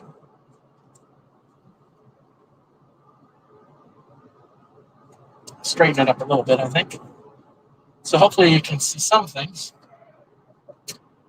But I want to know, can I see Sir James without getting in an accident? Yeah, the railings are kind of at the wrong spot to see down there very well.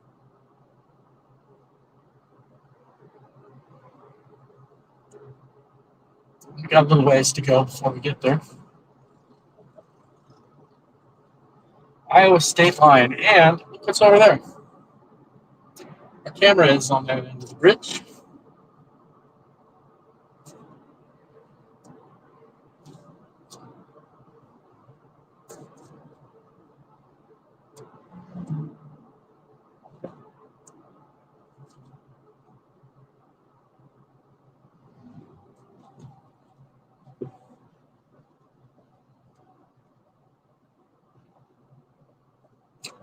I should have pointed out the UFO bank when we were going the other direction.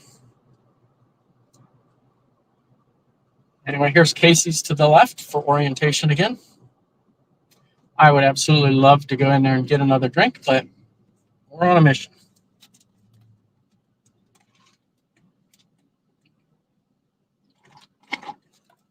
I did have some melted ice though, so.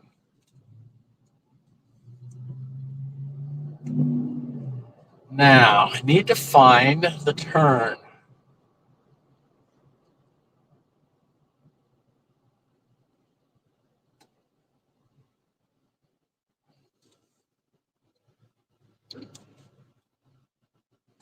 There's a sign for it that's a block before it. I almost got fooled by that before, or maybe I did get fooled. So here we have a sign that says left 136 right before the intersection, but they just mean get ready to turn left. Okay, here we go. I guess that one had a kind of a straight ahead and then left arrow on the arrow, and this one, this sign just has a left arrow. So.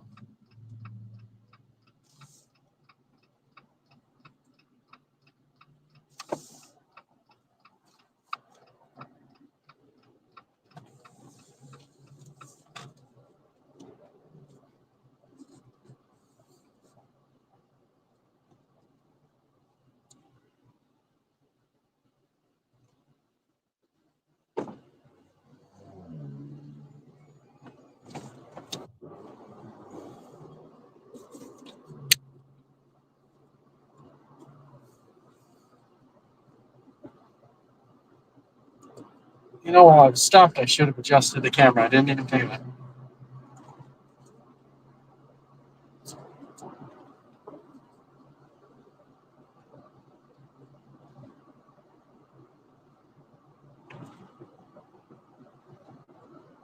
Well, maybe that'll be good enough for now.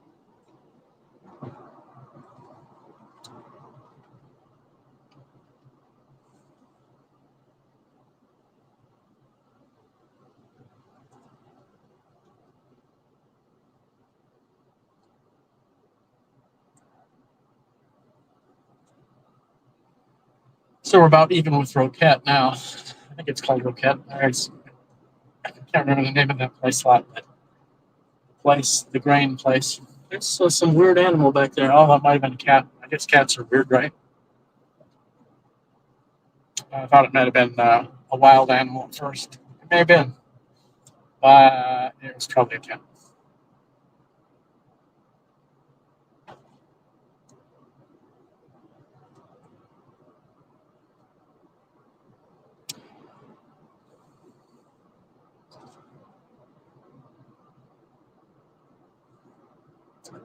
When I was at the fleeting area before, it was, what was it? Different time of year or something, and there weren't all those weeds growing up around it.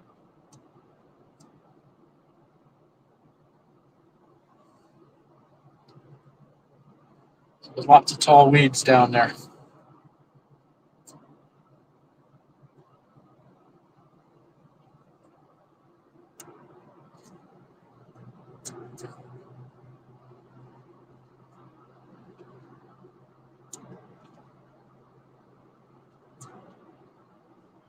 Since we've been down this highway, this is our third time. Possible some of you might remember it, depending on if you're good at remembering stuff like that. I'm not, but some people might be.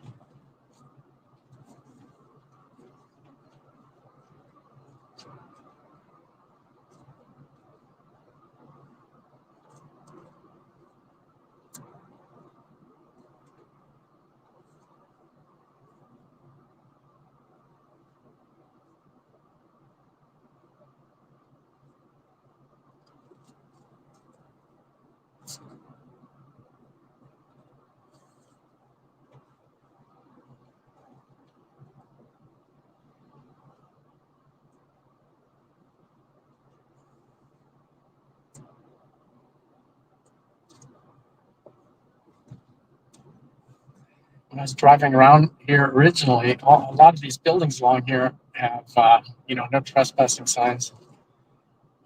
Fortunately, I found this one, which does not have a no trespassing sign. So.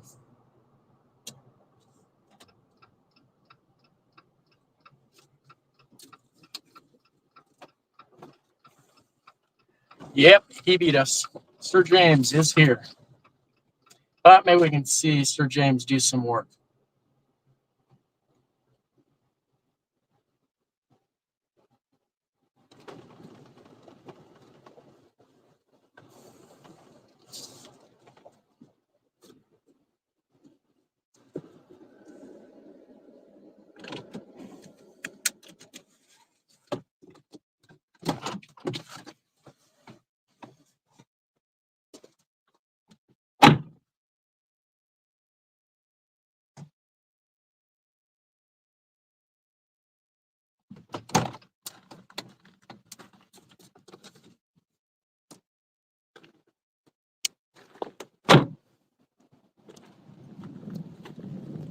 Let me extend my legs out here.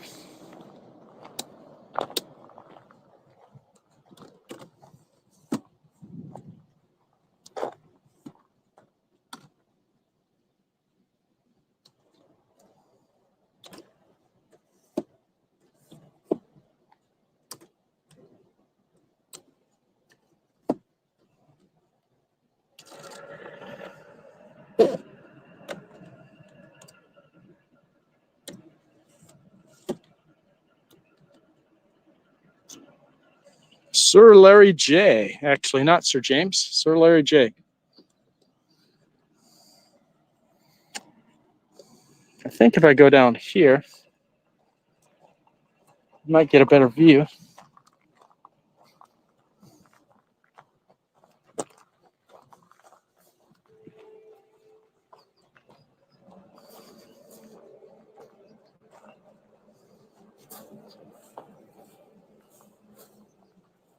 So I need to walk carefully and make sure I don't step in a ditch.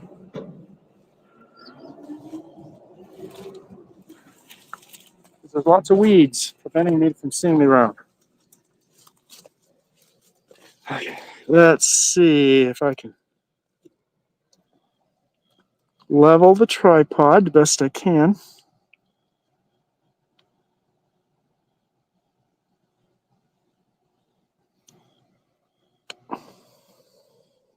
Huh. Not very good, huh? Try that again.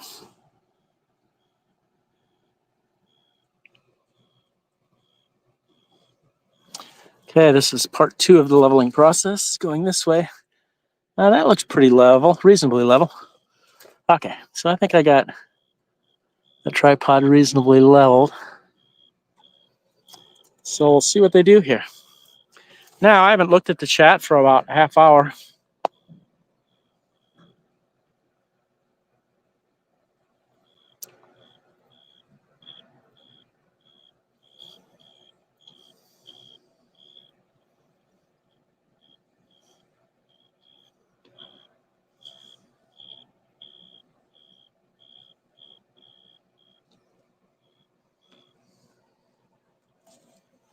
So I wonder how long it's been here.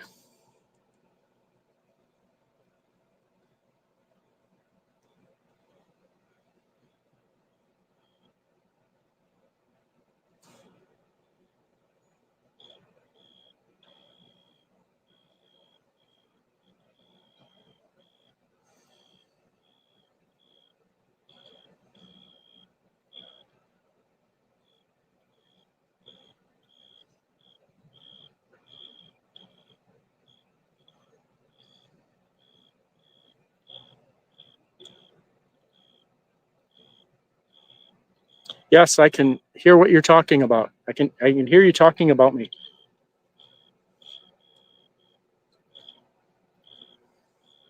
So one of the settings on the software I'm using, which is called StreamYard, for live broadcasting is there's like the dark theme where it's like the black background and the text against it.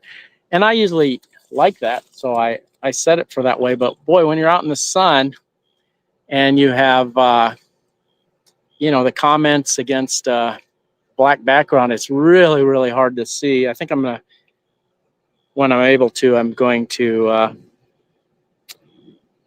set it back to regular mode where it's the dark text on a white background. I think it'd be much easier for me to see. So what I've done now is I'm doing the thing I mentioned before, where I'm actually using my old camera or my old cell phone separately. Like okay, so the camera is my current cell phone, but I have my old cell phone also, and I have that connected to my main phone with a hotspot, so that way I can connect to the internet. And so I'm looking at the chat that way, and that's much easier to see. And it's dark against a white background, much easier to see. But I should be able to make it so that the StreamYard shows up against a white background.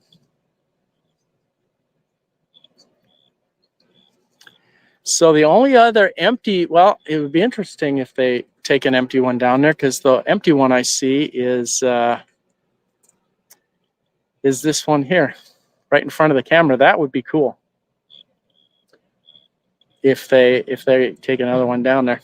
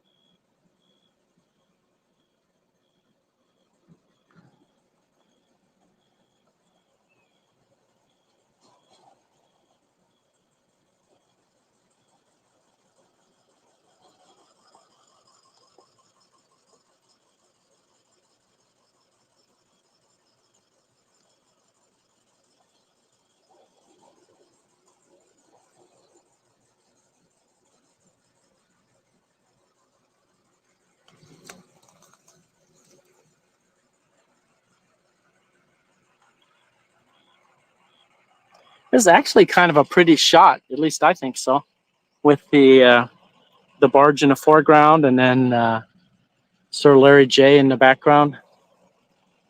Kind of like it, and with the way the sun is hitting it.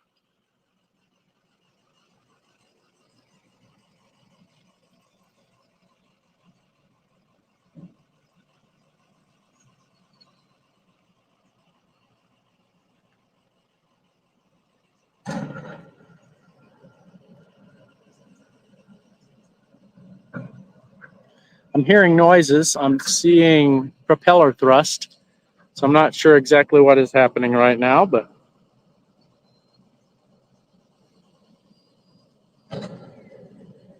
so it looks like the deckhand is untying the lines between the towboat and the barge. So it looks like the guy it looks like the captain. He must have control of the winches, because I can hear powered winches assisting the deckhand. And so I'm guessing it's only two people on this, a deckhand and a captain. So I'm guessing the captain has control of the winches and stuff. So now the deckhand went inside, and it looks like the towboat's pulling away. So the big question is, what's the towboat going to do now? Kind of hoping it comes down here to get this Ingram barge against the shore, but we'll see.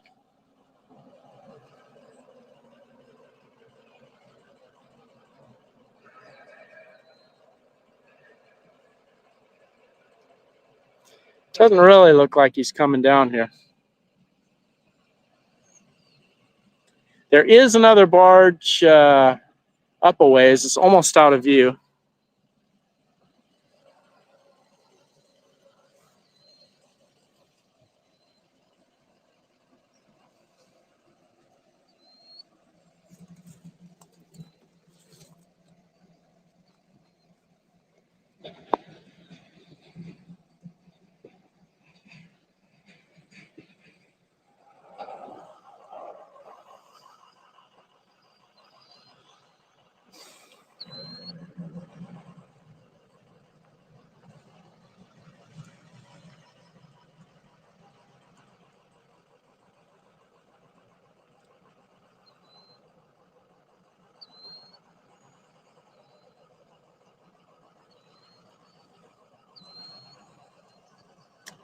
I don't know. Maybe we'll get lucky. That would be very cool.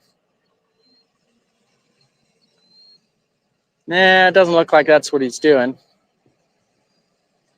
Unless he's just giving a deckhand a ride to the other end of this barge.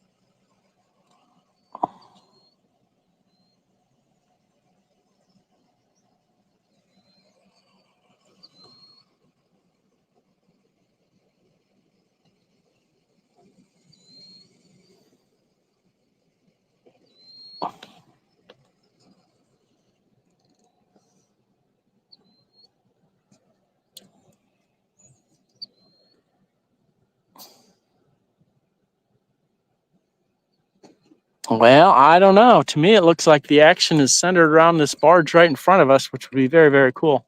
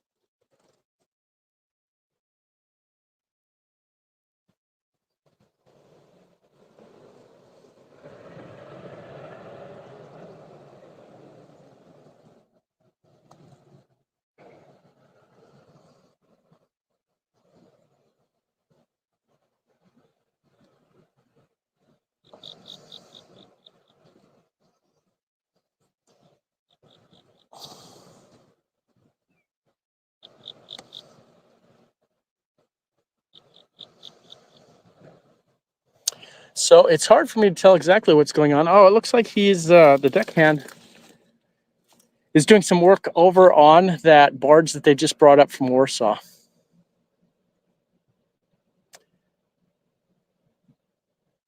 Now he has some line in his hand. You know what? I can raise this up a little bit. I don't know if that'll help.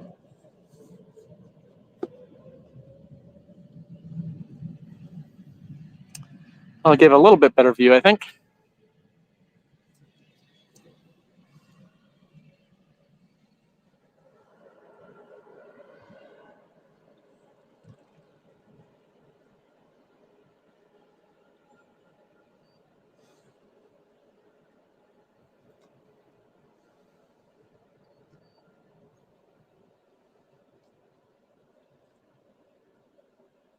When I was down here before, they did actually come over and pick up a barge that was right against the shore here near where I was. Even had some casual conversations with the deckhand. That was kind of cool.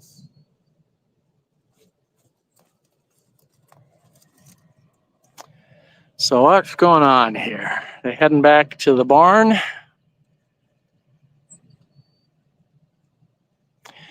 Or maybe they're doing some more rearranging.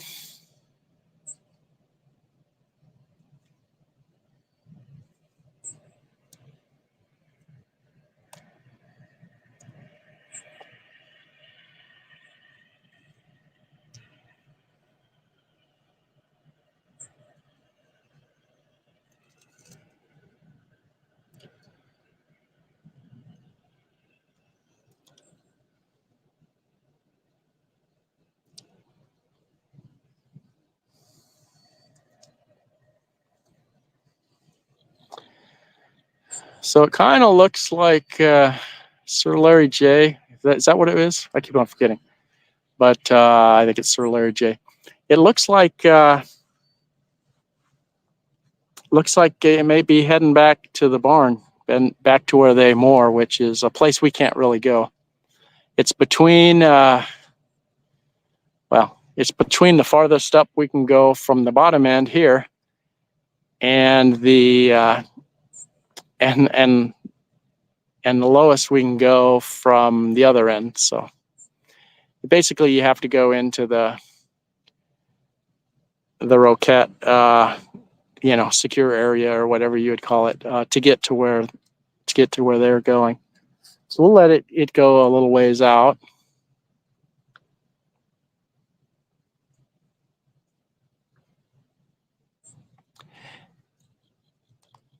Probably can't see it very well, but hey.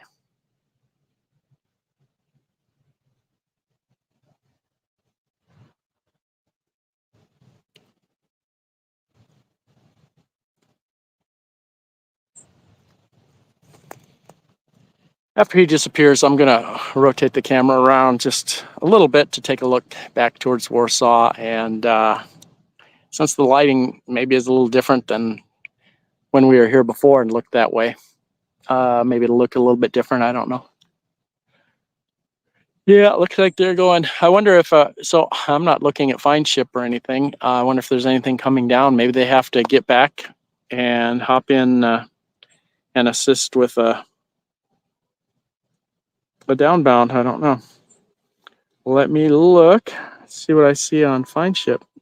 Because now that I have two phones, so it doesn't look like anything's imminent coming downbound.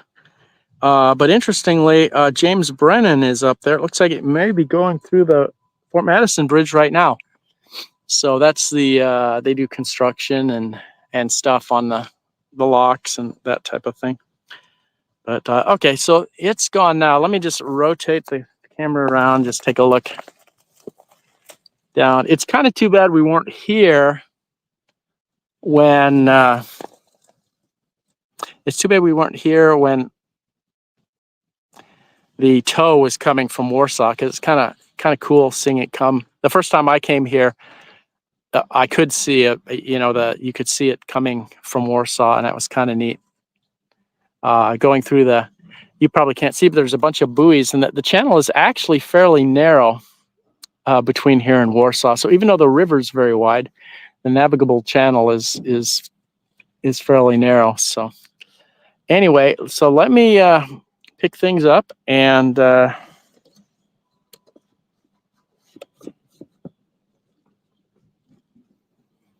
we'll go back in, and I don't know what I'm going to do now.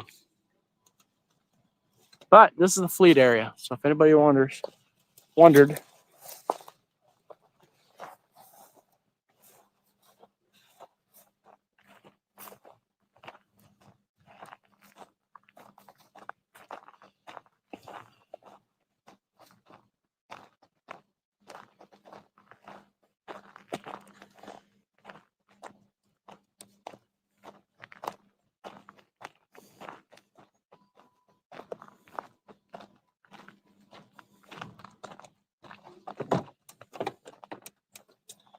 Okay.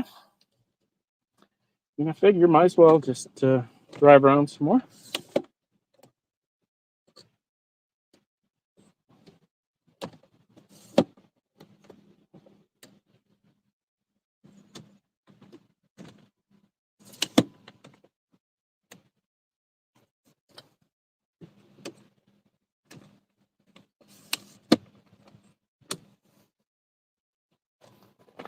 We could go a little bit closer to the lock back there, maybe down to Victory Park. Walk around Victory Park, because that's another area that, of course, people don't see. I mean, we see part of it. See part of it a lot.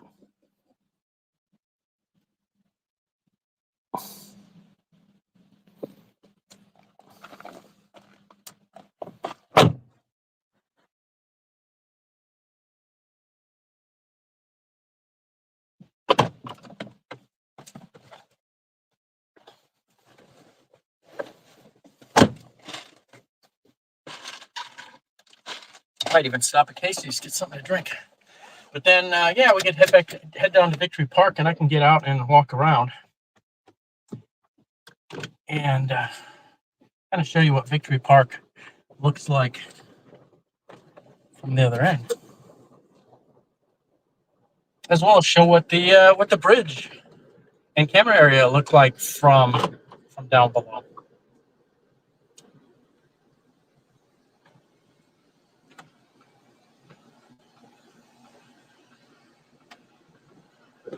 Boom.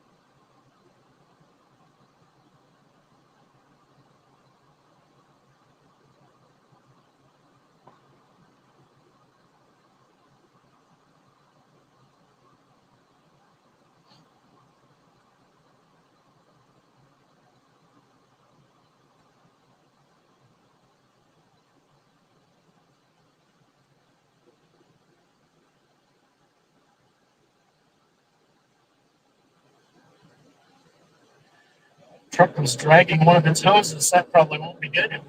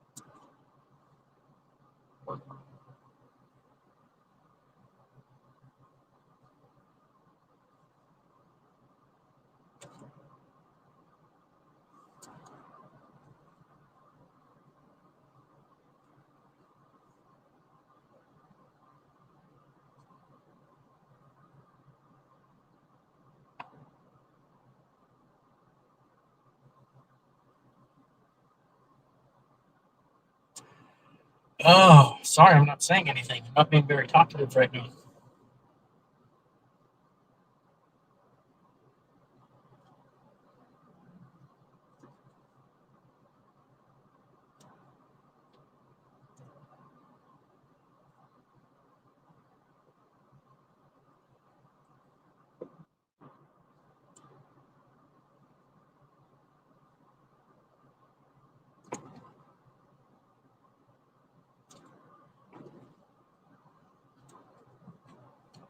So as I mentioned before, this bridge here, there's a creek under it, but also a spur, a railroad spur that goes to some of the industry within Keokuk.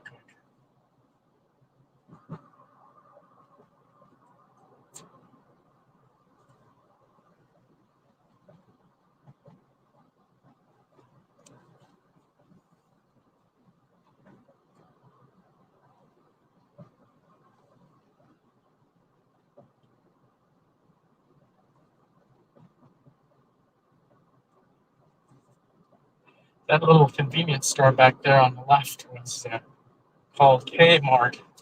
I don't know how to get away with that.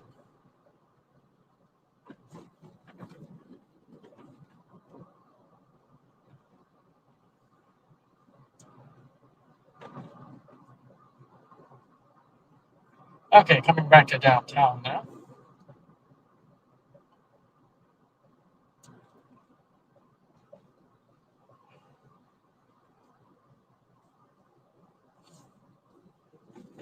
We'll take a different way to get to Casey's.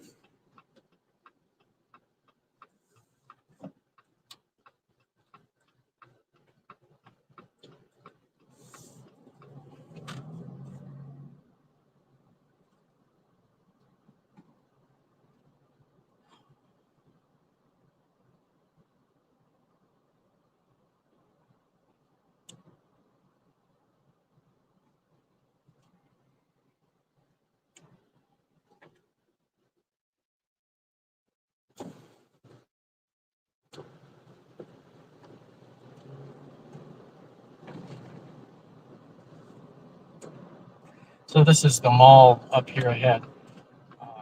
Mall still has some businesses in it, but it's mostly empty, I would say. And as you noticed earlier, if you were on, it seems to also be the office for the Keokuk Junction Railway, which you don't think of shopping malls as being where railroads have their offices, but I'm sure the rent was cheap. We are at Casey's again, and I'm going to resist I'm not going to be rude and eat a pizza in front of you or anything. I'm just going to fill up my drink. Maybe it's not rude to drink a ice cold Diet Dr. Pepper in front of other people. So, okay, I will be back.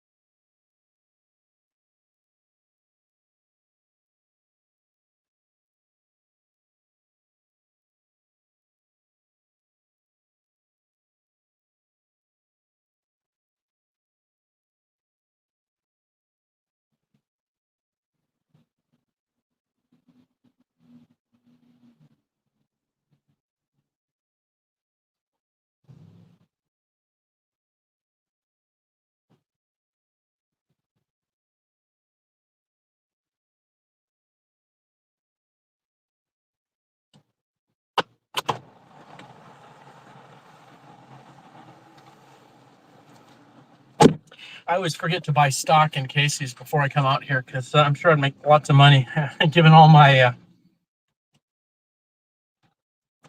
I kind of live on Casey's when I'm out here.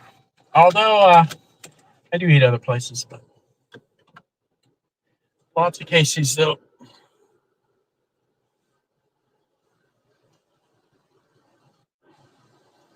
Certainly, if I'm out on the road, I just need to grab something quick. I definitely. And out here, almost every town has one or more Casey's, and they're always right on the highway and stuff. So.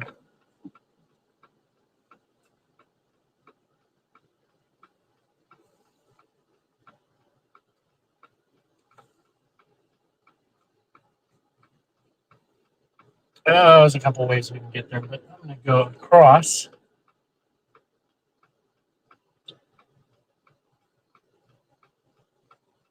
People will let me in.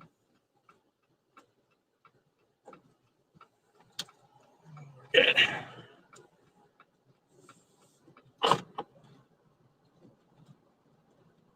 Now, to the left, it's one way. But to the right, is it one way? No, I think this is where it starts. Okay. Yeah. This is two-way. Lots of one-ways in this area.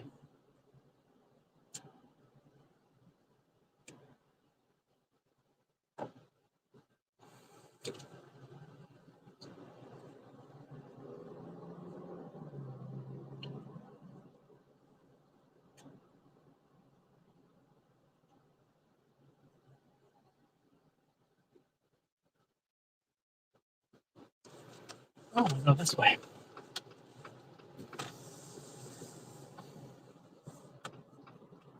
So I believe this road we're going to go on, I think that was the approach to the, I'm wrong. I was going to say the approach to the toll bridge, but I think that was more of a kind of a diagonal road. So maybe not. Well, there is the bridge. I suppose we could, you know what, let's go there first. Because there's some views along the way, which are probably worth looking at.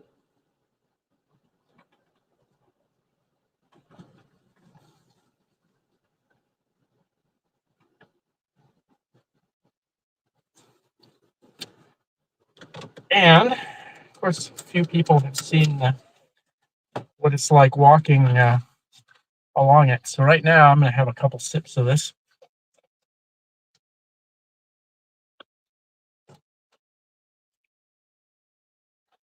Okay.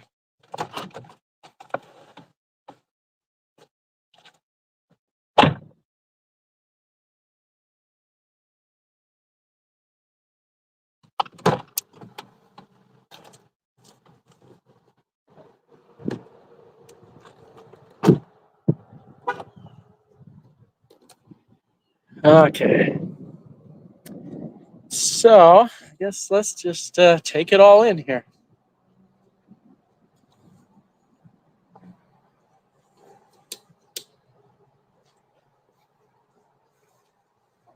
Restroom? I bet that's not open. No, there's a lot of restrooms here which aren't open, unfortunately.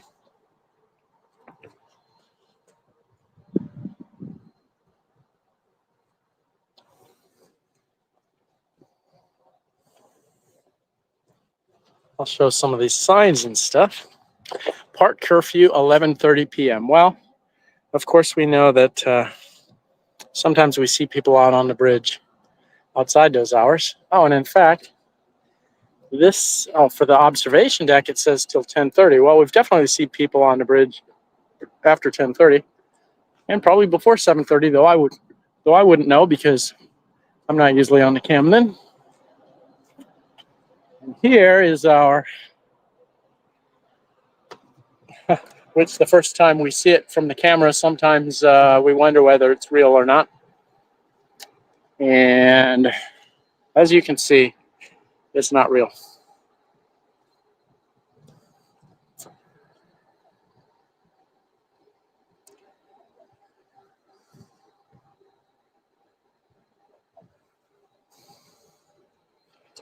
So here's a view of the waterworks that we don't usually see.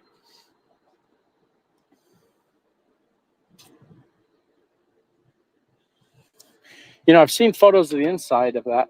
It's kind of interesting. Oh, in fact, we may be able to see some photos. But let's go out, let's look at the other side here. Because this is an area we don't usually get to see. It's part of the waterworks.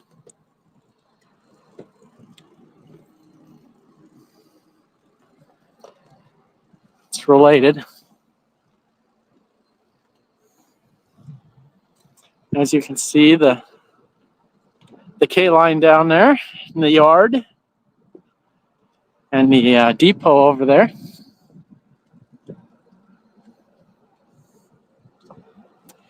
So over there, you can see the, well, hopefully you can see there's a white vehicle under the bridge pier. And to the right of that is a crossing signals. And this is what you probably can't see, but down below there is the switches that they throw to be able to run the KJRY under the bridge.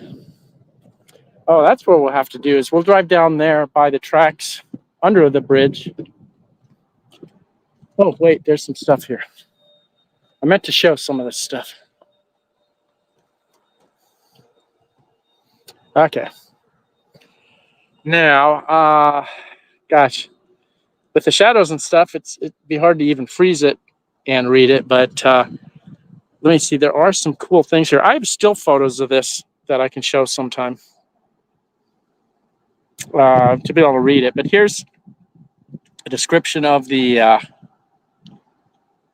water treatment process. I don't know if you can read that by freezing it and then taking some time on it or not. But I do have still photos of it that I can show sometime. Now here is actually the inside of that building there. There's some like big conical, in fact, in this diagram, you can kind of see these diagrams of those big conical things.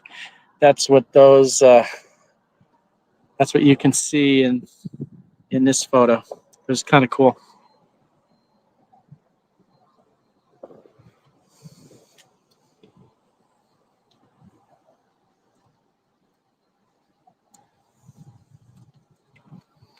Just for reference, take a photo or take a shot looking to the end of the bridge. Okay, well, we continue. Nice lawn there on top of the building there.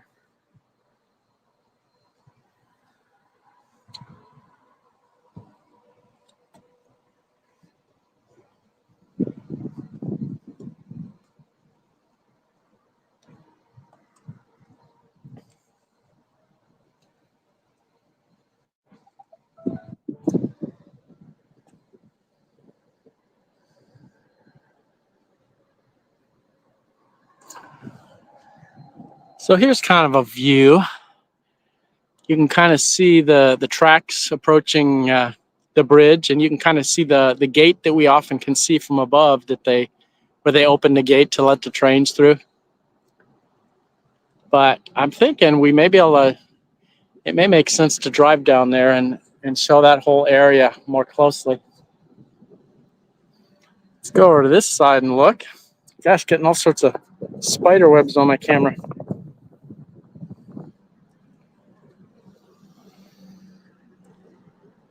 So here you can see where things split off to go to the bridge. And I believe the reason the bridge is so crooked is because it bends around. The tracks cannot curve as much as the road. And so they kind of make it so the road curves over the tracks instead.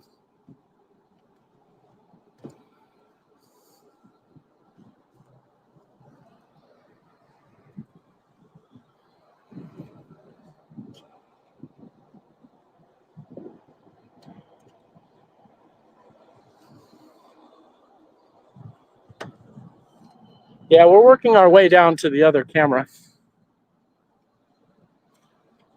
Yeah, I'm getting all sorts of spider webs all over me. I'm not sure exactly where I got them. So I'm not sure what this says. Oh, okay. This is a. This is about the power plant. I'll try to get a shot of it this way, but I'm guessing you won't be able to freeze it and read it, but whatever. Ah, there's a picture of the turbine. Looks much like the one. It could be the very. So this was probably taken in 1913 or something. Could very well be the turbine that we just saw in the park. I don't know.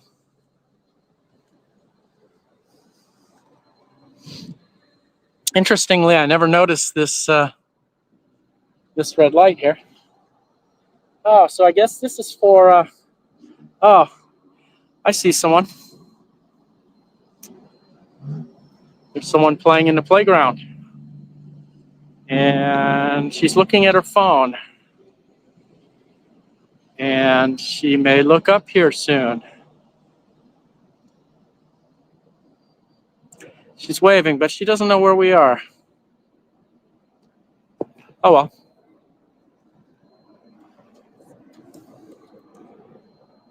I think she's lost. She does not know where we are.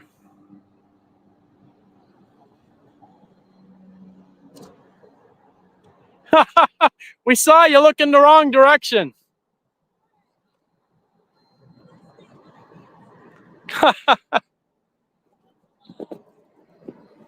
So this red light apparently is to warn people that the bridge is open back in the old days. So as you probably figured out, that's Quiet Person and her daughter. Oh, and other people there too.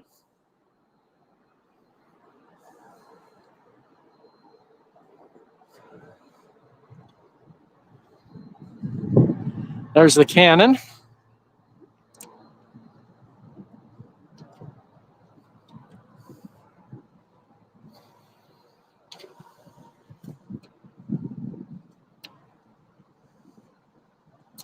Oh, and we get to show the locks. Well, that'll be fun.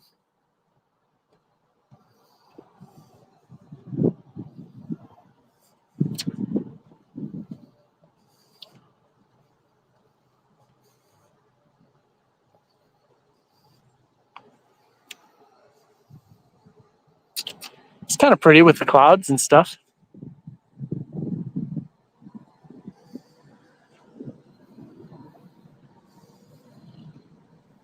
So we're going to take a look at the locks.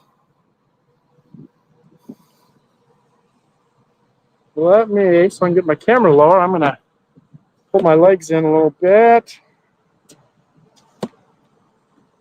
I'll lower the camera.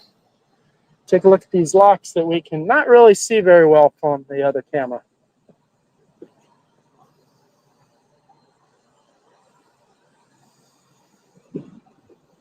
Now, sometimes you'll hear people talk about a turtle.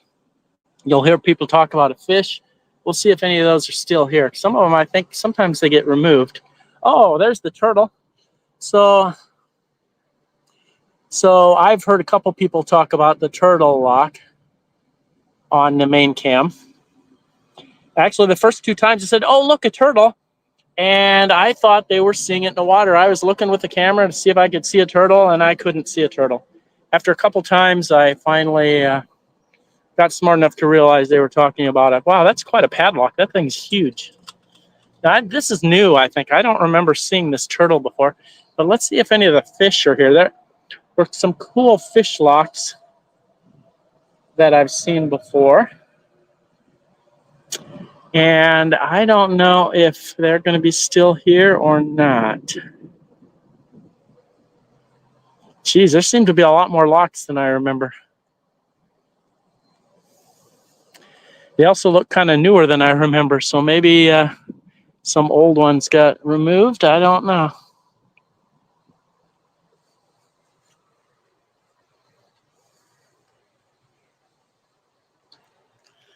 Gosh, there's so many locks that could definitely be them. Looking right by it. Ah, here we go. Now there's a fish lock.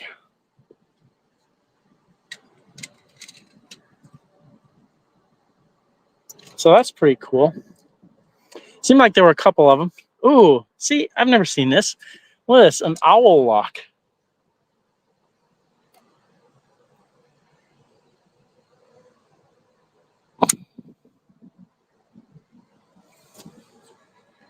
See, that looks pretty new too.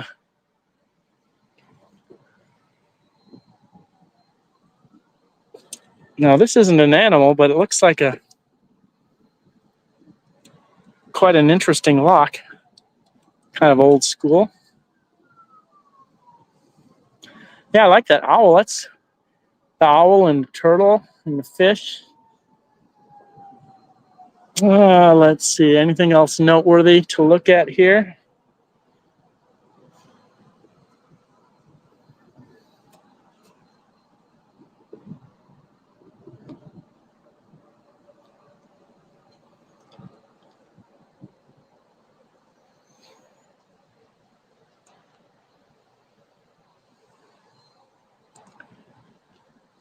Okay, so we got that. Here's another kind of a old-timey looking lock.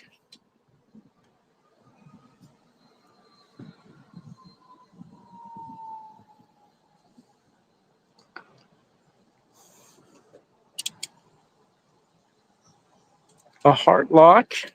This is interesting. Someone custom painted a lock.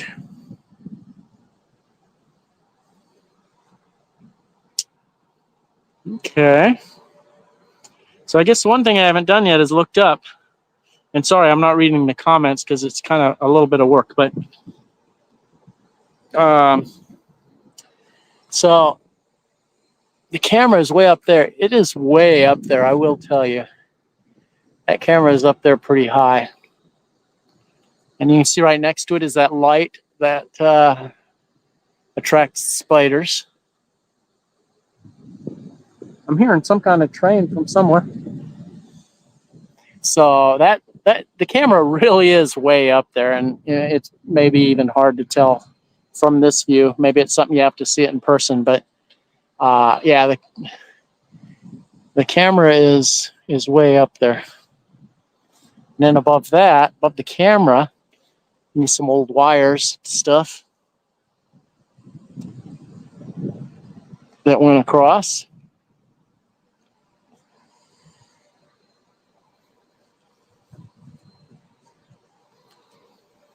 And you can see from down here, it's easier to see the tracks behind the building on the bridge, although maybe not for you because I can't zoom in, sorry. There's a bird on top of the pole out in the middle. So let me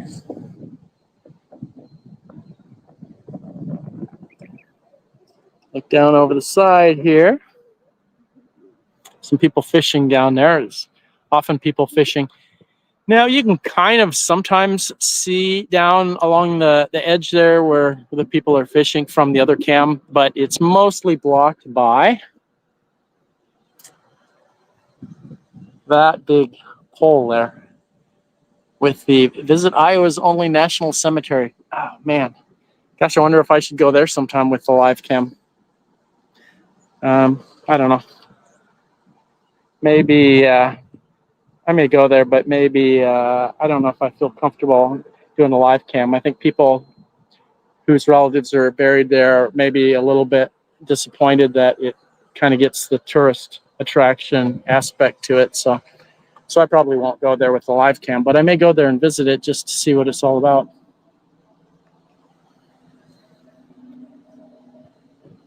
So here we go, and I suppose this isn't really showing anything that we don't usually see.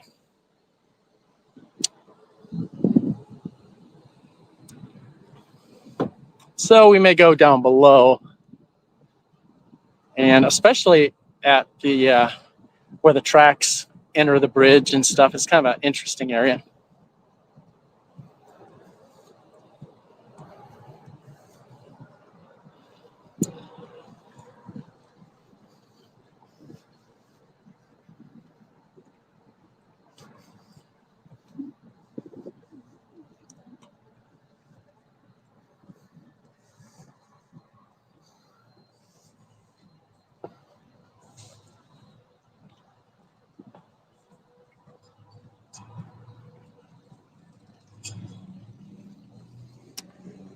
Our chatters.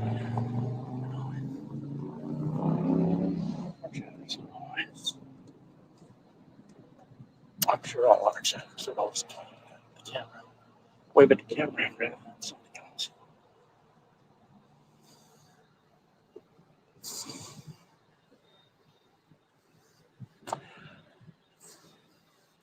Is that a... Oh my gosh, that guy just lined for the bridge. Oh, we may have some bridge crossing action. And look what we got here. We got the truck delivering the stuff to the water plant. But I'm more interested in the train and the swing bridge. Wonder what the odds are we can get down there and see the swing bridge moving. I think that's worth a trip. The only other alternative is maybe that guy down at the switch is doing some maintenance or testing or something, because he did have the switch in a position for crossing the bridge. So usually that's the last thing they do. So the swing bridge usually goes first. Okay.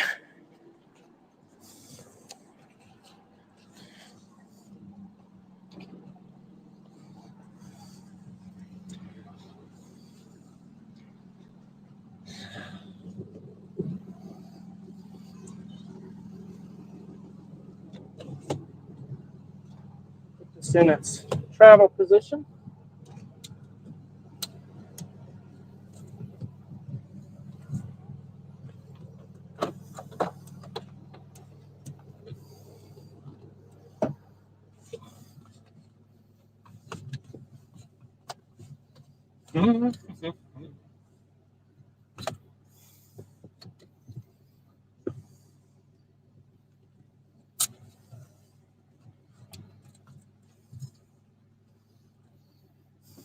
Okay, we're just going on a short drive. So.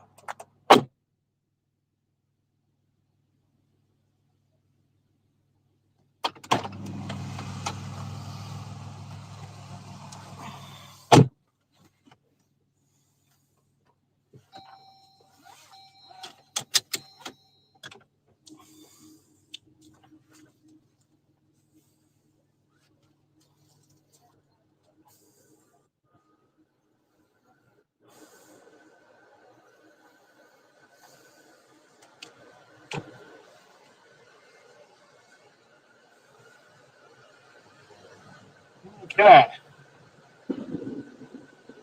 Let's see what's going on.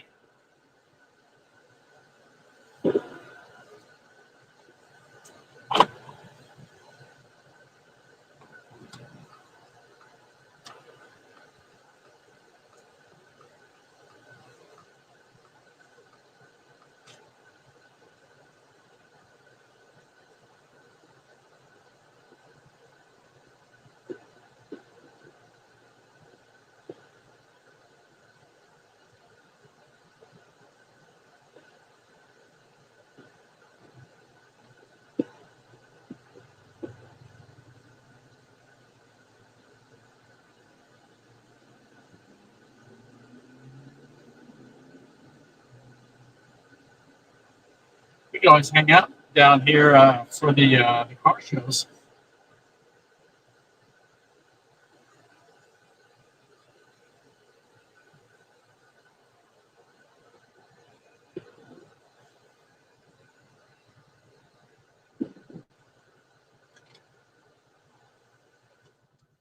Take another couple sips before I get out.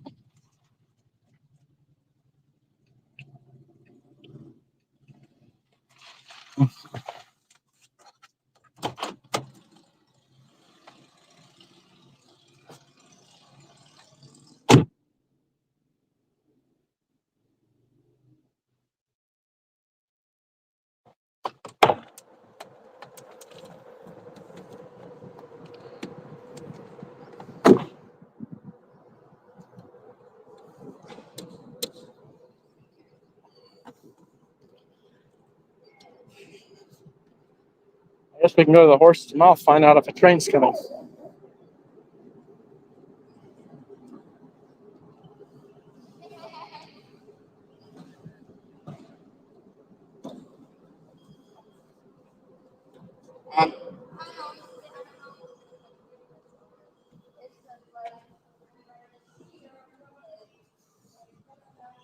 Howdy. So is the train going to be crossing the bridge, or? Okay.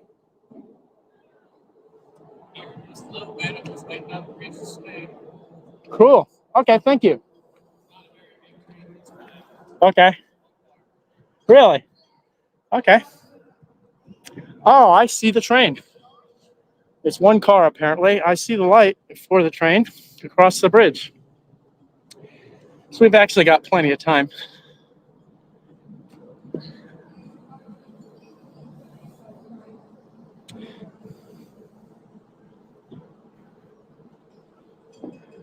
It takes forever for the... Well, it's interesting the bridge isn't closed yet, though.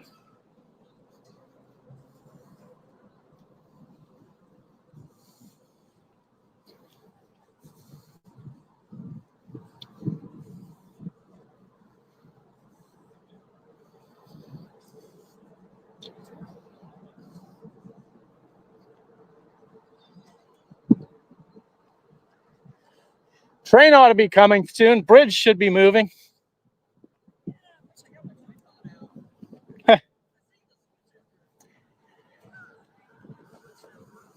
Yeah.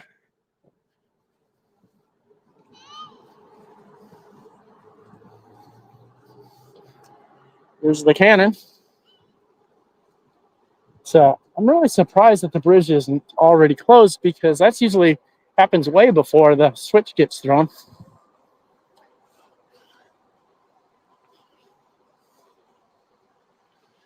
So, you know, I'm not even seeing the cart up there.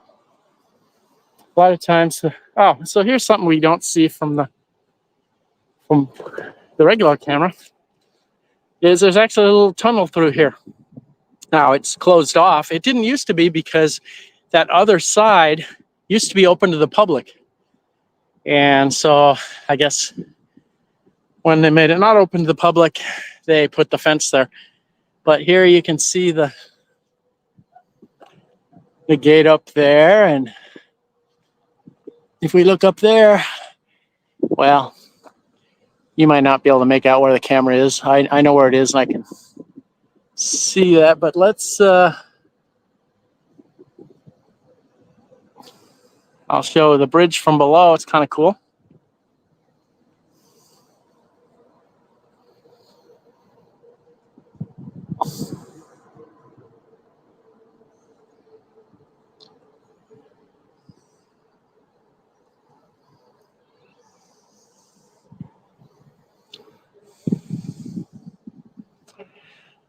So there's the little tunnel under the tracks that we can't see. But this is really weird. So the switchman was telling us that a train is coming, and you could see the train sitting on the other side of the bridge.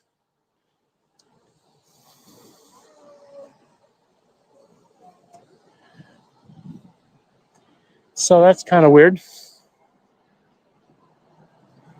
Now let's talk a little bit. Let me set up the tripod here.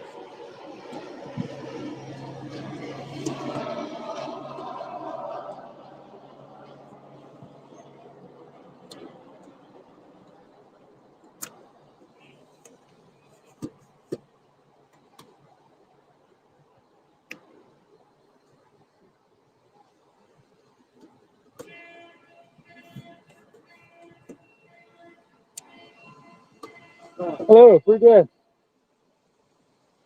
You just drive underneath both bridges. Pardon me? Drive underneath both bridges and take the road up. You can go up to the dam.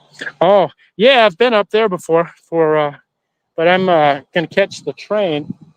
It's interesting this bridge isn't closed, but the train, I just talked to the switchman up there. A train is coming. Oh, it is. It's pretty close, and I could see the lights here when I was over kind of walking down this way, I could see the lights of the train just sitting over there on the other side of the bridge. So that's what I'm interested in catching the bridge. Did you see the Santa Fe that went through? No. When did they come through? Oh, just well, probably been half an hour ago. They were both warp on it. I've seen those before. So I've seen them. I watch them on the camera, the live cam. I like catching the Fort Madison one too. Oh, camera. Yeah, because it shows more of the track. You know, it's just more. You can see the trains better. We're actually live right now on YouTube. Do you get in the chat on this camera or just mainly watch? I just watch. Okay. I'm one of the camera operators actually. My name is Judd. I don't know if you read the chat or if you just use I've looked at it. Okay.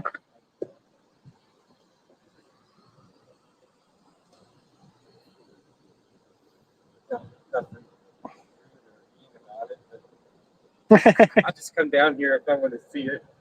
I live in Keokuk. So. Right. Yeah, it's kind of cool.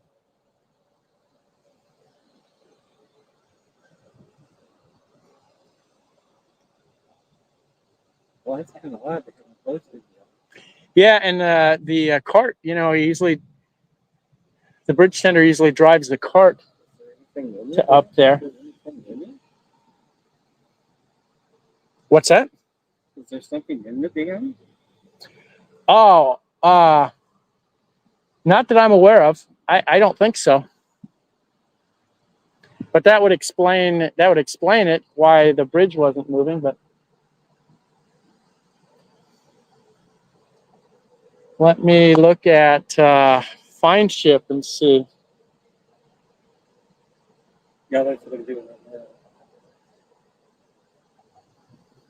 But earlier when I checked, I don't see anything in the area. And I've checked this before recently, and I haven't seen anything. Yeah, it's empty. Unless it's upbound, of course, because find ship doesn't work very well downstream. But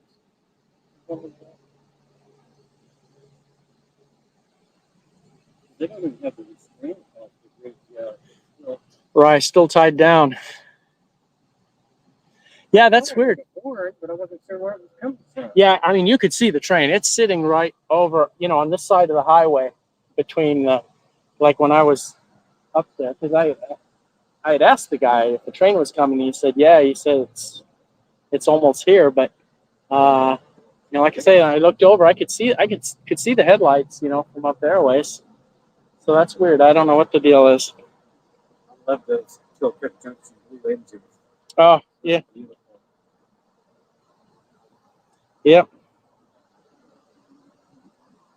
Yeah, they look nice when they repainted them.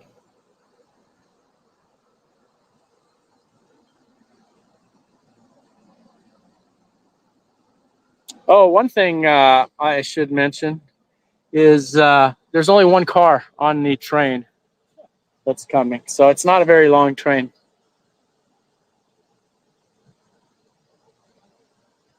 Might just be coming from La Harpe. Yeah, I don't know.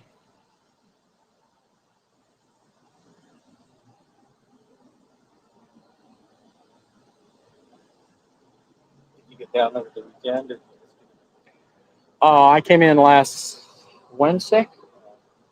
did you get down here for the street fair? Oh, I walked through. Not really my thing, but I did walk through just to see it.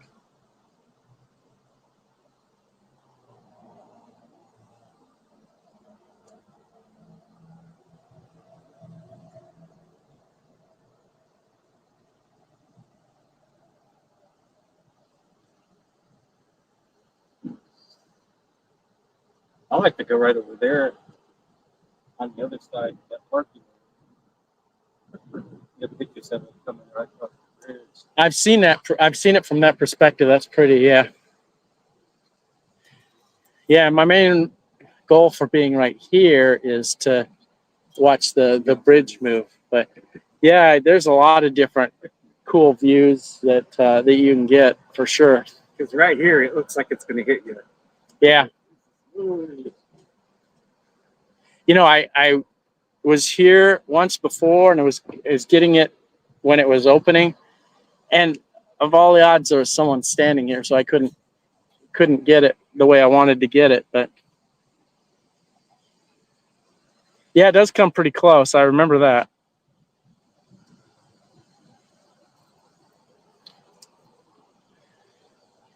Still no cart, huh? Yeah, usually the bridge opens or closes way before the switch gets thrown.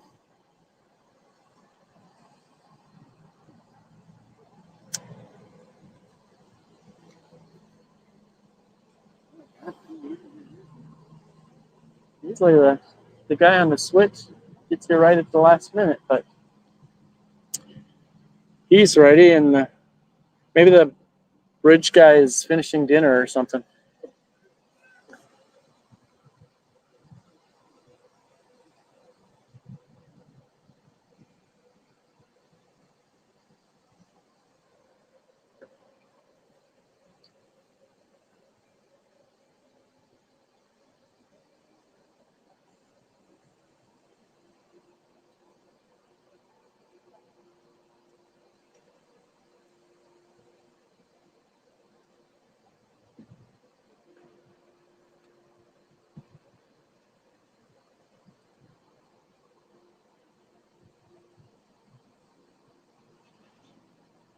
Ah, here comes somebody.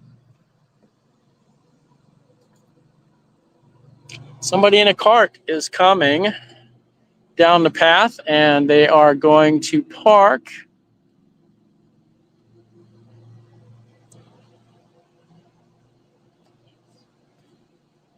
Now, I can't tell if that's the guy I know or not. I was talking to one of the bridge tenders last week.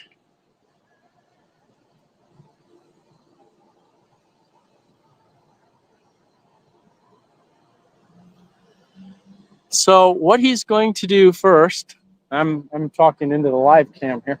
What he's going to do first is the guy's going to go over and he's going to untie the bridge.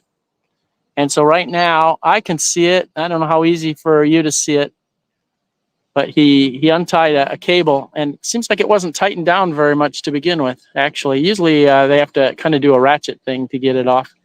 And this time it looked like it was just kind of hanging there, but he pulled it off and put it on a hook, and now he's going to have to go to the other side. I don't know if that one's going to be tight or not.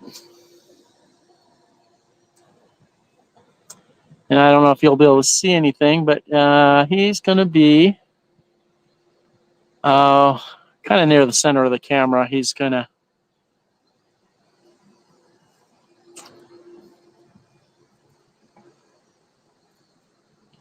unhook that end, and then yeah, that end was not tight either, so that's interesting. It was just kind of hooked on.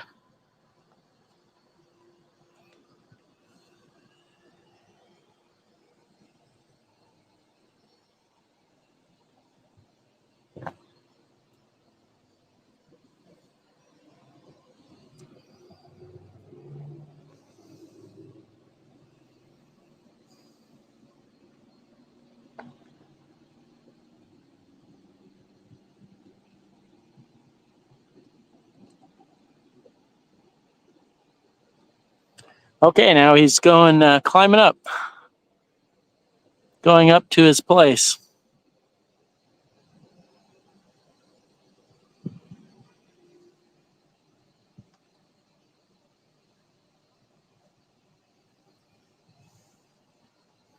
Okay, this is where it's going to be cool.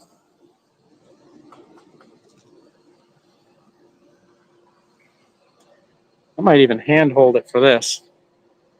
Well,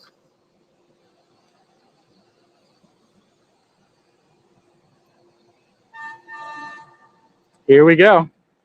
It just did the toots. Okay, I'm going to take this and hand hold it. So there's some kind of cool.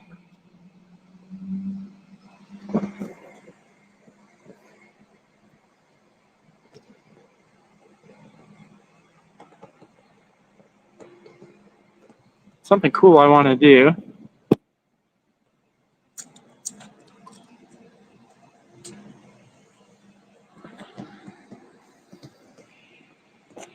I want to do this without the bridge knocking the camera out of my hand into the water, is what I'm going to try to do.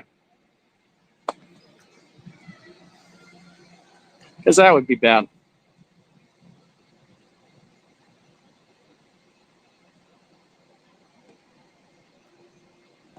And it will get kind of close to me, I think.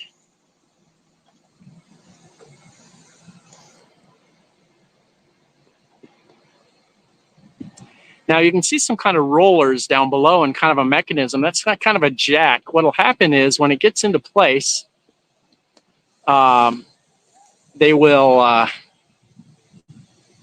that mechanism will move, and it'll be like a jack, which will actually lift the ends of the bridge up a little bit.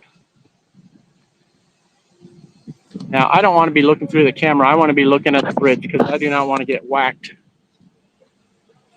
But here's the part of the jack mechanism. There's the tracks up there. I guess it isn't as close as I thought, but so there's the jack mechanism. So we can watch that because we'll be able to see that move, I think.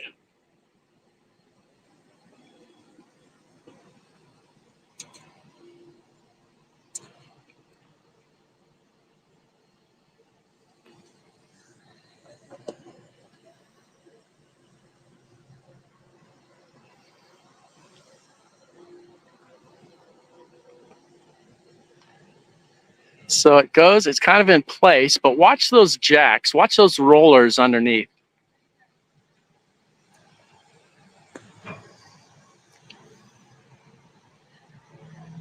Might be kind of hard to see with the lighting, I don't know. So it's moving now, the bottom, the jacks are. Now, I don't know if you can see, but I can see that the bridge, the ends of the bridge are actually getting pushed up a little bit.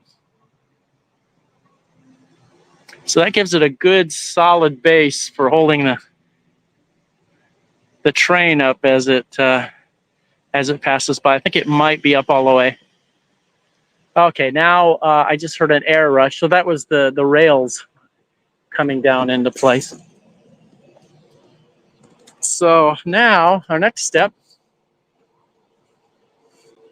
I think we'll have someone walking down here.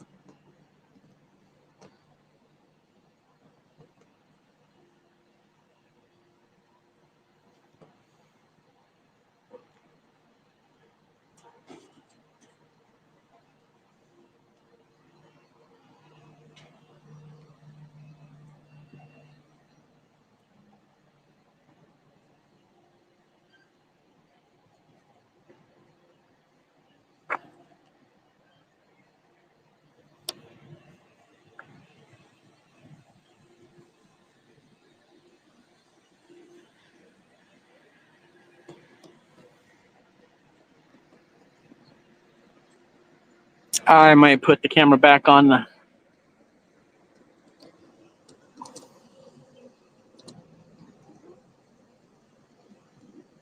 the tripod. Okay.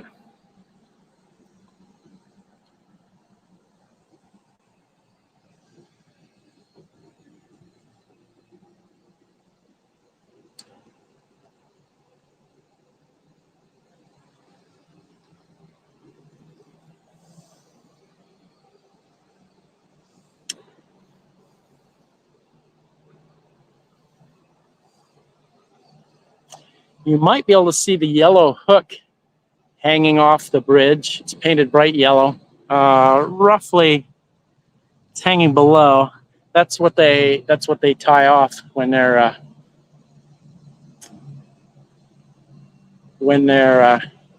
tying down the bridge. So I'm trying to figure out where I want to be. You know, I may go looking down a place that looks down the bridge. That might be kind of cool. Actually, this guy here was also mentioning that. I've gotten that view before. It's very cool. So we're going for a walk.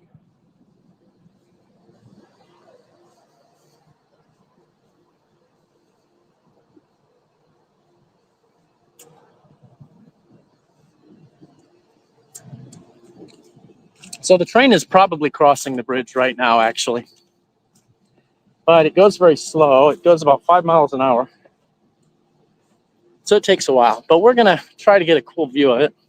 We've already gotten the swing bridge moving. So if we miss that, that's no big deal. I mean, it's great to catch everything. But, you know, you kind of have to pick and choose what you want to see.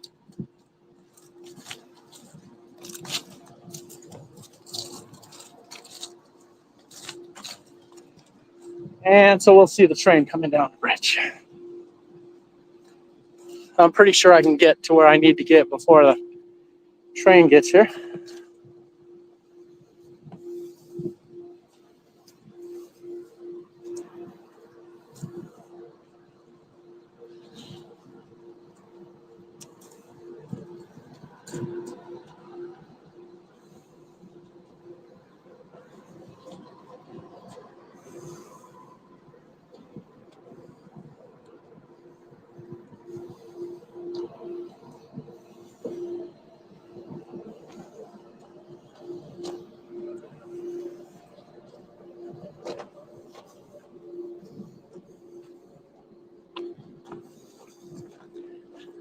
There you can see the switches.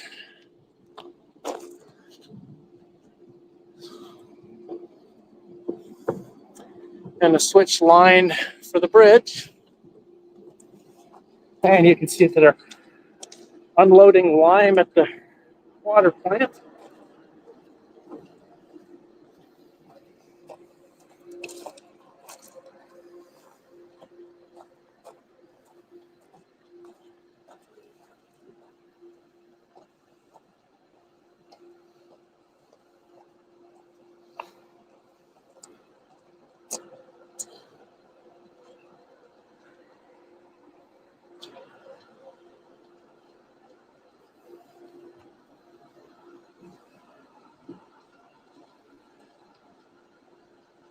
Now I'm trying to remember where I got it from before. It was a pretty cool view.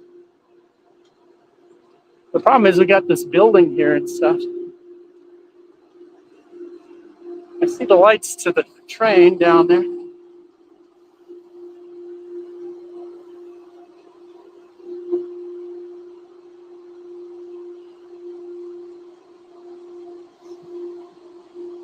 Okay.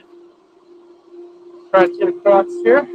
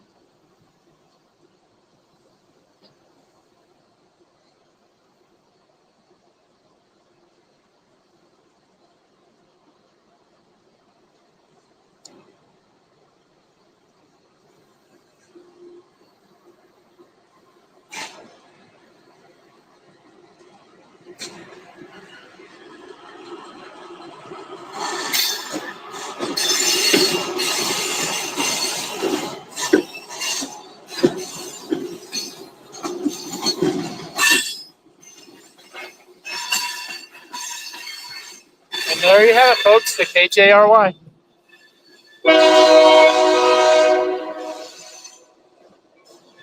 And they're already closing up the gate. I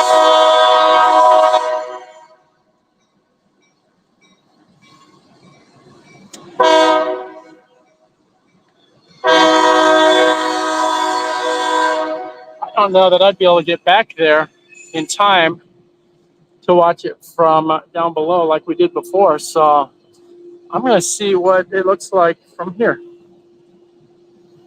which, I don't know, might be interesting.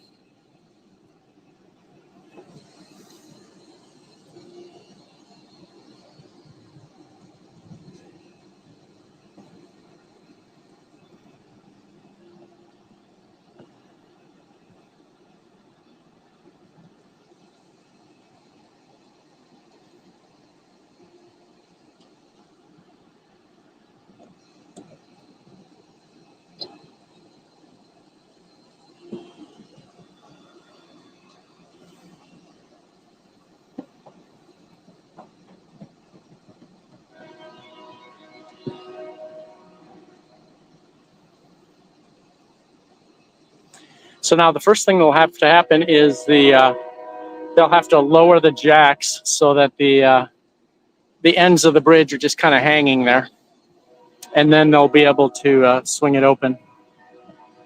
Oh, I heard the two toots, which was kind of hard to hear because it was competing with the train horn. But yeah, the bridge is, so now you can see the bridge is opening. So this gives us kind of a different perspective on it.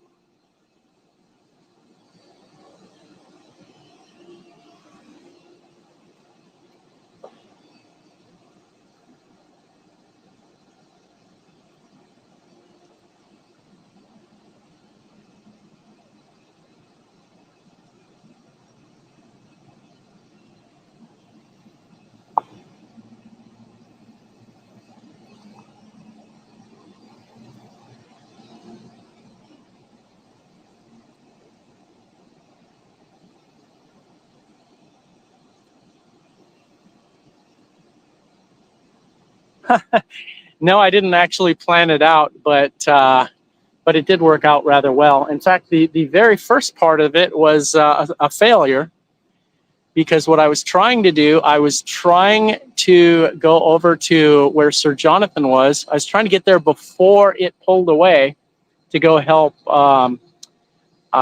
cooperative ambassador. And as I pulled in at the yacht club, it was already pulling out. And so the first part was a failure, but then it got better, and we got to see a lot of things so far. So yeah, this is working out pretty well. In fact, a lot of luck involved, like this train and the swing bridge. We really lucked out that when we went to Warsaw, that we saw was it Sir Larry J coming there. I mean, geez, what are the odds of that? So that was pretty cool. I got to see him do some work down in the fleeting area. So yes, that was very cool. But no, I didn't. Yeah, we just got lucky. That's the thing about live stuff is, gosh, you just do not know what is going to happen, and you get on, and it may be real boring, or there might be really cool stuff. I mean, the same thing with the regular Lock 19 camera, right? You almost have to just take your chances. You get on, and then and yeah. So overall, a very good day so far. So I'm going to go back around. Actually, what I was going to do originally is just look around Victory Park, and we didn't have a chance to do that because of the bridge and the train and stuff. But I'm going to do that now. Let's. I'm going to shorten my camera tripod is way too high. So let me do some things here to excuse me, make it easier to carry this thing.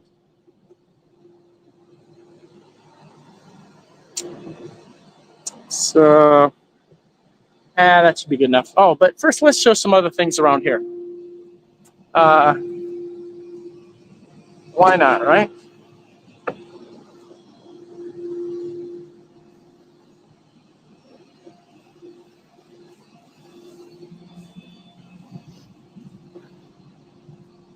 Just kind of show the structure here. And the bridge kind of sits over a little pit here, some concrete stuff supporting it. It says authorized personnel only, so I won't go any farther, unfortunately, but got to respect that.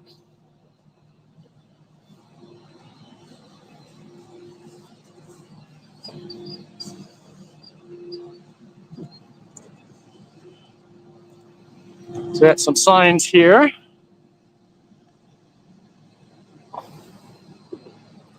It's 5 miles an hour on the bridge. So it takes a while to cross. And as you notice from how long it took the locomotive to get across once the bridge, because I'm sure as soon as the bridge closed, meaning, was lined across the water, I'm sure the train started moving right about then. And it took us a while to get over here and stuff. But we had plenty of. So we got some old track here. So none of this stuff really works because, as you can see, the astute ones among you will be able to notice that it'd be really bad if that switch was thrown because there's no rail that goes across to that other track. Entering Keokuk yard limits and TWC control. Now here's a little building under here, and this is one of those things where you can't see this building because it's from our view from the regular camera. You can see it's under the walkway, so we can't see this.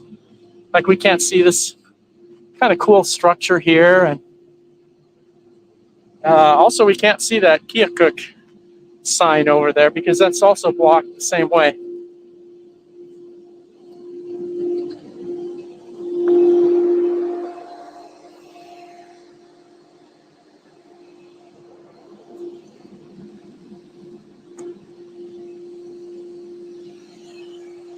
So there we got the guy down there unloading lime. I don't really want to disrespect his privacy. Kind of curious. It'd be kind of cool to go over there and, check out what's going on. But I suppose we know what's going on anyway. So no biggie.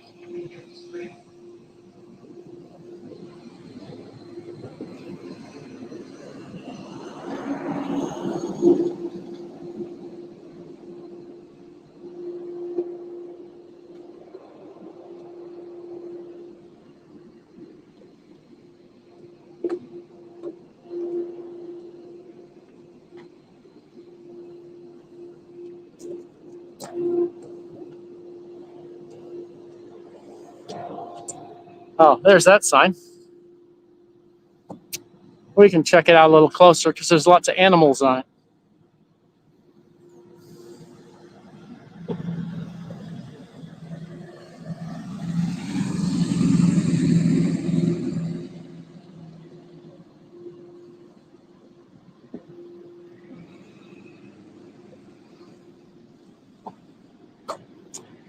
So looks like a lot of our favorites here. We got eagles. I'm guessing that's a blue heron. We got turtles. We got fish. Looks like some catfish at the bottom, and strangely, they don't seem to have honored the invasive carp. And here we got a fox and butterflies. We got the Canada geese, mallards, and we've got deer. So we got that.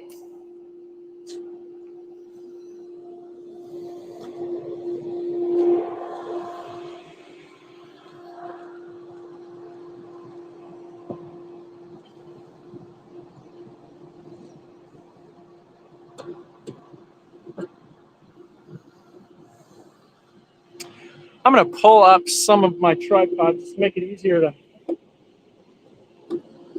walk. I'm kind of dragging it, having to lift it to avoid dragging it.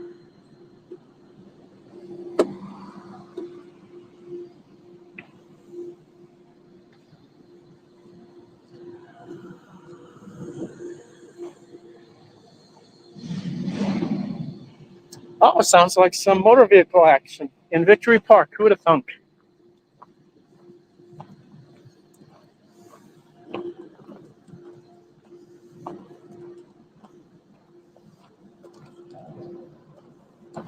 So this is the position that the switches are when they're both of them are kind of leaning outwards. The one on the left is the one that leads to the bridge. The one on the right is for kind of being able to go like where those rail cars are to the right here. So it splits off going that direction. In the winter time, for those who haven't been around in the winter time when the leaves aren't on the trees, we can actually see the positions of these switches and see what's going on. So that's kind of cool.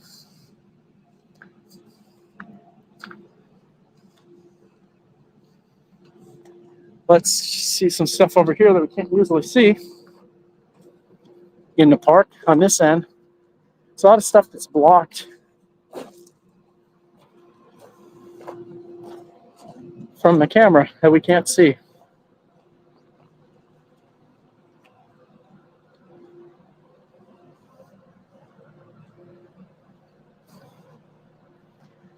Now, these bathrooms are normally locked, unfortunately. They're fairly new, and I guess they realized as soon as they made them that, I don't know, it kind of got abused, I guess, which is too bad. There's always Casey's. They have restrooms.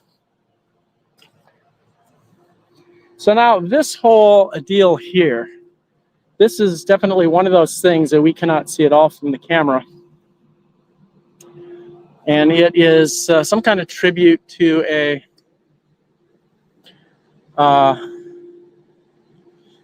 what do we got here? Civil War veteran or Civil War. Oh, I guess a veteran. Yeah, died in 1922. So he was in the Civil War, and that's honoring him.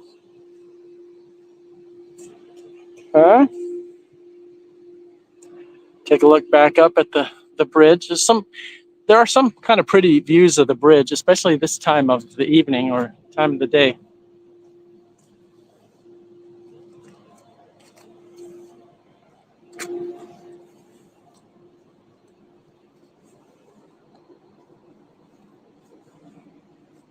So here we have the playground rubber.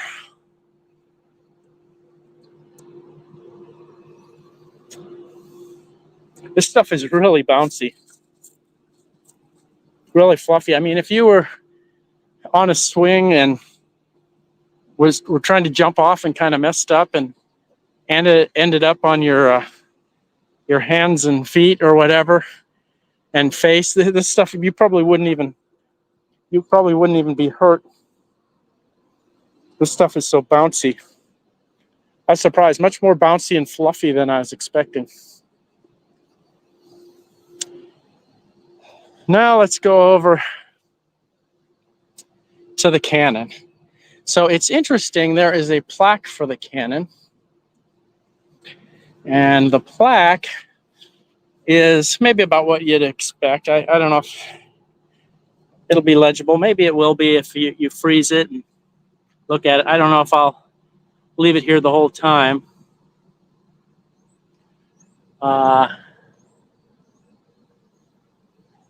But you can certainly freeze it if you want to see it. So it's we got a cannon and we got some comment about the Civil War. So here's the interesting thing about this cannon, though, and I read this, if you Google cannon in Victory Park, Keokuk, you can get some links. But it turns out this is not from the Civil War.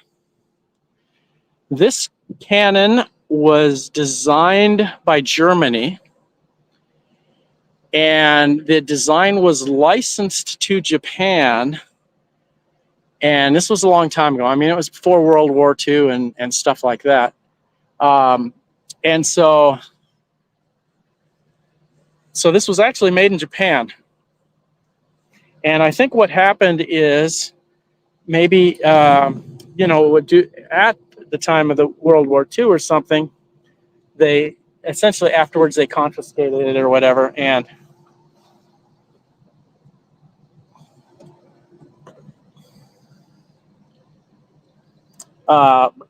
so maybe a lot of the cannons you see in parks in the U.S.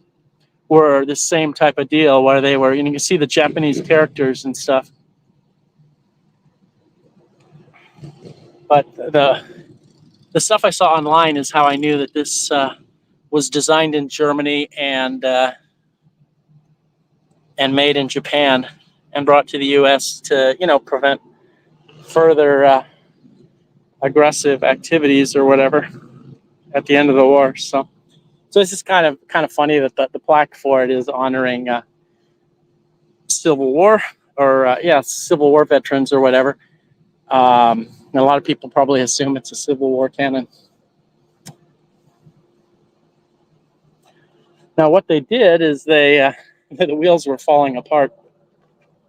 Be cool if they could redo them, but what they did, and I didn't notice this before, or else maybe they added this since, they kind of added something so that the wheels aren't what are supporting it. They welded some supports underneath, so that seems like a good idea.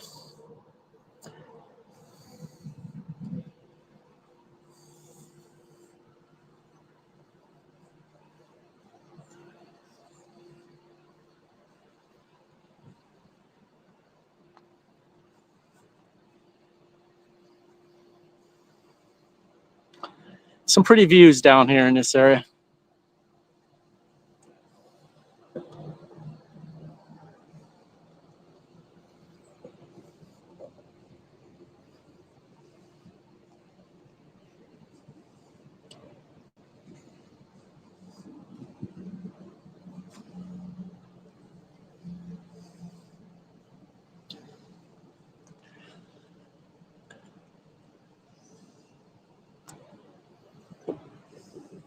Once again, you probably can't see it because unfortunately I can't zoom in, but across the river are the cabins on stilts, which would be very cool to be able to zoom in on. But we see the lights from those cabins sometimes at nighttime reflecting on the water, especially when the water is low.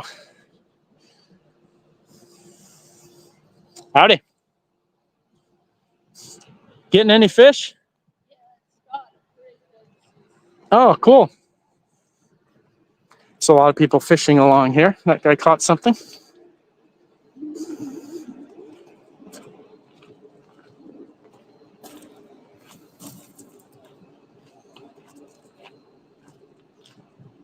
So the interesting thing here, if you notice how far down that guy who's fishing is down to the water. But if you remember when it was flooding, the water actually came up to this pipe here. If I remember correctly, this pipe or that pipe, maybe both pipes, I guess. So the water was actually up to this pipe, and look at how far down those people are. So that's pretty amazing. Oh, I might try see if I can do a telephoto thing. So I said before that this doesn't let me go into telephoto. However, there is one of those telescope things here. I wonder if I can aim the camera into the telescope and look across. The optics on the telescope aren't that great, but we'll see what happens. We'll see how creative I can be. Yeah, remember the water was up in this parking lot during the flooding, and wow, that's a long ways down now.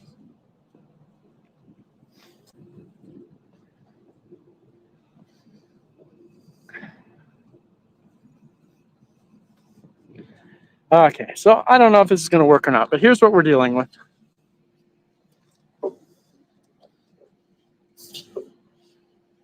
Let's see here.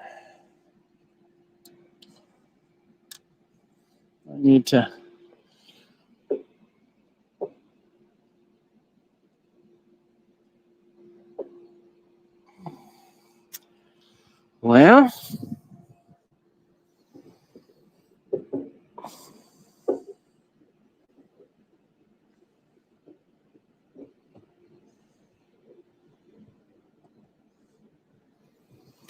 I think it's working.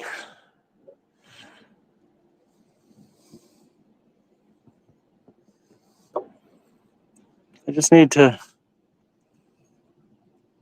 see if I can.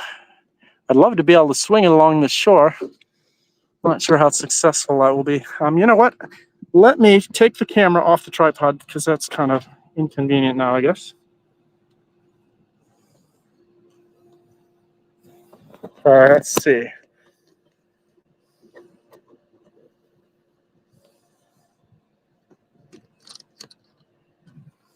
Okay, let me try it this way. I don't even know which one of these it is. Okay.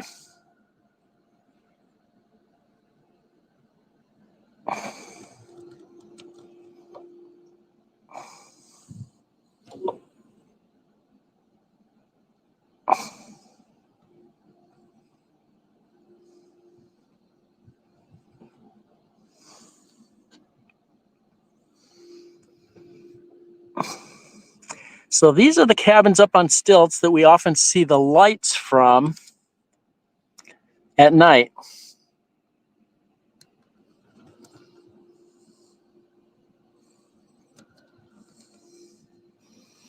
Can't tell exactly. Sometimes it lines up and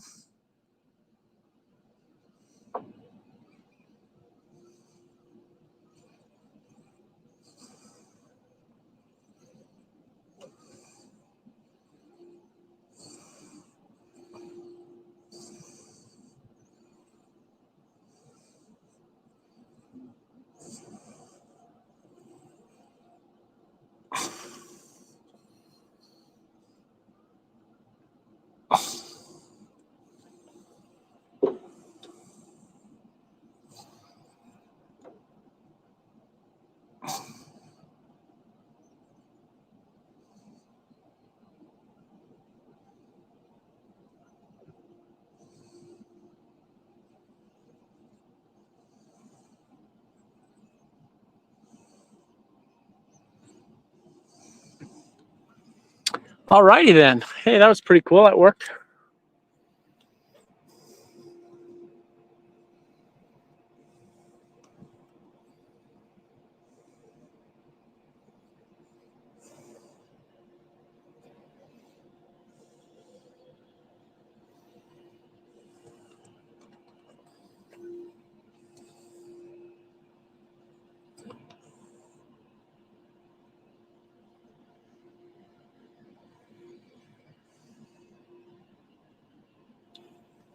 Well, let me mount this again and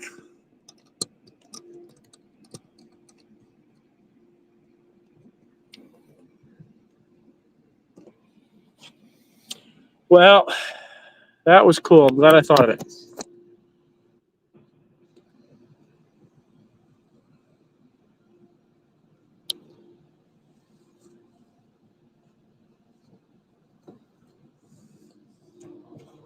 Guess we can keep walking.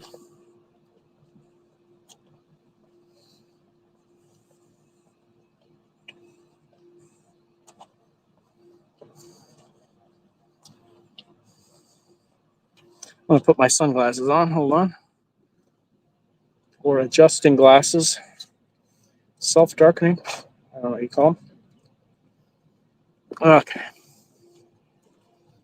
Kind of bright walking in the sun.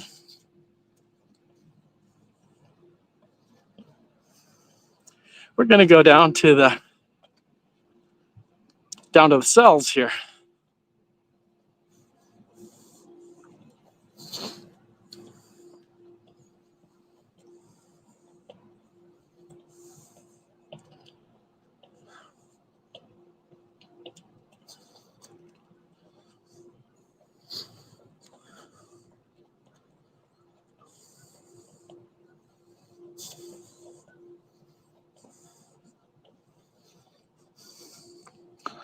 And you can see Scioto,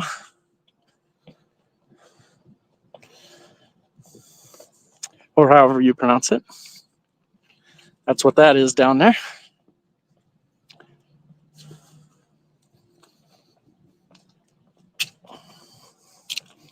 Oh, and let us not forget George M. Verity.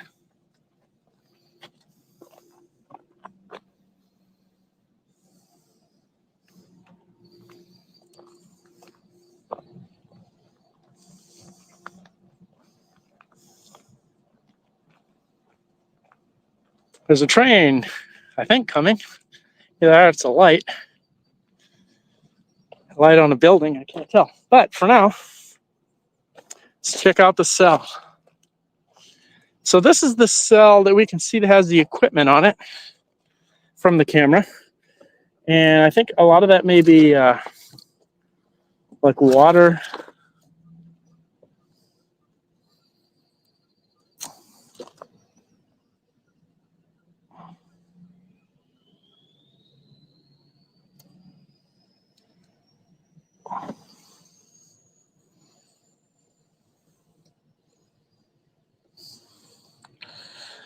Water level or whatever. And then you see something that looks kind of like a sideways top hat up there, maybe, if you can see well enough. That is actually I believe that's a satellite transmitting antenna that transmits the data via satellite to, to where it needs to go. Now, you often think of satellite antennas as being big, huge dishes, and that's necessary when they're trying to transmit a high bandwidth, a lot of data. But when you're really just trying to send, very little data at a very slow rate, you don't need that same kind of big antenna like you would need for television or something like that. So I'm pretty sure that's a satellite antenna. There's some solar cells, I think, some places around there. There doesn't seem to be any aimed this way, but well, I guess this would be a silly way to aim it, but anyway, so that's that. Now, it didn't used to have that. See how it's got that, it's kind of got a locked up ladder. I don't think it had any ladder before, if I remember. They did a bunch of work on this a year or two ago and added a bunch of stuff. And they upgraded that equipment up there too. They had a different style of satellite antenna, I know. So now this other one is the one that kind of got messed up. It looks like it kind of got whacked, and I guess they realized they didn't need it or something, so they never repaired it, I guess.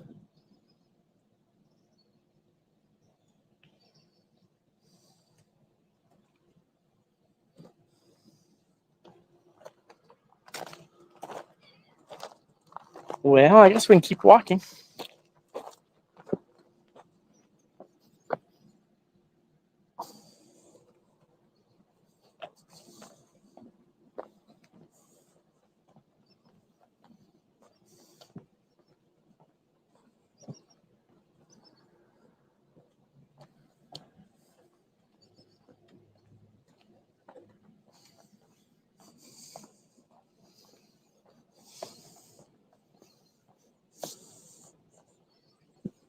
I hear a locomotive.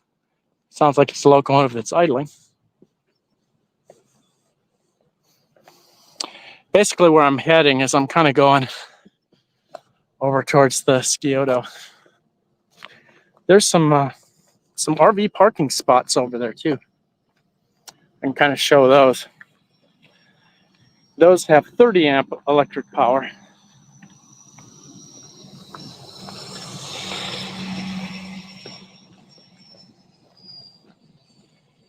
On quarter mile or so down, there's a big parking lot that also has RV spots, and it has 50 amp power for the larger RVs.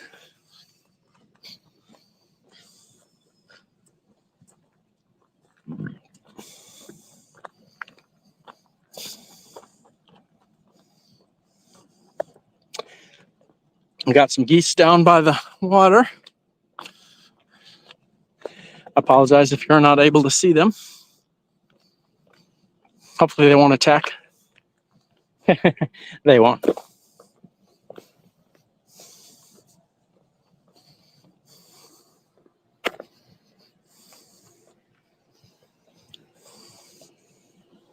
Hello, pretty good. You happen to know if there's a better area to walk down to the river to fish on down either way, or? Well, there's a launch ramp down there. I'm not really that familiar with that area. A lot of people fish kind of over by the lock. There's kind of a wall. A lot of people fish there. I was looking more of an access right to the water instead. Well, there's a launch ramp down this road. This road only goes so far, so you don't have to worry about going too far. So it's still on this road though? It's on this road. It's a big, you know, the Keokuk boat launch ramp or something, and that'll get you close to the water. If I don't know that much about fishing, but that'll get you close to the water. Okay. Thank you.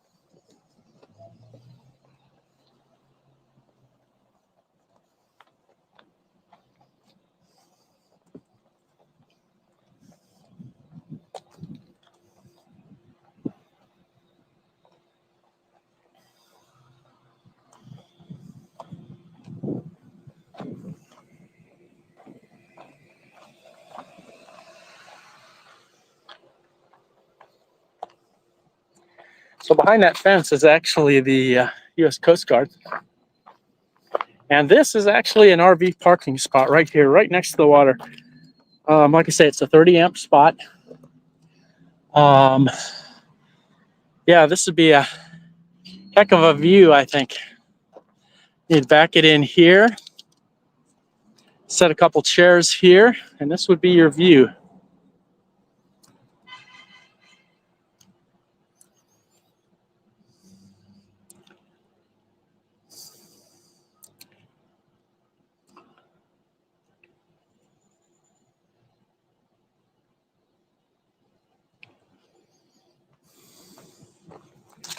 Now, let's see if I can get a better view of Kyoto. Look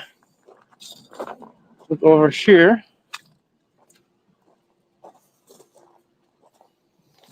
Yeah, a little bit better view. See if I can avoid falling on my face on the rocks. That's kind of pretty.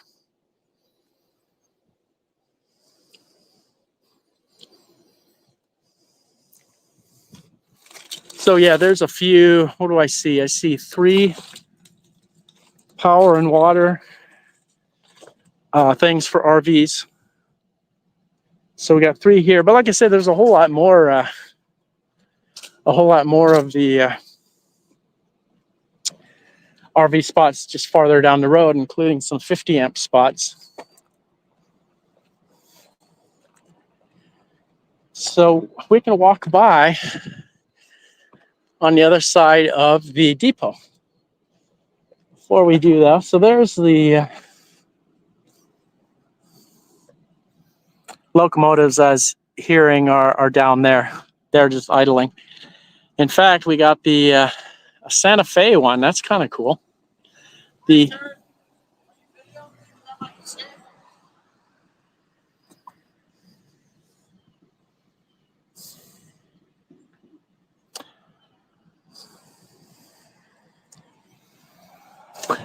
So that's kind of cool.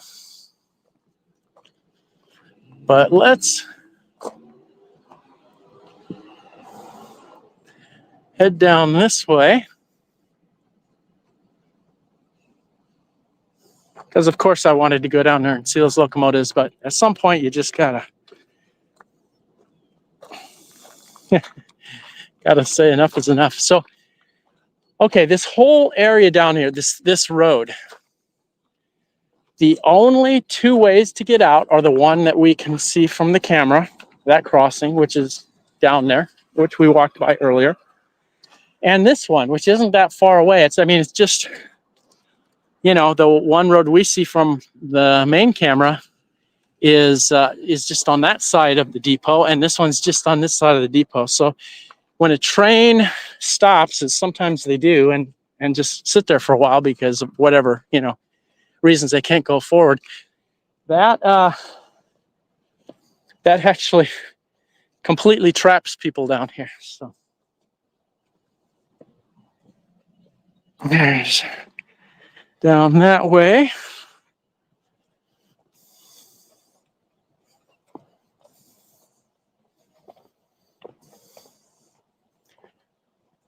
So you can tell this used to be a passenger platform probably because it's brick between the tracks.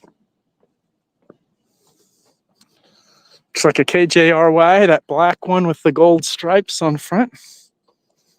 I've seen that switching a few times. Let me see if I can get in the shade.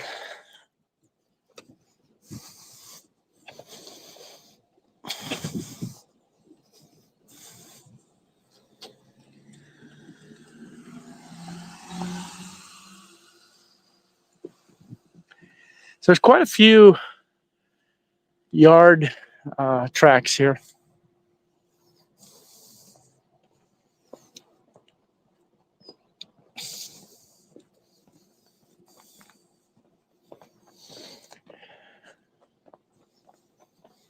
The inside of this depot is really nice. They've restored it. It's got a lot of wood in it. Apparently they added the shape of the roof is apparently, if I'm getting this right, is what it used to be originally. But then at some point they re-roofed it and made it not, just made it real simple. And then when they started restoring it, they actually spent the money to completely reconstruct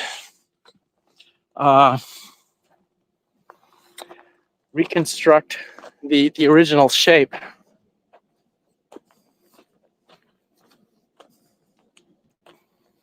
So it's pretty impressive. Now, this depot restoration has a web page, a website or web page. You can get some more information about it. I suspect if you just Googled, Keokuk train depot or something. But I've been inside here, and I was here for a pancake breakfast a couple of years ago for restoring it, to raise money for restoring it, and it was pretty impressive. It's very cool inside.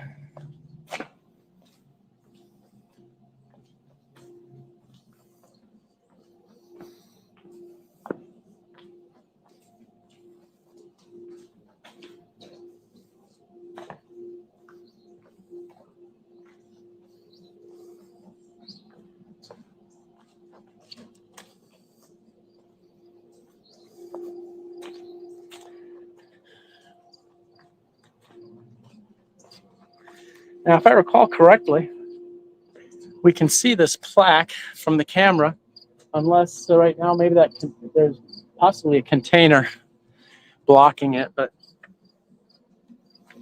but when the container's not there, you can see it. So I remember zooming in on this, and you couldn't read it from the camera, but you could see that it was a plaque.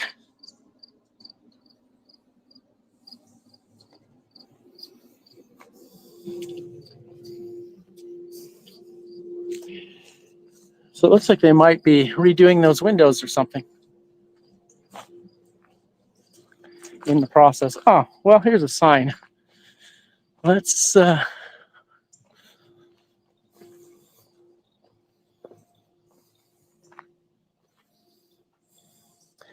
there's an artist's rendition, but honestly, the woodwork inside, at least the way I remember it, it looked pretty much like what's showing up in this model, this 3D model or whatever you would call it.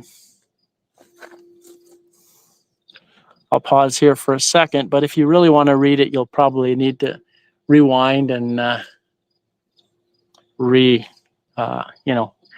it that way.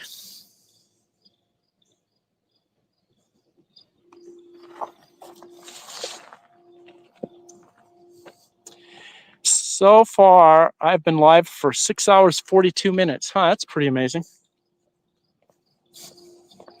I wonder when I ate. Oh, wait. Yeah, I haven't eaten. I haven't eaten today, but I'm not hungry. Fortunately, I got something to drink. What happened was I got out of bed and took a look at Find Ship and saw the cooperative ambassador, I think it was. Anyway, and I figured, well, I either take a shower and eat or I just get dressed. I did brush my teeth though. So I decided to go and try to catch, I think I explained, I was trying to catch Sir Jonathan, pulling away from the dock, and I missed that. But so then I just went to the lock and got it locking through. So that worked out well. And then the rest is history.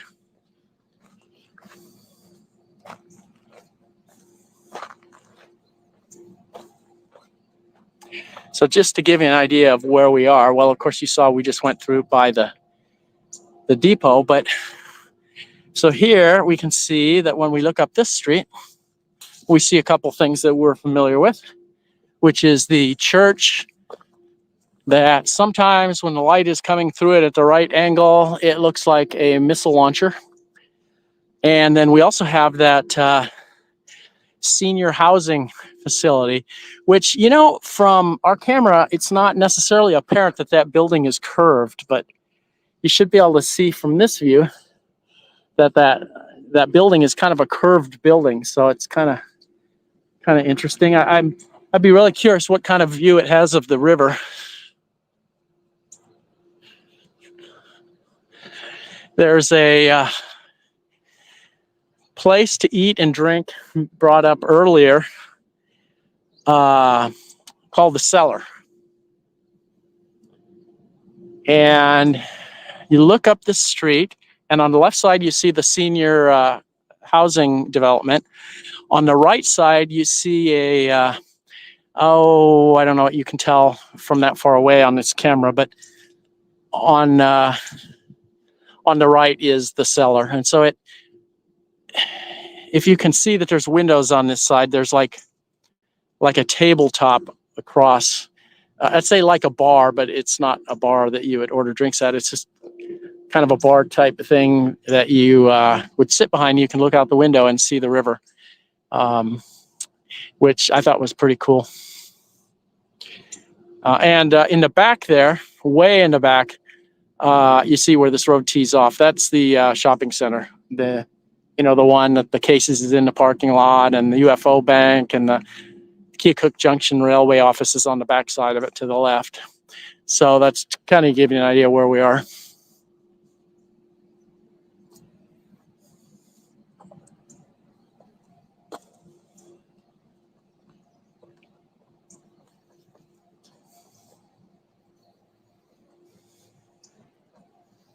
Guess we can go back down to the park. We can go to the little pavilion thing. There's a lot of stuff in the park we haven't seen, and that was the whole goal for going down there until we got interrupted by a train and a bridge and all that stuff.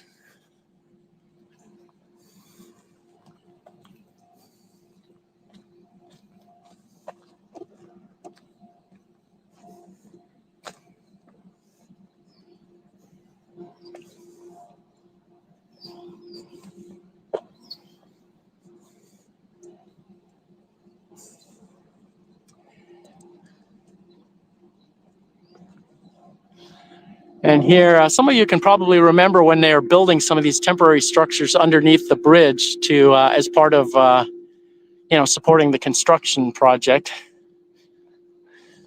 So I don't know if that's to catch fragments that come down between the cracks while they're redoing the concrete. And of course, you can see the road that goes under the bridge up there, which is kind of cool. The lock back there. Truck still delivering lime.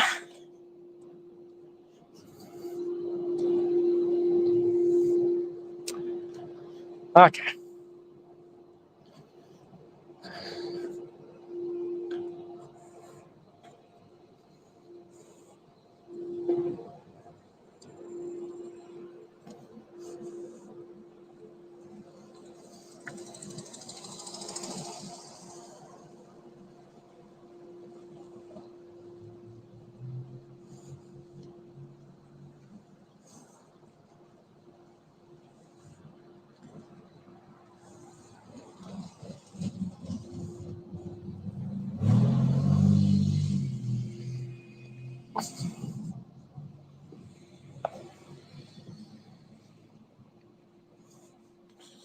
So there's that. It's kind of cool.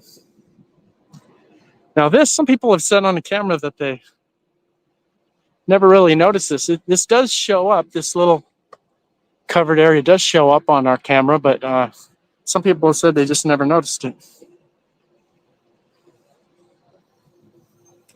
There's a barbecue.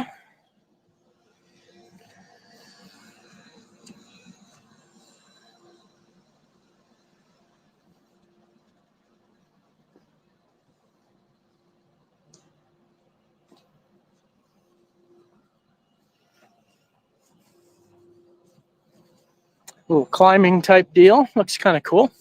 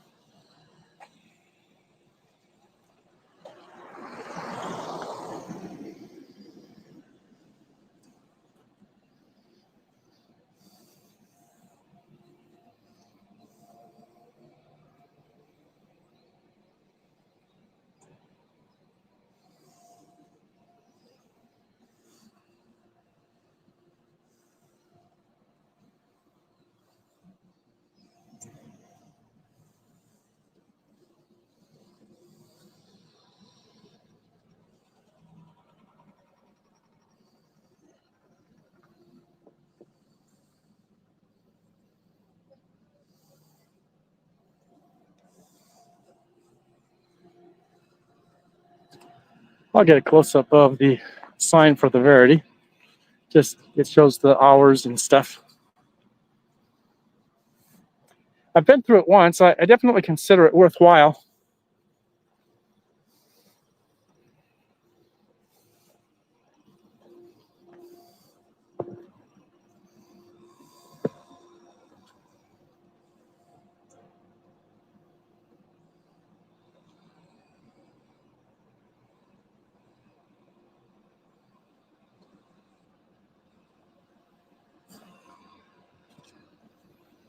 Seems like we can see part of that sign from the main cam, and maybe not all of it, or else we can't read it or something. But there it is. Closer view of the Verity. Very cool, and it's a quite presentable condition too.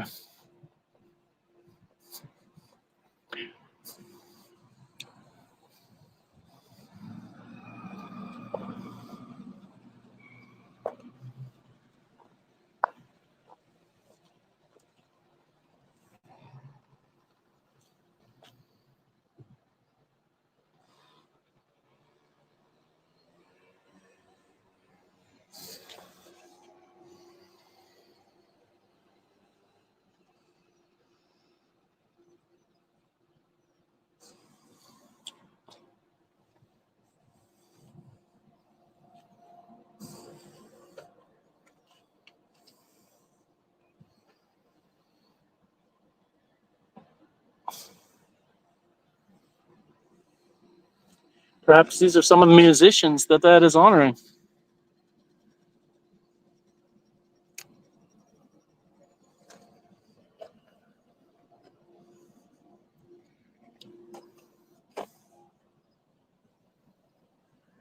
Interesting, I never noticed that before.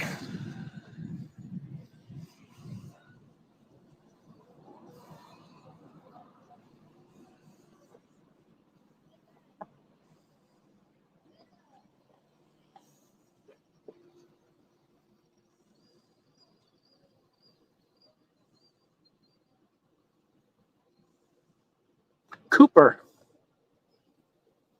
Hugh Lincoln Cooper.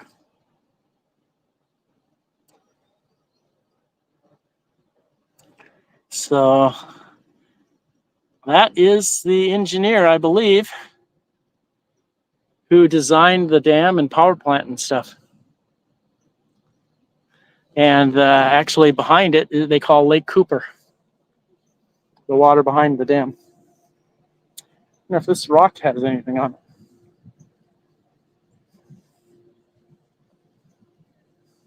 It does.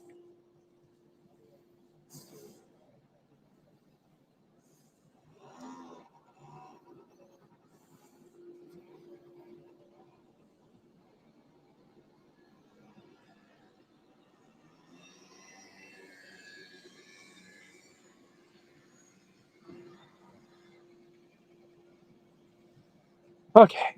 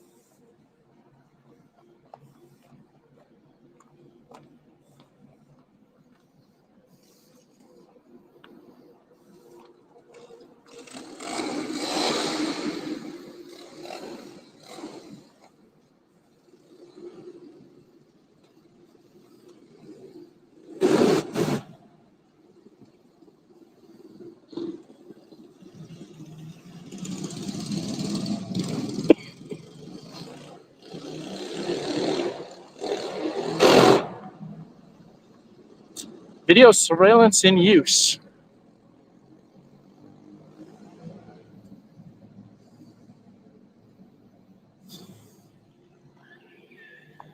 And there, up there, you can see where one of the traffic control lights is. Since we're here, go over here. You can see the other one is mounted on the bridge pier, if you can see that far. Maybe not. Sorry about that. But there's that. Yeah, it looks like it's kind of blown out over there, so you probably can't see much that direction, but